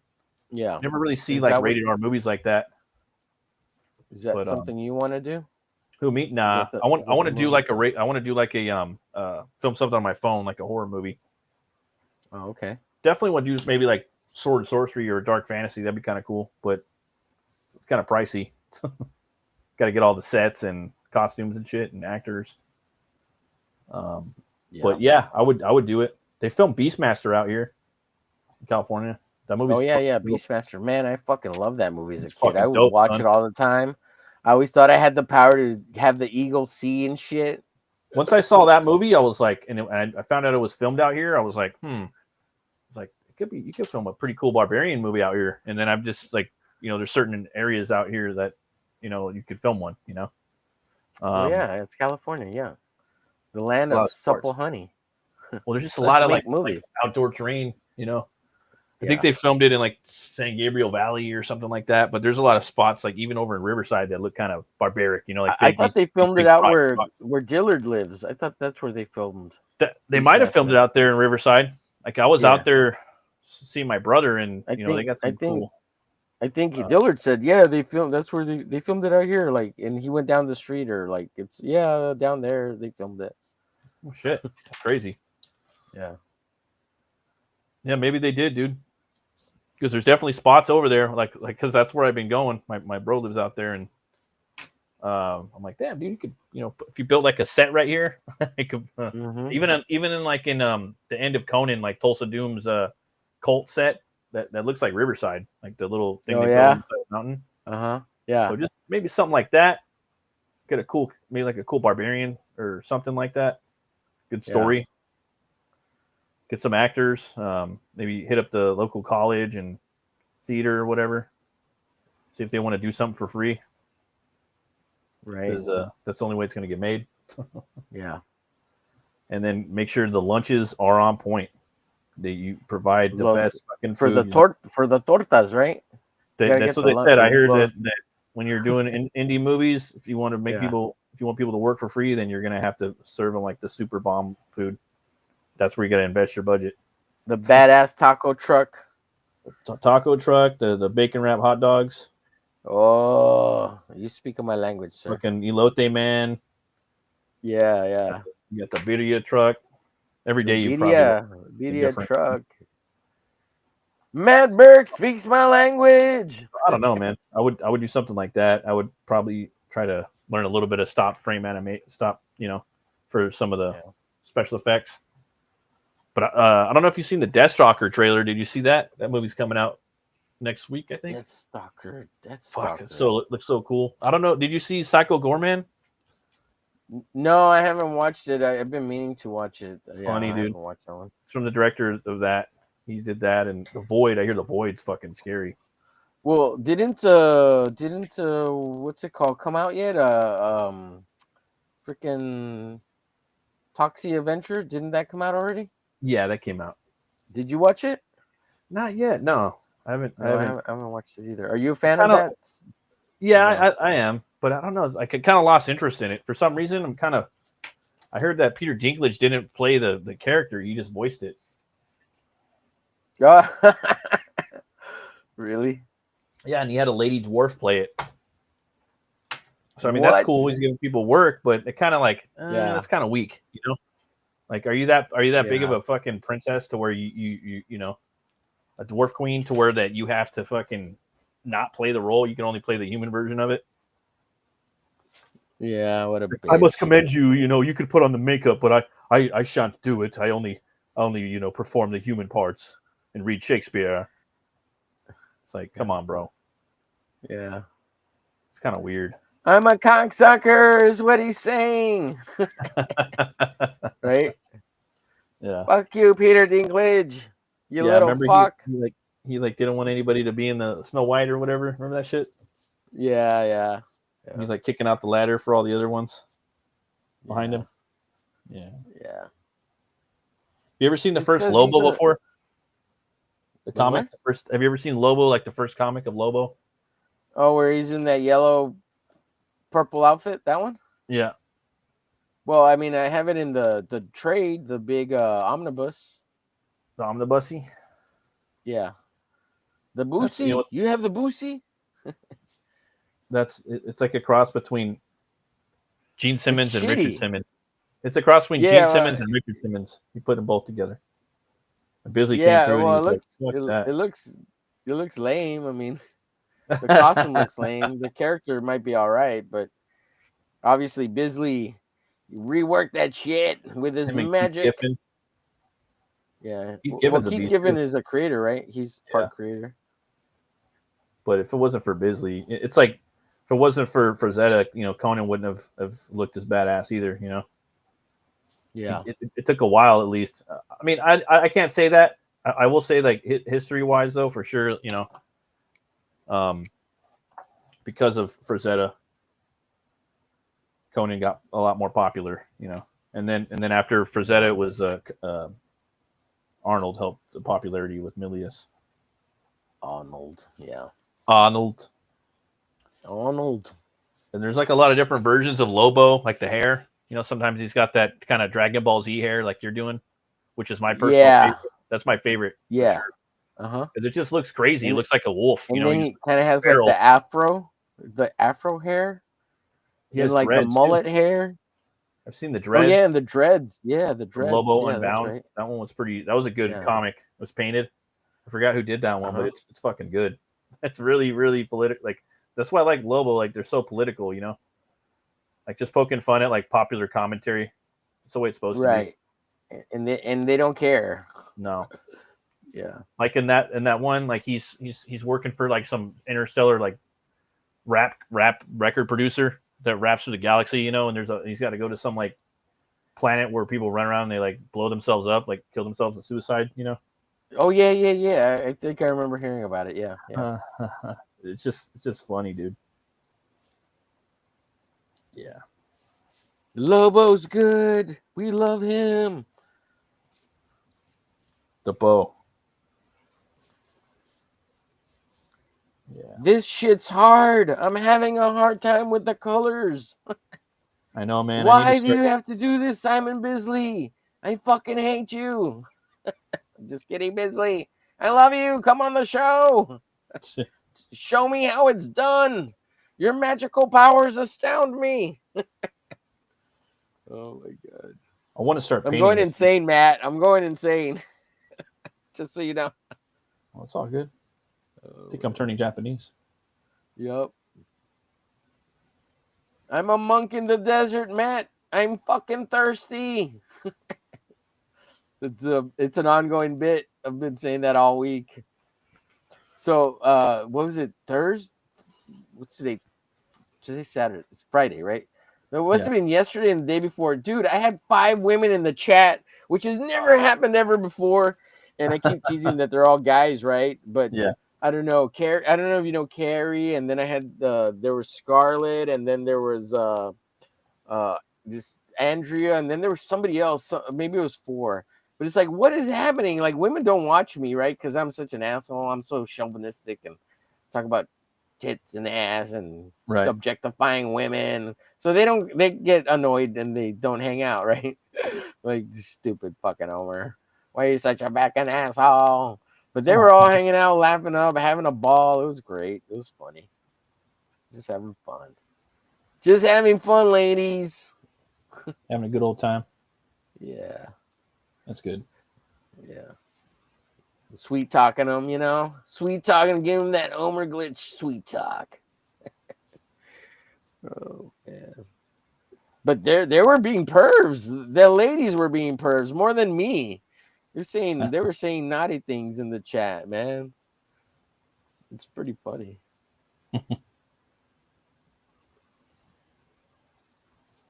Now I'm working on the face. It's weird when you're drawing Lobo, like from like with that hair. He can kind of go like very blood wolfy. Yeah. You want to share? You want me to ambigonate you? Yeah.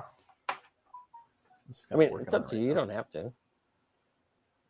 Oh yeah, look at that. He's the main. Look at that big thick vein coming from his pec. Give me some vein. Yeah, dude. That's so like a Bisley trademark. The vein out of the arm into the bicep from the pec. What's going on, LeMay in the house? Gotta have the veins. I gotta start working on my veins. Yeah, me too, dude. Well, I will say this: when I drew a blood bone, man, my vein drawing like totally leveled up. I leveled up on that shit because I never really draw veins, but Bloodbone had like every time everybody draws him, he has a shitload of veins on his forearms. And then I had sketched out that the lady Lobo, and that one arm has, you know, it's the Bisley veins and shit. So I was like, you know what? Maybe I'll try it. Yeah, I've been trying to step up my vein game, dude. Like, because I'm trying to work on one vein at a time, you know. And yeah. To see where it goes up the arm, and then like it goes into the forearm, you know. Okay, so I got the bicep, the forearm, and the pectoral, you know. Yeah. But like my thing is usually when I draw the veins, when it goes up into the pecs, they turn into like 2 snake heads that are like facing each other. It's just kind of. Oh yeah. It's just my little. It's kind of how they go anyway, but I don't know. I have fun with it. Yeah, it's hard to not do a lot of tangents when you start putting veins in, because you start doing a bunch and it's like, oh man, I gotta cut back or move this vein over here. It's hard, dude. That way it doesn't look bad, because you can make veins look like shit. Forever. The veins take forever for me. Like I have to keep adding and subtracting, you know.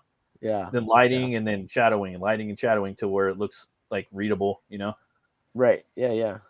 Dude, you were doing some trees the other day, and I was like, fuck, dude, those trees look good, bitch. I was like, fucking man.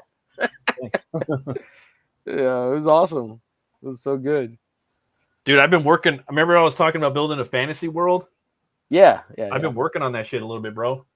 Yeah. It's How's it been going? yeah, and I've been trying to bring my kids in on it, but it's like I'm Oh, trying that's to make cool. like a darker fantasy type thing, but Right. trying to make it to where they could kind of contribute things that aren't gonna that are that could kind of make them both work, so Yeah. that if I could be like, yeah, he created that and she created that, or this That's character. cool.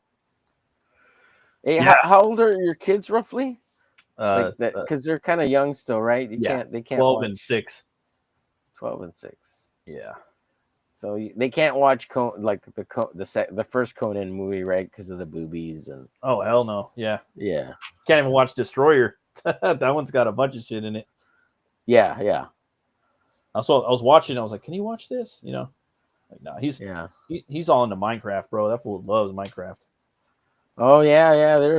Minecraft is so super. Was he ever into Roadblocks? Like, man, the kids were into No. Roblox, and geez, obsessed with that. Yeah, I think he's gonna be like probably like a doctor or an engineer, or not an engineer, maybe an engineer, but more an architect. Oh, an architect, yeah. Because he loves building stuff, but you never know. I think the hardest part is trying to help them figure out what they want to do for a living. You know what I mean, and get paid for it. Right. Because I think even most adults don't even know what they want to do when they grow up. Yeah. It's hard, dude. It's hard to figure that out. Yeah. And like some jobs don't even exist. Like I wanted to be a comic book artist, and even the highest paying comic book artist, if you're not in the scene already, like your chances aren't. It's not that easy. You know what I mean? Yeah. And now it feels like you have to like use a lot of 3D rendering. You got to be a master on the computer for it, and you have to know you have to color a lot too. I've noticed a lot of people they color and pencil and ink their covers and their work. Yeah. And that's not really something I do. I don't know, man. I'm just really not into the computer stuff. Not much. Yeah, I hear you. I want to learn how to paint, dude. I'll be painting some of my stuff. Yeah, It's all dude. about the OG art. Yeah, I'm doing a horrible job here. I don't know what's happening. I think it's because I'm at an angle. Nope. I'm not used to painting in this. Oh yeah, with the fashion. something in your face, kind of. That's how it is when there's I'm a doing camera my right in front of my head, and I got the gooseneck and the camera right on the board, and I put my board up right here when I do it live. Yeah. So it's kind of in the way. So sometimes I'm looking into the phone at the drawing, and then sometimes I'm over here. Yeah. I always forget too about his tattoo. His tattoo mustache. He has a tattoo? Yeah, his I love mom, right? It's I love mom. Is that the one? Well, no, his mustache is a tattoo. What? Yeah. I didn't know this is a tattoo. Yeah. I didn't know that. What the hell? I believe so. From what I remember. You could Google it, it'll tell you. Google has AI built into it now. Yeah. It's crazy, bro. Gemini. Right? It's Gemini. That's what it's that called. And then there's the one on Twitter, the Grok. That one works pretty good too sometimes. Yeah. The Grok. Yeah.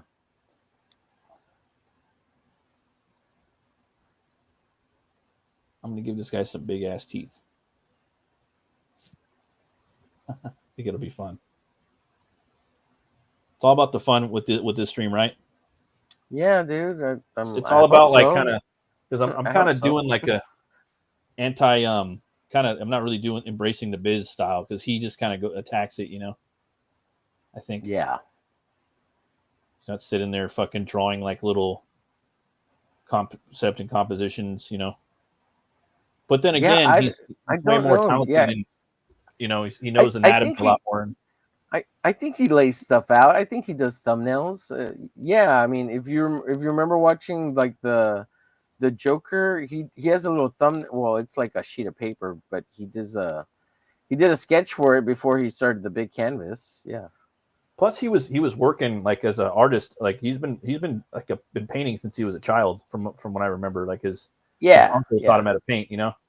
I noticed like a lot of painters I know they've been painting since like my favorites. They were doing like Frazetta, Bisley, Preston. He's been painting since he was a kid. So all the fools are like, they got years of experience, you know. So I don't feel so bad. I try not to beat myself up. So I haven't even picked up a paintbrush yet. Like, just get in there and try it, man. You gotta, you know. And I look at Clive Barker. He started painting when he was like, I think 45 years old. He's got some pretty cool paintings. Not really like the style I like, but some of the stuff's pretty far out. Is he doing like Hellraiser type stuff? All kinds of stuff. He's got like, I think he said he has like, fuck, dude. I think he said he had like somewhere around like 1,000 paintings in his house. They're like all over the place. Yeah? But I don't think he's not painting anymore, really. I think he's just writing because he's sick. I don't know what he's got, but he's got the monkeypox. Something, dude. Because he did his last interview. It was his last interview, and he said, "Yeah, I would rather just spend like my last, you know, I'd rather be spending my time like writing, you know, than doing interviews, you know." So, yeah. Nice to see you, Chad. I'll get to you in just a second. Let's see here. Man, I squished his face too I have much. a new YouTube short going live in 22 minutes, says Helder. Oh, awesome. Thank you, Helder. Yeah. Subscribe to Mad Bert. His channel is in the chat. Sign up for the Discord. Thank you, Aldir.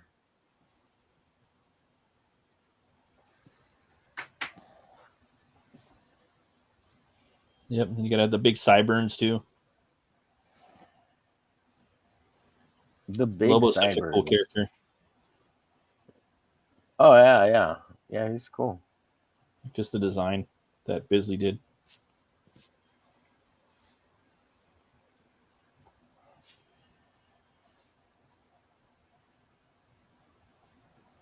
Well, we've been going 4 hours for folks. Haldir, you definitely got your 4 hours. 4 more hours. Haldir. So, okay, you can't see what I'm working on. So I'm definitely not used to doing this, but I'm trying something new, trying to have fun. Yeah, that's what Bisley would do, right? What's that? He would just be attacking shit, you know? Just fucking... Yeah, just going at it. It's like, bro. throw some spray paint on here. What do I got here? Oh, look, there's a can of this spray paint. Let me try this shit. Oh, look, I got color pencils here. Watercolors. Oh, yeah. Oh, what? The page is due tomorrow? Oh, shit. I'll be up all night doing this shit. Give me money, fuckers. I also like Kelly Jones, man. That dude's got some dope-ass art. Like what he's doing with Dracula. Kelly Jones. Yeah, dude. Yeah, his drapery, his capes, his use of shadow. I remember when Bernie passed away, he did a sequel to his Frankenstein. It was called Frankenstein Alive. And Kelly Jones just like jumped right in and finished the book. He did like it was a 4-issue, and he jumped right in and finished the 4th issue. You know, in his style, respectively. You know. Yeah. But he's like the next kind of horror comic artist as far as I'm concerned, you know, after Bernie. Yeah. I love Kelly Jones's Batman stuff. It was good. Dude. Like as a kid, I hated it, but loved it at the same time. But as I got older, I liked it even more. Exactly. And what he's doing now with the capes, he's actually doing new shit with the capes I've never seen anybody do. Oh, yeah? And he's doing some crazy shit with the new Dracula capes. Yeah, dude. I'm not fucking around. Like he'll have the cape like that, and then like there'll be like spikes just kind of like the arcs are just kind of spitting out the side or going like at a weird like yeah, I think I've seen some of his new just Batman weird stuff, little angles of the spikes coming out, you know, right? Things you don't really even think about, but that's how kind of I don't know, man. That's kind of how I see Batman a little bit. Yeah. It's not really realistic. I don't. It doesn't need to be, right? Yeah. No, Batman doesn't have to be. The more I want, like the way my Batman is, it's for to me, it's more like exaggerated dark fantasy. If that's a Yeah. But kind of dark, like the video game, Arkham Asylum. A lot of people love that. That's but really kind of just like Batman Returns, sort of. And really just really kind of like that. Everyone's got their little take on Batman, you know. But even Bernie was saying I'm not going to draw the cape the way it's supposed to be. I'm going to make it like 50 feet long, and you know it's going to be up in the air like Spawn, pretty much. He didn't say Spawn, but he said it's going to be exaggerated. Right. Yeah, I hear you. Kind of cool with that. Kind of what? Cool and sad? Is that what you said? I'm kind of cool with that. Oh, you're kind of cool. Yeah. I mean, I am cool with that. I think it's just awesome. Yeah. Got to get that hook, that meat hook in there. Dude, what'd you think of Logo? Did you see that shit? Yeah, my homie sent me that a thing of that on Insta, and I was just like, this is kind of cute. But it just seemed kind of this like, I don't know. It felt like it should have been a little like I didn't read it. I just seen a couple like panels, you know. Right. But Yeah. It looked like it was taking itself a little too seriously. Like it needs to be very sarcastic, you know. Yeah. If you're gonna do it like that, like you know, like the logo chick that you drew, or the Lobo chick, you know. Right. Yeah. Or Lobo Cop, you know. Right. If you're doing it like that, then have fun with it, and maybe have Simon Bisley draw it. Then I'll take it serious. Otherwise, when you're trying to, it felt like they're trying to be real serious, and like he has the chains coming out of his back. Do you see that? Right. Yeah. And through his forearms and shit. Yeah. Through his forearms, and I think out of his back too. And so I'm like, yeah, that's kind of cool, but like, just make sure you guys it's a comedy, you know. Like Lobo's got to have the dark comedy to it, you know. Right. So if you're doing that, then I'm cool with it, but just don't try to make it serious, you know. Like right. The least serious, the more the more comedic and brutal and poking fun at pop culture and society, then I'm down with it, bro. Yeah. Totally. Then yeah, fuck yeah, let's do it, you know. Right. I don't know. What did you think about it? I thought it was cool. I think I don't know the story or anything, but it looks funny to me, and it looks like it'd be cool, like because it's so, to me it's so stupid, right? Yeah. The whole thing is stupid, like, and as you know, and I didn't even think about it, like what you said. As long as they didn't take it seriously, like okay, I could get behind it. But you're right, maybe they did take it seriously, and it's not as cool as I think. And I feel like Lobo needs to be drawn by like Bisley or kind of people with cartoony styles, like almost cartoonish, like Sam Keith, right? And really like that guy was too good at being realistic or cool or good. I think it was what's his name? Corey Hamner. I think it was Corey Hamner. I don't know if you know who he is. No, I don't. Not off the top of my head. I'm sorry. He did a lot of the Venom stuff recently. Corey Hamner. I think it was Corey Hamner. I just think like Wayshak, you know, Jonathan Wayshak. Yeah. I think he would be a great Lobo artist, you know. Oh yeah, he's I think good. Daniel Warren Johnson would be good. I think Scotty Young would be good, even though Scotty like draws little kids a lot of the time. Right. I think he would be good. Sam Keith. Also Kyle Hotz. He did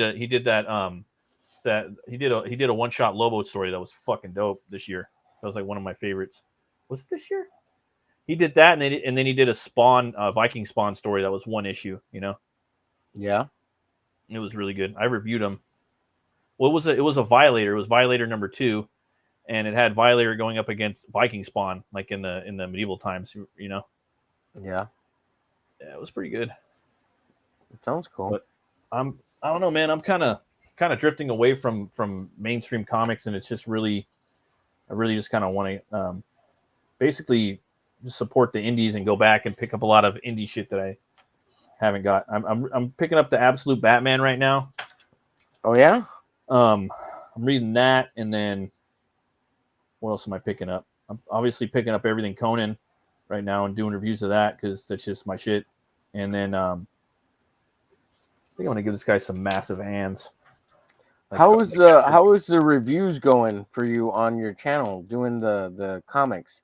Because I saw you do that Conan review and you were reading the whole comic. You kind of doing a little bit of voices, and I was like, "This is kind of cool, man. What the fuck you doing over here?" I liked it. I was like, oh, he's reading the whole fucking comic to us. Awesome. I try to read. I do the voices just for fun. Yeah. Just to be kind of cringe, and then No, it's good, fun. dude. It's good. I liked it. So I do that, and then I do it all in one take, just for fun. Yeah. And I try not to spoil too much, but then at the end they have this really cool archaeologist and Howard like scholar that knows all the shit named Jeffrey Shanks. So I'll read what he has in the back, because most of the people that review the books are not going to go back there and read the little like essay in the back about something that Howard did that relates to the story that I just talked about, you know. So I'll read that. Right. And they're usually like 30 minutes long. The reviews I'll do for those, you know. And most people only it watch was a like long video. most people only watch like 2 minutes or 30 seconds or some shit. But that's what I do, you know. Yeah, I thought it was good. So I just figure I'll just do what I think might be kind of fun, you know. And if someone wants to leave it on, like while they're driving, they might be kind of it might be fun for them. So there's that, and then it's hard for me too to like talk real quick and kind of get everything right in the fucking 10 minutes, you know. Like I try, but it's hard. And then I also battle with not spoiling the story. So I'll have like a 30-minute review where I read a lot of the text for the Conan stuff, because at least there's stuff in the back I can talk about with the essay and read it. But I try not to spoil the ending too much, you know. Sometimes I will spoil it, but like 90% of the time I try not to spoil the ending of any of the books I'm reading. I try to give them, dude, like a half the book, because sometimes people won't pick up the book unless they get like a good see what's in there, you know. Yeah. But so I'm doing Absolute Batman because that's been kind of interesting so far. Yeah. What issues do you have currently? I have all of them. I've reviewed all of them. I think it's up to like 12 or 13, and that's just straight up. I don't know. Have you read it at all? No, I haven't read any of it. You can spoil that. I don't care. I probably won't read it.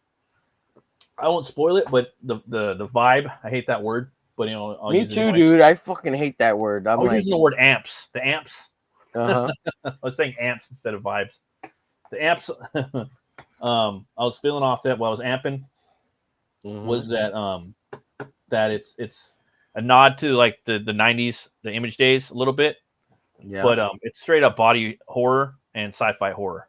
That's what the new Absolute Batman. It's sci-fi body horror. That's what you're gonna get out of it, you know. Cool. So everything is just taken up a notch. It's all on steroids, dude. Everything's just huge, you know. Like Bane. Yeah. I really like Bane. I thought he was cool. I really like what they do with Bane. I when I first saw the way he looked, I thought he looked kind of dumb because his guns were smaller than him. But the thing is, with the character, he can control his muscles with his mind. He can control like the size and shape of his muscles on a micro. Like, and is that a new thing, or is that like or part of that series? That's just that universe, yeah. Yeah. Okay. Also, in this universe, Bane he escaped prison, and he turned Santa Prisca. He has a family, dude, and Santa Prisca is like, you know, like from the comics. Do you remember that? No. Santa Prisca is the prison island that he grew up on. Oh, okay. And, okay. He escapes there as a kid, you know. So a lot of the similar shit happened on the island that for the origin that it did with Chuck Dixon's. But in this one, he escapes the island, and he becomes like the fucking prime minister of the island. His family lives there, you know, and the island's a paradise. People go there and they travel there. But before that happened, he was a guerrilla. He was a guerrilla, like warfare guy with his father. Yeah. And he ends up murdering his dad, and he's like, "I will be the next ruler." He's like, "You know, you're fucking weak. You know, this." Oh wow, yeah. Country is fucking shit. So he works with the Joker. The Joker is a multi-billionaire in this version. It's like inverted. So there's like they haven't really showed him too much, but he's definitely like he's like a trillionaire. You know, he runs everything. He sits on like a throne of baby fetuses, and they're like feeding into him. He's very like demonic, and he never laughs. Hell? He never laughs either. So like, I guess allegedly the only one that's going to make him laugh is Bruce Wayne. So it's an Elseworlds. It's kind of Elseworldsy, you know. It's another dimension. It's fucking. It's body horror. Like, think of like if David Cronenberg that did The Fly and History of Violence, you know, that guy. Yeah. Imagine if he did Batman. Kind of. That's how like the vibes I get when I'm reading. Yeah. Reading it. There's that. Like, there's this one issue where he like Bane, because Bane's the ultimate villain in there. He has him on an island, and the whole world's ran by the corporations. And instead of Arkham, it's Joker Ark. owns. The Joker owns. Yeah, I think so. And it's called Ark M. It's not Arkham, it's Ark. Yeah, M. And so he's on this.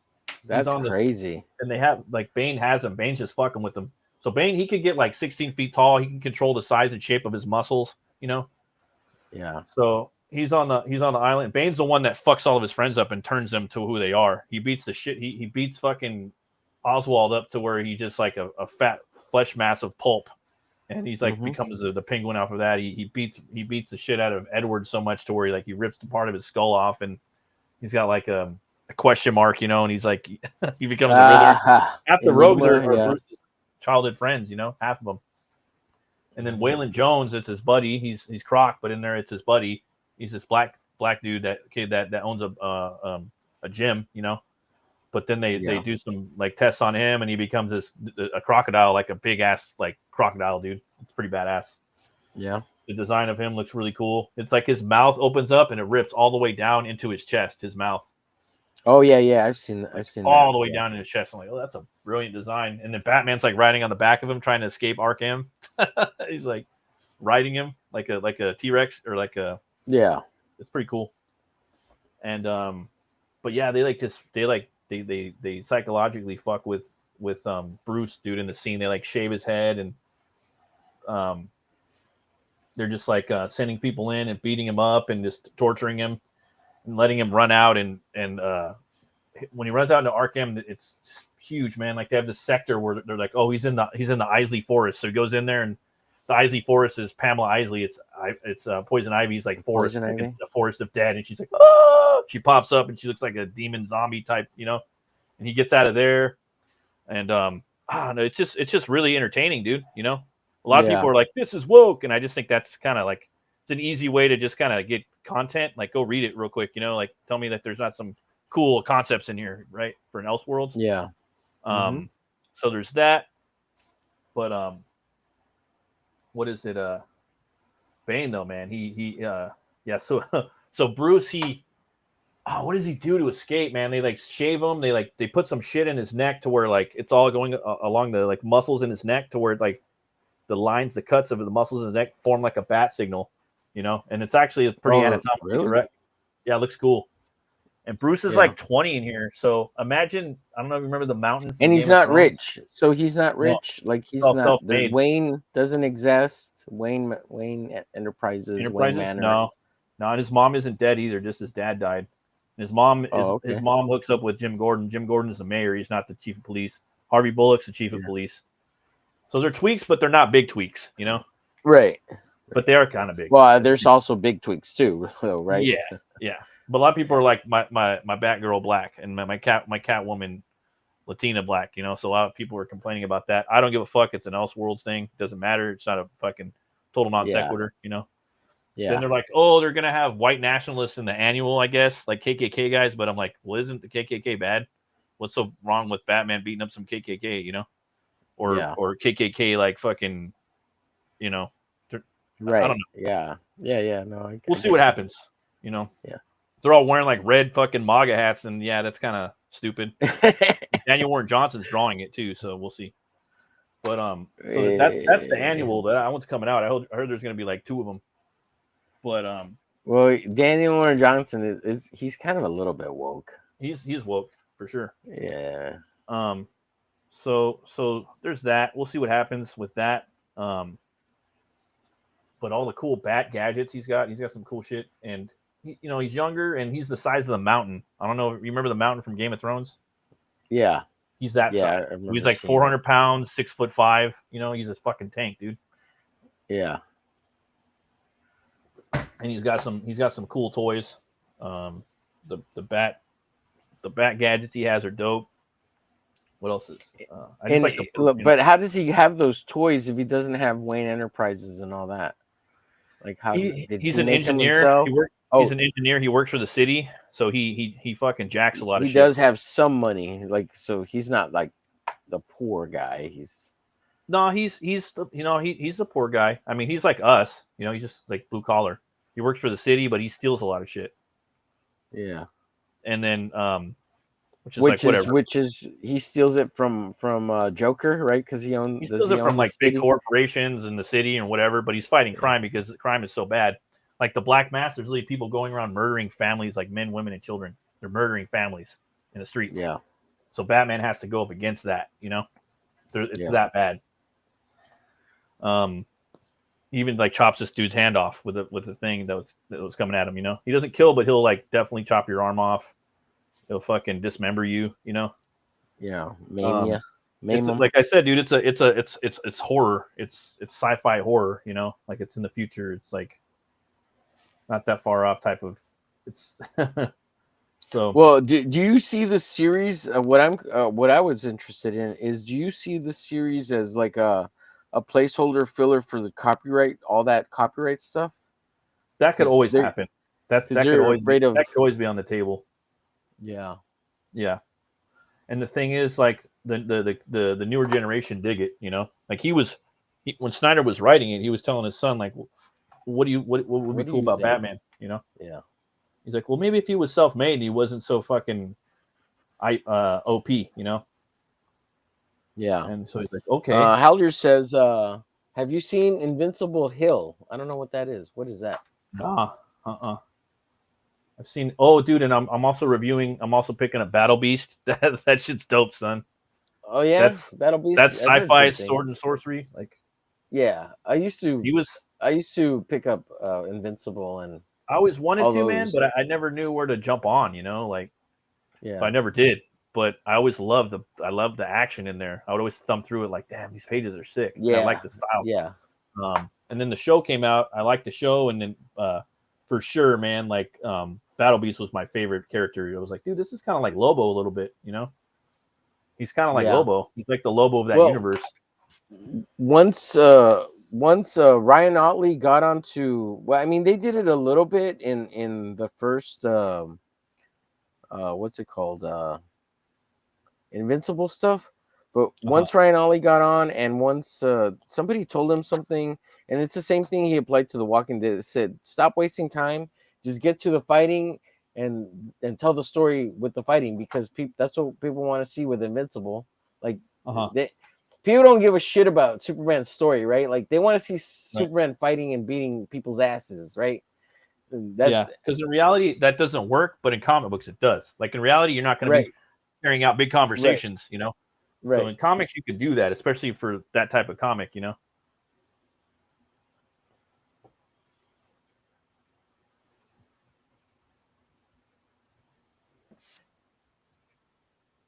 But Battle Beast is dope, dude. It's hilarious. It's hilarious. So look, I can't play it because I'm sure it has copyright on it. But I'll share it here so you can at least kind of see through it. Now I'll mute it and play through What's it. That? It's funny. It's called Invincible Hill. It's Hank Hill. It's what's his name? Check out, dude. Like, it's fucking dumb. It's like Omni Man or something, dumb, but good. Yeah. Yeah. That's perfect. And then check it out. Fucking what's his name? The son is oh my god, dude. So he's daydreaming because he's reading the comic Uninvincible. Is this new? Is this like from the new TV show? I don't know. The show came back. Yeah, in the TV show, the kid is an adult now, so it's not.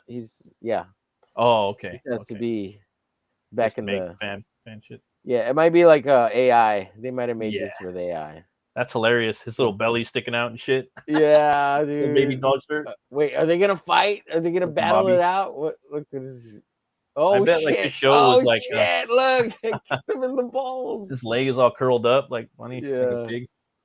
Whatchamacallit, I bet like you really this is like took place in Texas, this show, right? Remember that? Yeah, well, I'll play it without sound so you can at least kind of see it. Only reason I won't play this. What happened? Oh man, what'd I do? Oh, there's a part 2. There's a part 2. Well, let me go back here. No sound, just so you can kind of see a little bit of what's happening. That's funny, Haldir. Good job, sir. Thanks for sharing. Yeah, that's funny, dude. It's awesome.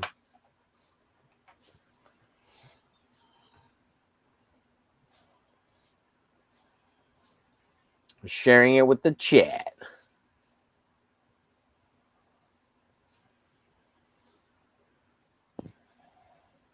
So you've been watching the new show, Which one? the new King of the Hill, the new season? Yeah, I've watched about half of it, and Any then good, I or- got distracted. Yeah, it was good. I liked it. I got distracted fun. with another show. Probably I can't remember. I think I Mm. started watching. Alien or something? No, it was. I started watching For All Mankind, trying to catch up because the new season came out with that, and I liked all that space shit. But it's Nice. super woke. Like it's one of those Apple shows, like Foundation. Yeah. And it's all women power, and women are the ones that are going to lead us to space because they're amazing human beings. And it's like all the men can't do anything right. They're stupid. They can't do The all men the are like calculations. walking around in the walls. They're like, Yeah. Yeah. we are dumb. We're here for Yes. breeding. Yes. Women are everything. I have a PP. That's all I'm good for. Yeah. Yeah, man. And then they don't even want that. They want another woman. Yeah. Yeah, it's that show's super woke. All the people in power are all women. It's a fun show because I like the space stuff and it seems more modern and plausible. And that's the only reason I like it, because of the hope, right? Because we all want to get to space someday. Thank you, Elon Musk. Right. Who's a man? Right. Yeah. Simon Bisley, why do you make this shit so fucking hard?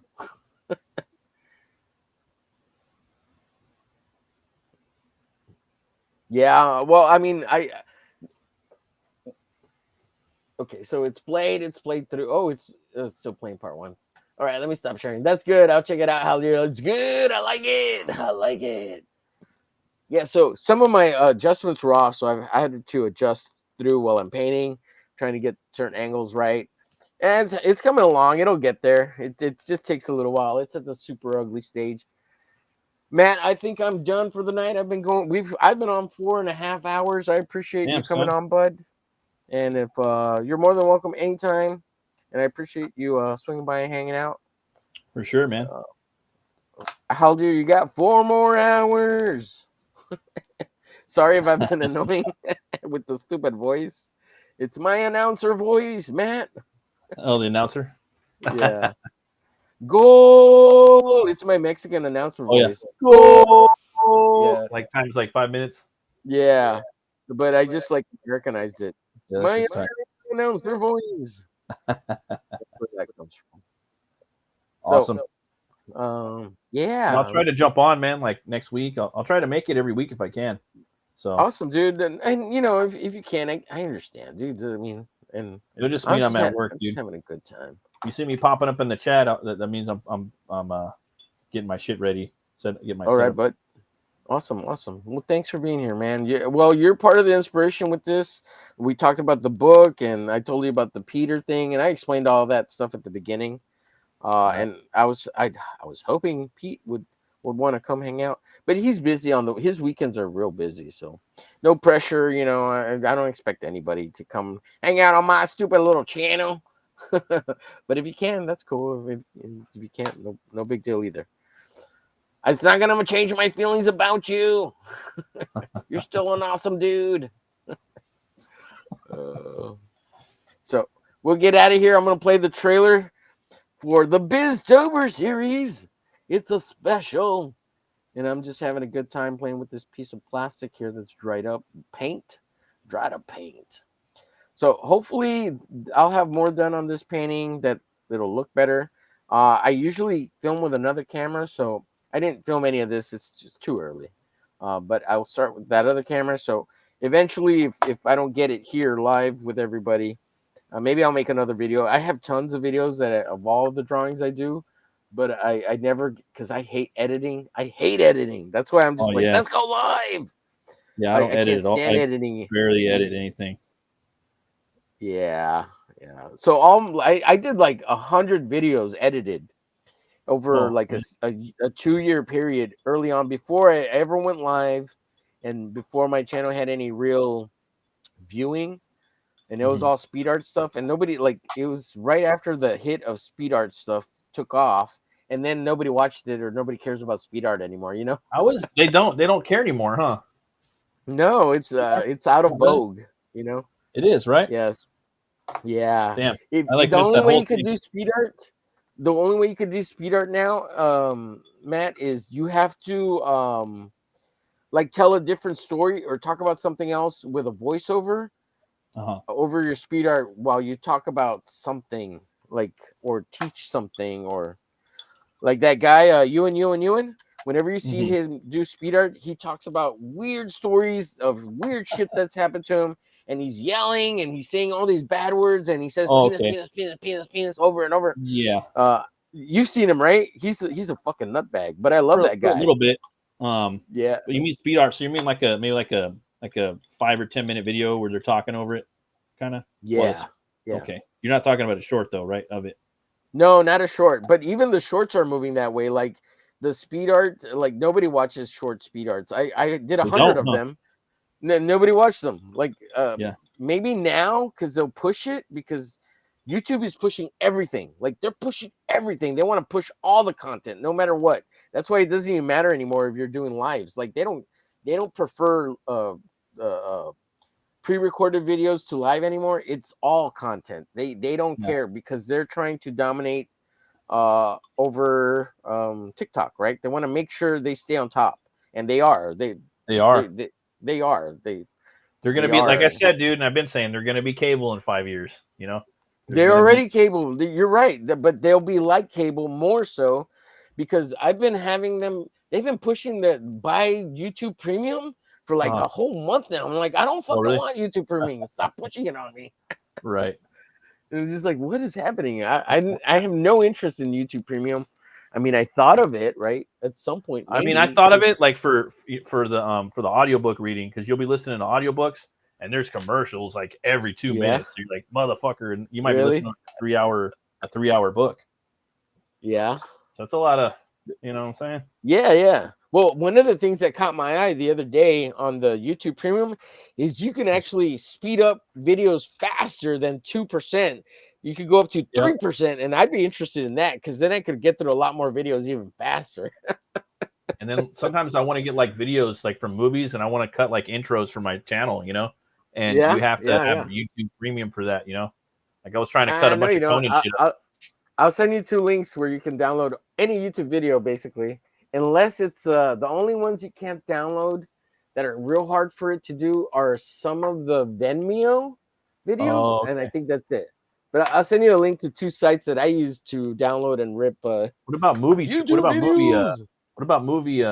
movie clips? Do you have a site for that? Well, the same one. It's worked for me for all the movie clips that I've wanted to download. Nice. I don't do a whole lot, but the other day I downloaded you know that scene because I wanted to see if I could. What I'll do is I'll download the clips and then I'll re-upload them to YouTube and see if it gives me a copyright notice thing, and then I don't use it if it has a big one, because sometimes you could do like 20 seconds of a movie clip and it won't give you that. But that's a long this time. one was like a minute, right? It was like 45 seconds, and it gave me the. There's like a good solid minute of one. You know, I wanted to see if they'll let me do it. Yeah, like you can play it. They'll let you play it. They just claim the copyright. I'm trying to stay away from all that. But like today, I played this one stupid song. It's a Michael Jackson parody. But after it uploads, I'll take the song off, and that way I don't have to worry about it because I don't want to get any strikes or even try to risk it. So. Well, see, the thing is, that's when they'll come hunting for you. Sometimes you get a wild like algorithm hair up your ass or a new thing, and they're like. Or say if you're about to get monetized, they'll go into your shit and they'll get you for it, you know? Right on, dude. Yep. That's how I lost 6 videos and I lost 600 watch hours. I would play that one clip with the booty shaking girls dancing, and the guy had a copyright claim on the music, but not the visuals, right? So I took the music off and I played the visuals, And the guy, I guess he was watching the channel to make sure I didn't use it anymore. And he did a copyright claim strike on me. And I have a actual strike because of the video. But he only had the copyright claim on the music. But he didn't want me using the video either. So he gave me a strike claiming the whole thing. And I lost those videos. And I'm like, those were good videos. Those were like some of the best videos, right? And they're chicks twerking, shaking that ass, you know. And it's funny. And I don't know. So I meant to. I have 30 days till it's like cleared, and I don't know if the videos come back and I have access to them, so I can re-edit them. But I'm gonna email them and say, hey, can you remove the claim? I'll cut out your videos, and you can keep an eye on my channel for those videos. And I just want the videos. I'll take your stuff. You'll draw a picture for him. That much. Tell me to do a commission for him. No, it's probably the Russian mob, and he'd be like, "No, you give $1,000 American dollars." I know what commission.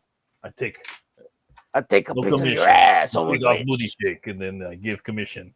I mean, you give commission. Yes.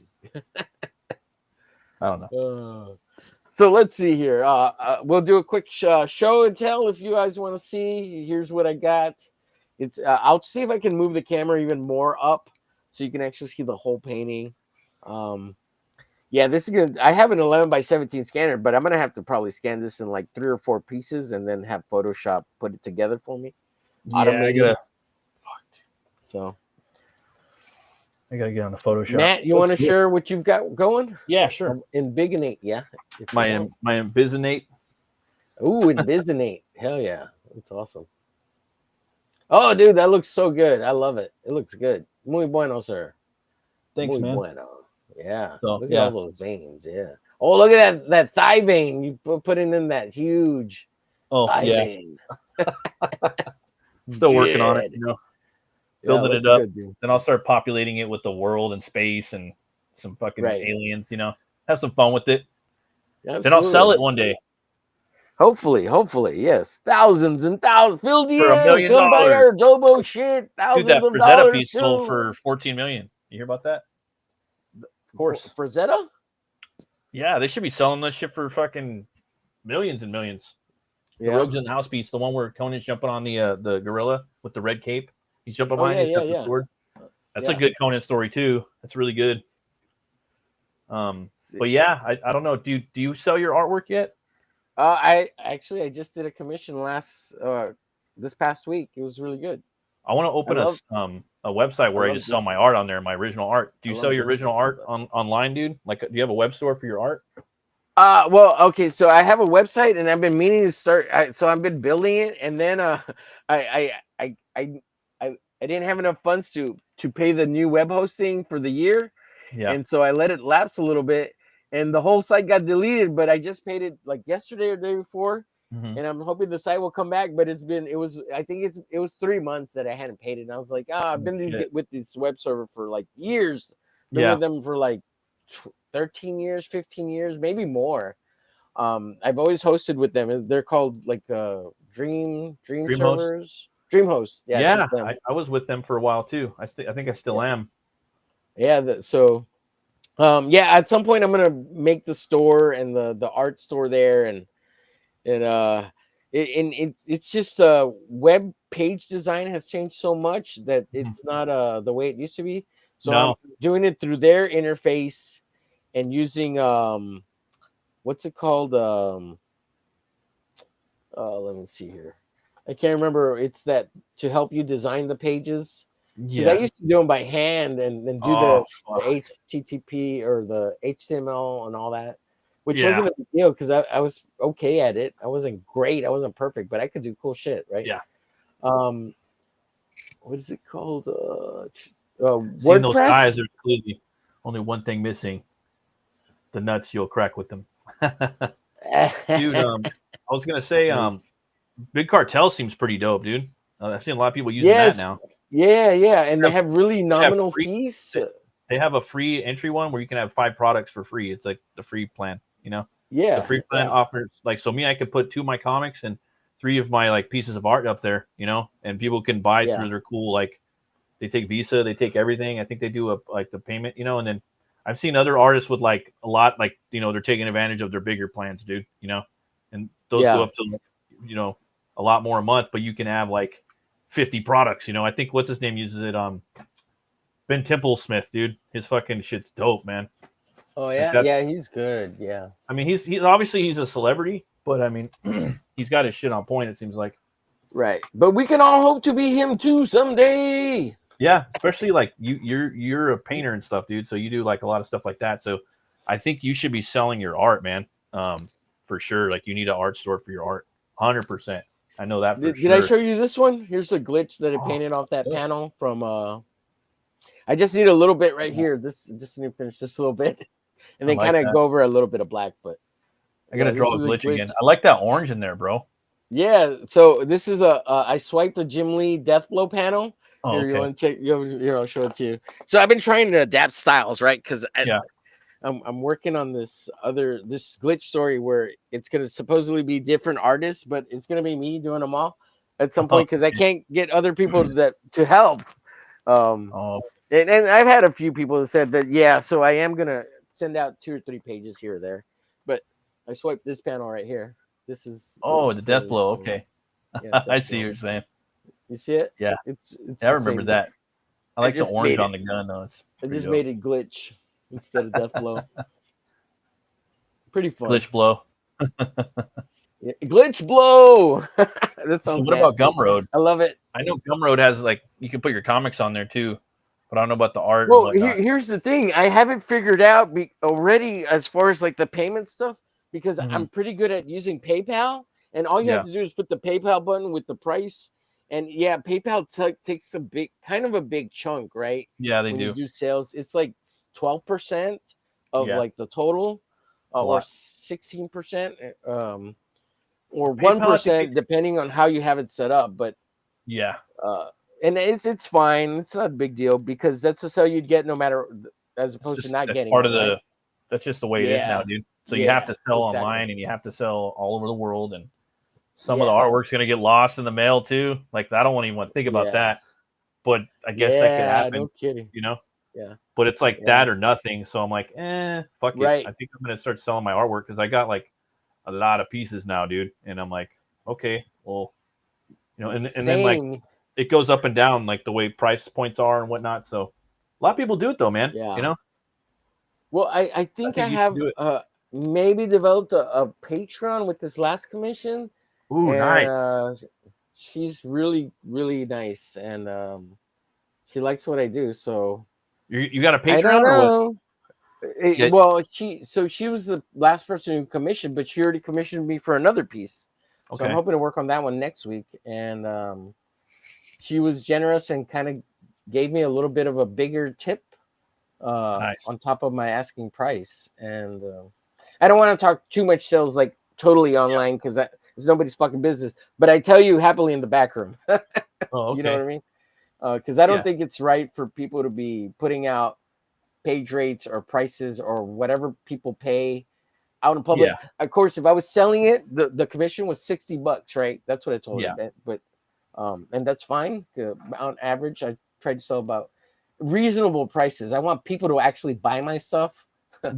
Of course, it's going to get more expensive later on, and if it doesn't sell, instead of lowering the price, most likely I'm going to raise the price. It just kind of goes with the territory, you know. Yeah. But there's stuff that I want to send out to people that isn't stuff I want to like. If they want it, if they don't want it, then I'll keep it and try to sell it. But like your which is here on the pile, I want to color it soon, so I started watercoloring a bunch of stuff, and I'm getting close to finishing a bunch of stuff. But like your Butch Cleaver, I have it here, and I want to paint watercolor it. Like this one, nice. This is Rattel. This is Fred's character, and I want to send it to him if he wants it. If he doesn't want it, then I'll sell it, right? But if the creator wants it, I'm willing to send it to him. Just like yours, I'm going to send it to you when I finish coloring it. So, like, this is for Halder. He's the mod. Yeah. And for all the shit he does, I'm sending him this and an 11 by 17. Oh yeah. As a thank you, you know, because he's badass. Like I love Halder. Yeah, and then like This was I was on a stream. You know, Reverend Self-Destruct. Sounds familiar, but I don't. Yeah, think he's so. a cool dude. He's a cool dude. He streams really weird times in the middle of the night, and he's drunk usually, most of the time. But he suggested I draw this rabbit based on Skunkworks' book with the animals. Yeah, he has a rabbit in there, and he said, "Yeah, draw Flash. Skunk's rabbit, and can you do it better?" And I was like, "I don't know about better, but can I do it different?" And he's like, "Can I zombify it or something like that, or make it look mean?" He's like, do it, Homer." So he requested it, and I did it for him. So I'm gonna send it to him. Like, I don't care. I mean, I love Rev. He's a really funny guy, and he's here in Texas, so he'll get it in like 3 days. There you go. It costs like $3 to mail it to him. So so if people want the whatever fan art I make, I'm willing to send it to them. I don't care. And like this one is for so like yours, I'm gonna send it to you at some point if it's cool, if you want it. This is Fembat. Yeah. I'm gonna send him this one and the actual. So he's gonna use this Fembat piece as a cover, and a T-shirt. And I don't know if you saw this Fembat one with the. He calls it the Seducer. This is the Seducer, and he wants to use it as a cover now. Yeah, it looks good. I'm gonna send him this original. Originally, I was gonna try to sell it to him, $200-300 because it's a full 11x17, full colored. But I'm just gonna send it to him. He could do whatever he wants with it. I don't care. Oh, because Apex is pretty awesome. Yeah, and I know he ain't rich. He's trying, and he's an older guy, Yeah. And he has technology issues from time to time. So we're all in this space together. So I think if I ever wanted a favor or needed a favor, I'm willing to help anyone who's in this indie space. Of course, I don't want to be abused either, right? But like, I'm willing to help for a little bit, Yeah. But I expect the same. Help me a little bit, and that's fine. And I shouldn't have any expectations, right? Either. So, if you can, cool. If you can't, no big deal. I'm not going to be your friend, I'm not going to hold it against you either. It's because those are my expectations on other people, and that's not fair to them, Mm-hmm. And just because I do it, I shouldn't expect anything back. You should just do it out of kindness, goodness, and altruistically, right? Because that's the way Jesus tells us to, right? Yep. So do it out of love and kindness, and not expectations. Well, speaking of Jesus, let me play this amazing song and we'll get out of here. Matt, you're more than welcome to hang out and listen to my nonsense that I'm going to play. But you're also more than welcome to jet and get the hell out of here to go do whatever it is you Some viewers may find the following video disturbing. Viewer discretion is advised. Some viewers may find the following video disturbing. Viewer discretion is advised. Some viewers may find the following video disturbing. Viewer discretion is advised. Yeah, I'm playing it over and over again just so people know. Some viewers may find the following video disturbing. Viewer discretion is advised.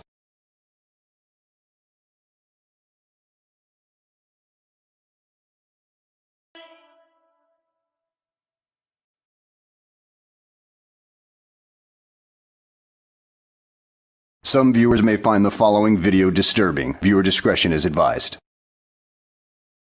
Some viewers may find the following video disturbing. Viewer discretion is advised. Some viewers may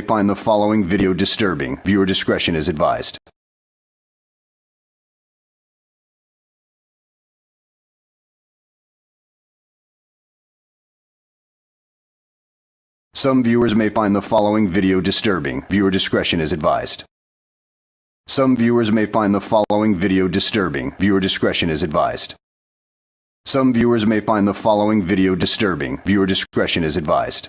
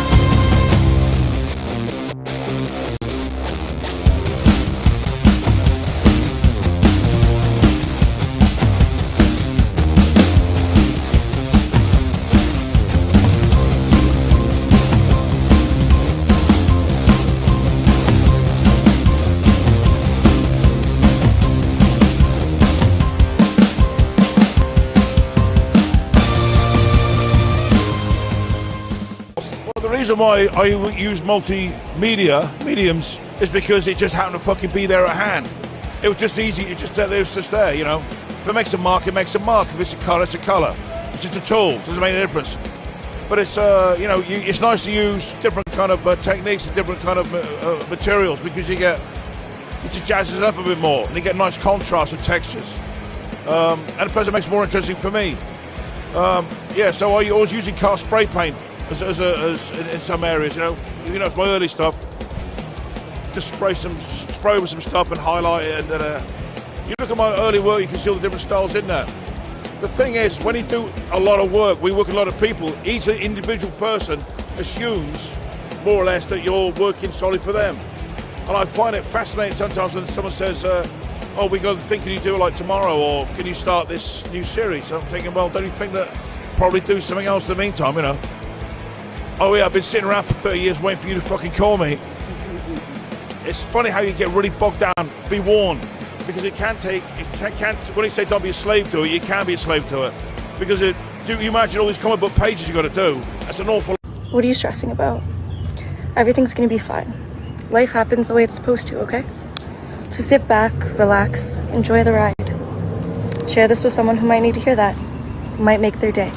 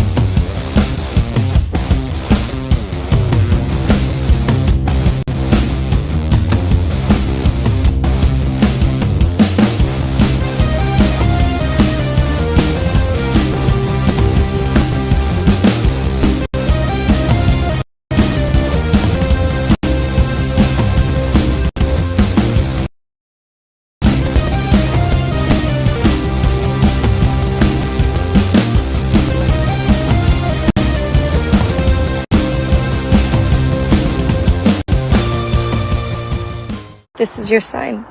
Whether you found this through a friend who really cares, or the algorithm just knew, let's get one thing straight. You're not enough is more than enough. Those late nights, those early mornings, those silent battles, I see you. You're doing better than you think. Way better. And no, this isn't just me hyping you up. I'm genuinely proud of you. So keep going, keep growing, and when the self-doubt creeps in, replay this. Tag someone who needs to hear that. Send this to someone who needs a reminder, even if you're just sending it to yourself for later. Now go out there and shine, because the world needs your light.